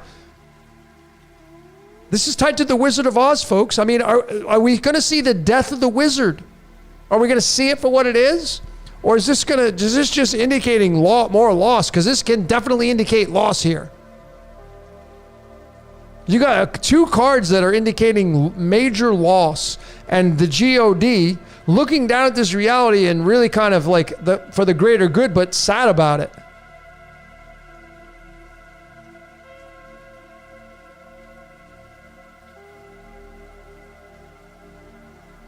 I mean, you have the God, you had Source, and you had the Chariot. House of Libra and the House of Aries. Coming in quick, coming in hot, man. Fast movement. I mean, remember, ladies and gentlemen, this card is September 11th's card. We got it in the first house of Aries. Fire. Are we going to see a solar flare? I mean, a lot of people saying the sun's at its solar maximum. Can't leave any of this stuff out. And again, I'm not saying dates. I have no idea. I'm just interpreting this. And, then you have the second house and the eighth house. Second house, remembering that second house is Taurus the bull, the bullseye, ruled by Venus, which is the symbol of the Ankh, immortality, eternal life. We had the sadness and mourning, indicating perhaps loss of life. And then across the way in the house of Scorpio of death and regeneration, you had the Judgment card, which is either graduation, either up or down. Listen, ladies and gentlemen, in my viewpoints of this reality at this stage of the game, and all my research, and I'm being really serious with you here, like this reality and whatever created this reality, whatever you want to call it, it goes off of unconditional love. Love that's unconditional. And that this ties right into I create peace and evil, because it's unconditional. Again, if you just had one wardrobe, one piece of clothes to wear, everybody wore the same piece of clothes. Everybody had to listen to the same song over and over and over. Everybody had to eat the same food. Everybody had to drink the same drink, wear the same shoes, drive the same car. How fun would life be? It would completely suck ass. That's how fun it would be. That is the actual example of what it would be like if everything was just all Skittle rainbow bridges and unicorns running around and cotton candy, and everybody's throwing cotton candy at each other and pushing each other into bushes and shit. That life's not sustainable that way.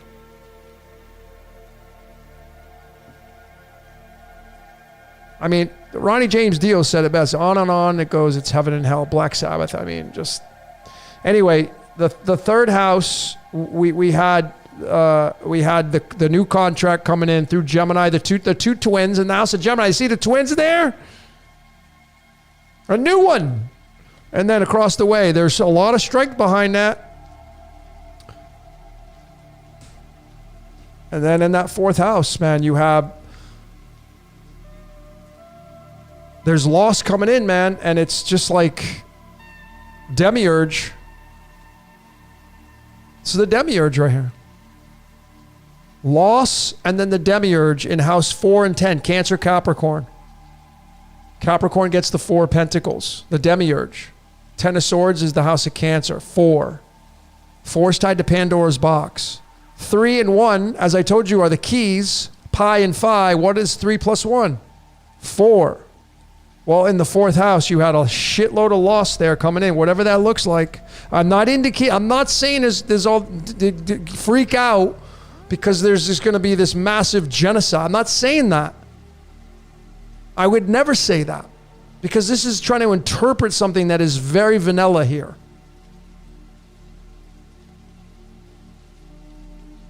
But in the 5th house, there's a gift that's coming in, and the gift is spirit into matter, and it wants to now create through that 3 of Wands, the game master. So there is some consolation here after some massive change that's coming.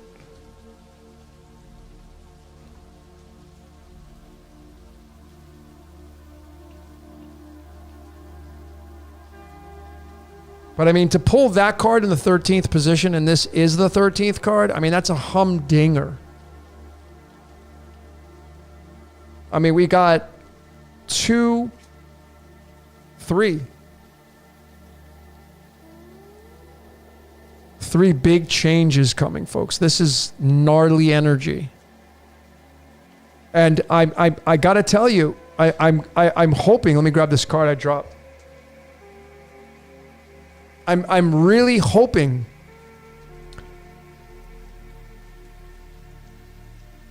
that you're not fearful with this, what I'm trying to say here. Like, I hope you're not shaking. I hope you're not puckering up your butt cheeks. Like, because I'm just doing my best to interpret this. We got change. A change is coming in. I mean, we had, for the past couple of months, it's been DNA activation upgrades. You're seeing this. You've been mentally preparing for this.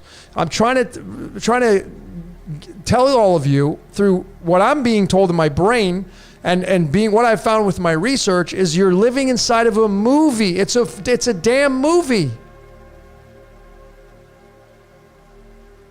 And the movie clearly is making a major change. There's a major change in production here.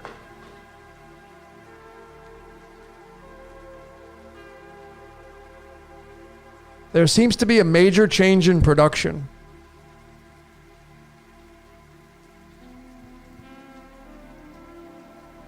And, you know, the big standout, of course, with the age that we're in, if we are in the age of Aquarius, are these 2 cards, because you have this gift in the house of Leo, which is in a symbiotic relationship with the house of Aquarius.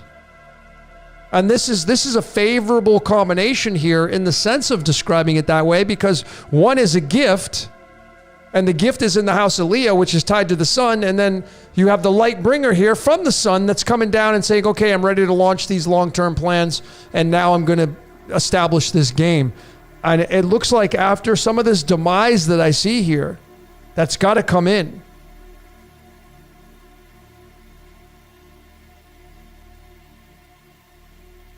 There is some highlights here.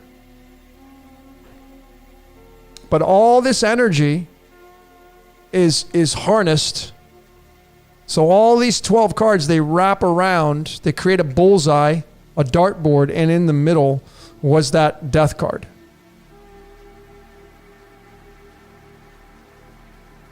So it's all harnessing its energy, and the focal point is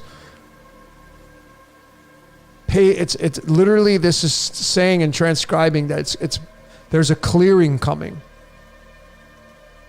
I mean, it's all leading up to that. You can see it's all leading up to that.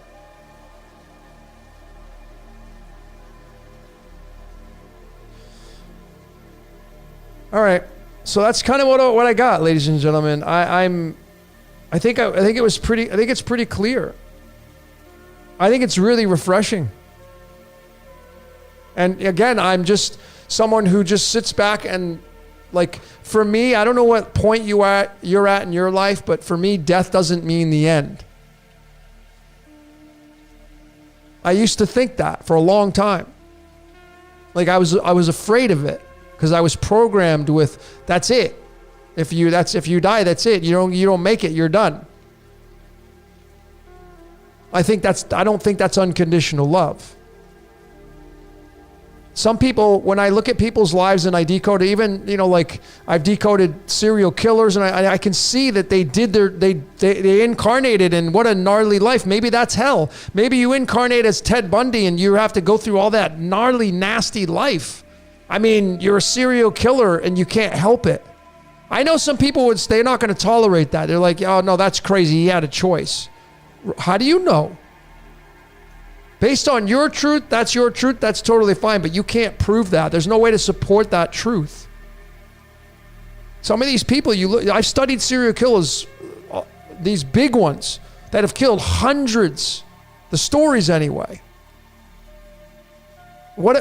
Can you imagine having to incarnate into that vessel and do all those nasty things, and then you're living on the edge 24/7 because you don't want to get caught? So you're fight or flight your whole life? That is hell, folks.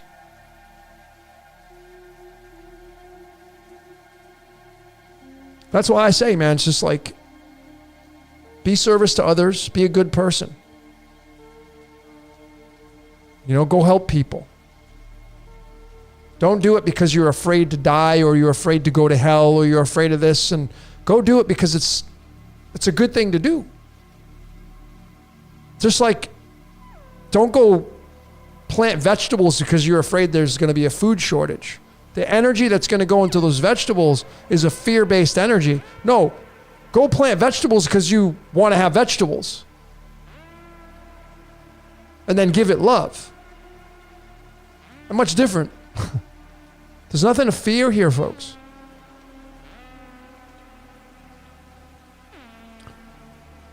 All right. I'm gonna do one more card. I'm gonna go to your comments here, and then I may do one more card for 14 and see maybe what the outcome could be here. But let me see what some of your comments are. Thanks everybody for staying with me through this. I don't even know how long was I going for? Maybe like an hour? Jeez.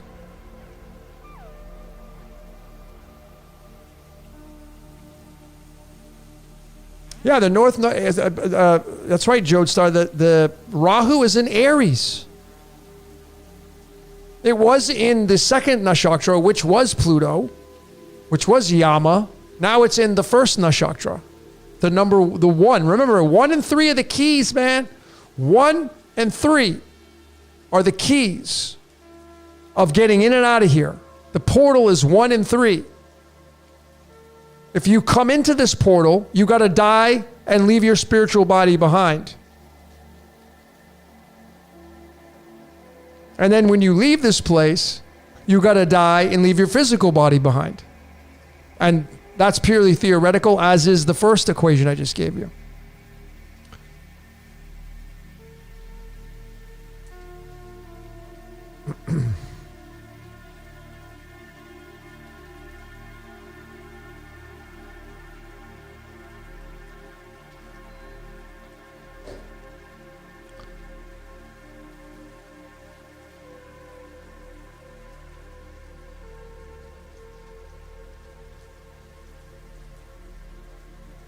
Mickey Donald, the question you're asking, how do we escape this reality? Well, there's a two-part answer. The first part is you're never going to escape it. Ever. Mankind's being used, you're just going to get recycled back in the game. You're going to go up and down the ladder. You're either going to graduate to a higher reality, or you're going to have to repeat or go down the ladder rung. Purely theoretical. There's a lot in my research that show that you never get out of this game. A lot of research is saying once you're in here, that's it. You're not getting out. Now, if that is, let's just assume or just entertain that idea as being a fact.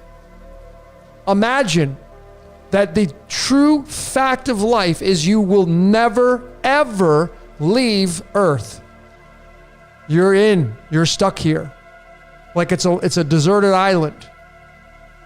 Well, maybe at first you'd freak the hell out. Maybe you'd get angry.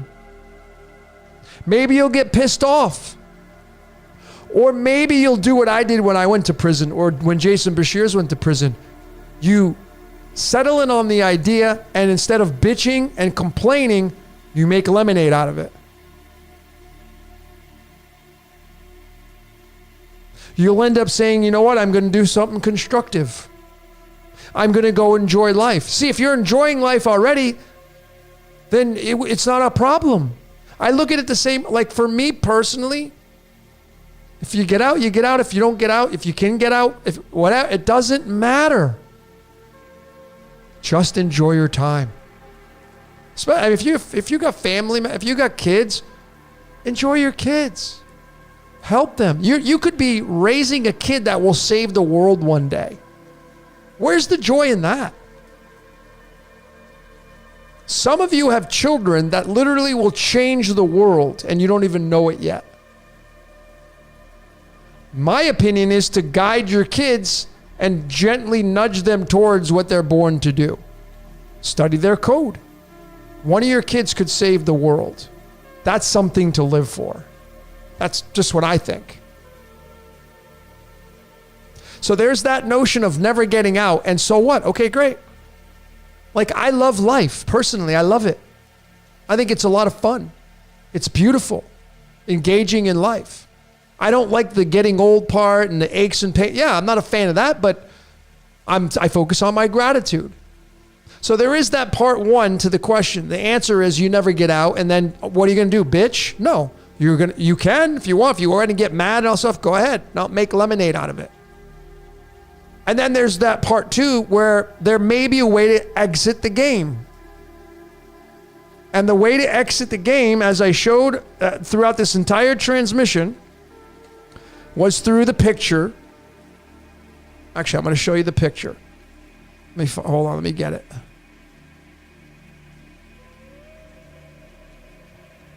Right here.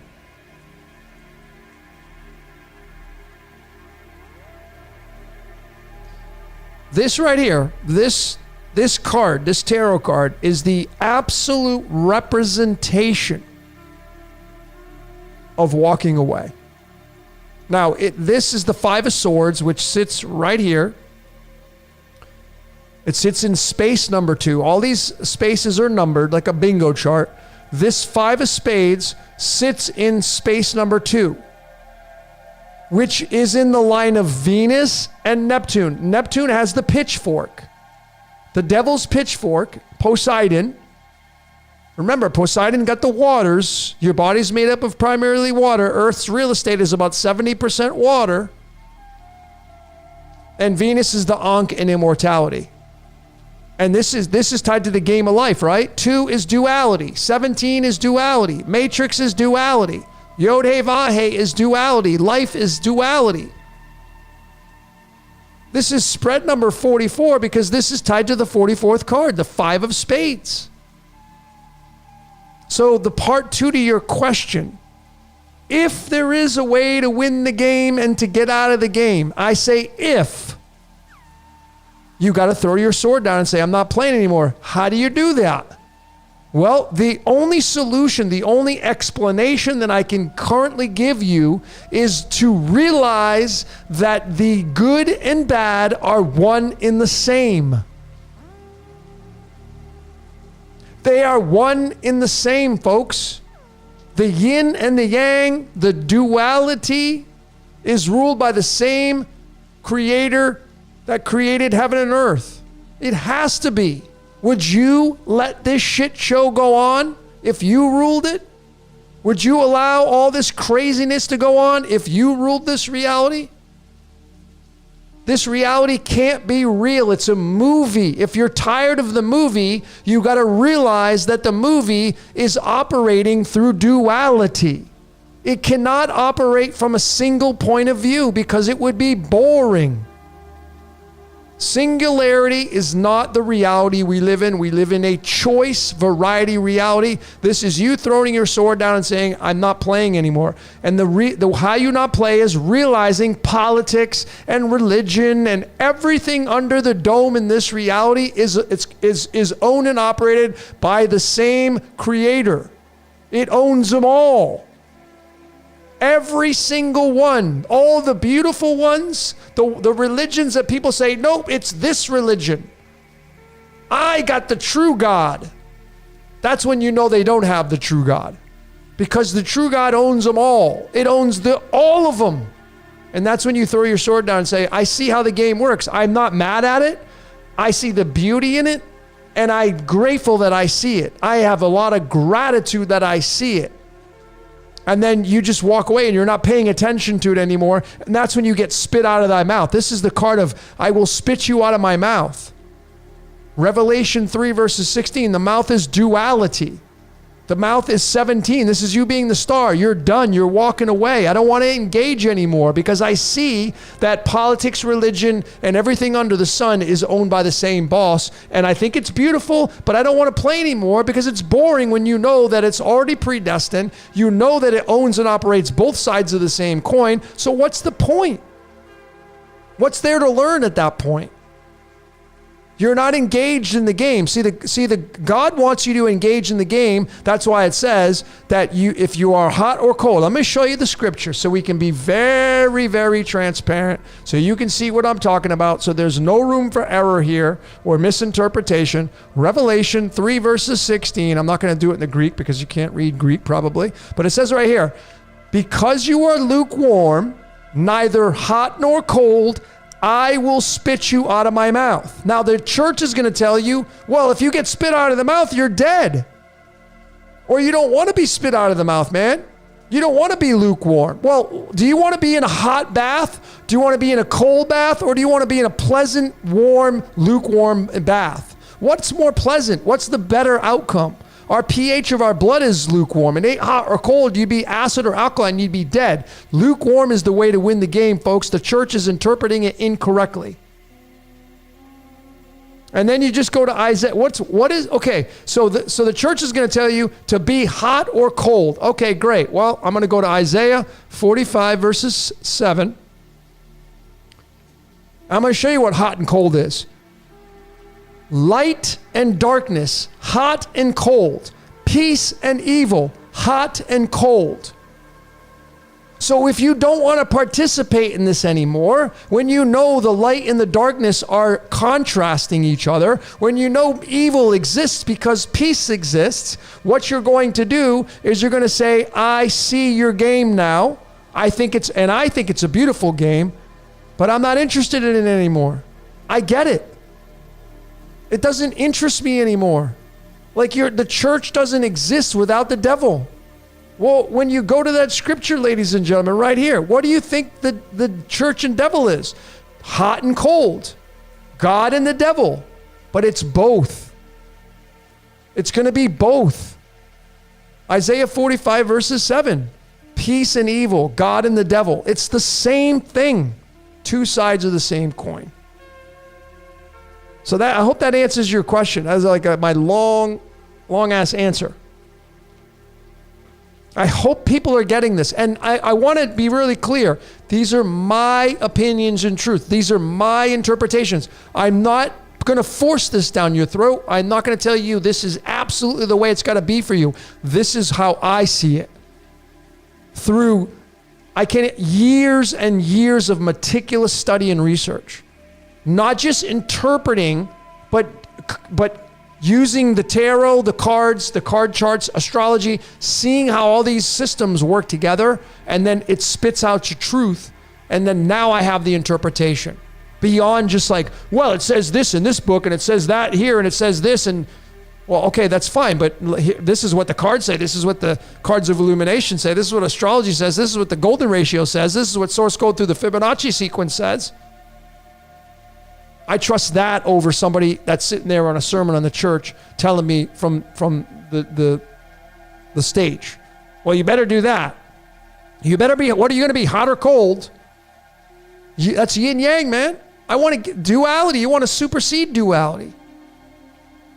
That's lukewarm, folks. You want to go up to the center point. If you're hot or cold, you're separating yourself down into duality, which is what you're in right now. And when you go to lukewarm, you merge the two together and you go to singularity, which is right there.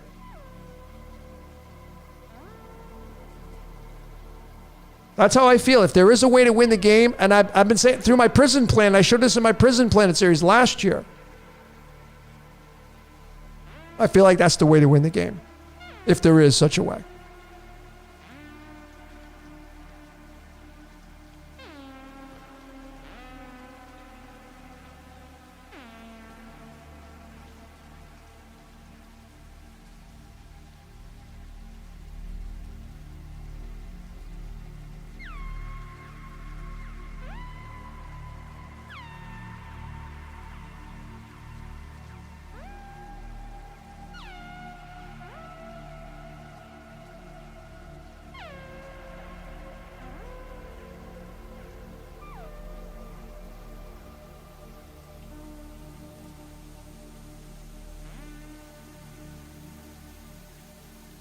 Trapped in a Box says you can survive in lukewarm water versus ice cold or steaming hot. Exactly my point. You see the blood, look to nature.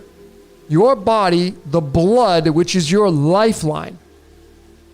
If you bleed out, you're dead. The blood is your oil. It's your lifeline. The blood's pH is going to be luke-freaking-warm. If your blood goes below 7.3, 7.2, 7.1, it's acidic, you're going to face death. And then if your blood jumps up 7.6, 7.7, you're going to go too alkaline, you're going to be dead. You're going to be lukewarm, which is 7.3 to 7.4. That is slightly love. You want to be slightly love. This is the law of one material, which says you want to be slightly service to others. If you fancy that material, whatever works for you, just remember that your truth is the only truth that matters, not my truth. I'm not living in your life. I'm not the star of your movie. You are. You have the final say in what you believe.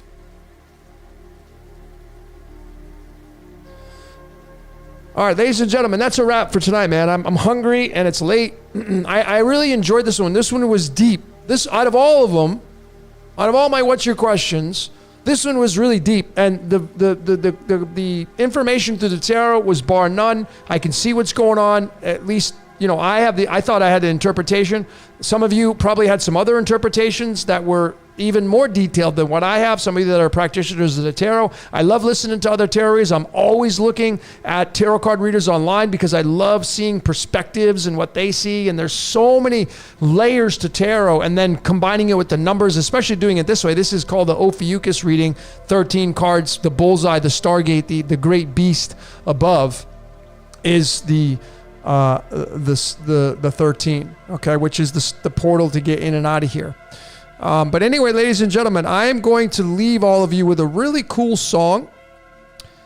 Change it up. I've been playing some Blade Runner the whole time. But this is a song called, by an artist called Aquavir. It's a really cool song. And I'm going to let all of you great decoders finish your night off by listening to this. I'm going to let you talk amongst yourselves. I really, really appreciate everybody being here. I mean, I'm super grateful that you joined in tonight, wherever you're at in the world. And I look forward to doing number 65, which is another big number, 65 being the mirror of the 56, lights, camera, action. These are all palindromes and stuff like that, so they're very, very important in our reality. But ladies and gentlemen, wherever you're at in the world, man, there's nothing to fear. Just enjoy life. Turn off the mainstream. Go create. Especially if you got kids, man. Pay attention to your kids. Teach your kids. They could save the world one day. And that to me is just like, wow. Your child could save the world one day. It could create some kind of, thing in medicine that will save countless lives. So go do that with your kids. But ladies and gentlemen, it's been an honor and a pleasure for all of you to join, for me to join in here with all of you great decoders. Thanks for supporting this channel. Please, if you want to support more of my research, I've got a Patreon channel. I'll leave it in the description. If you just go to Patreon and type in Decode Your Reality, you'll find it. It's unmistakable. You can find it there. You can pledge support. I got content coming out you're not going to find on YouTube. And then if you want to go and get merchandise, if you want to get a hat, pretending to be human, etc., etc. This is embroidered hat. Go to my cosmicsugar.store. It's pinned to the top, and get some merchandise. If you're in the U.S., especially, the shipping's pretty quick, reasonably priced, and you can support this channel that way. So, ladies and gentlemen, it's been an honor and a pleasure. Until next time, this is a wrap. What's your question number 64? Until next time, we will see you later.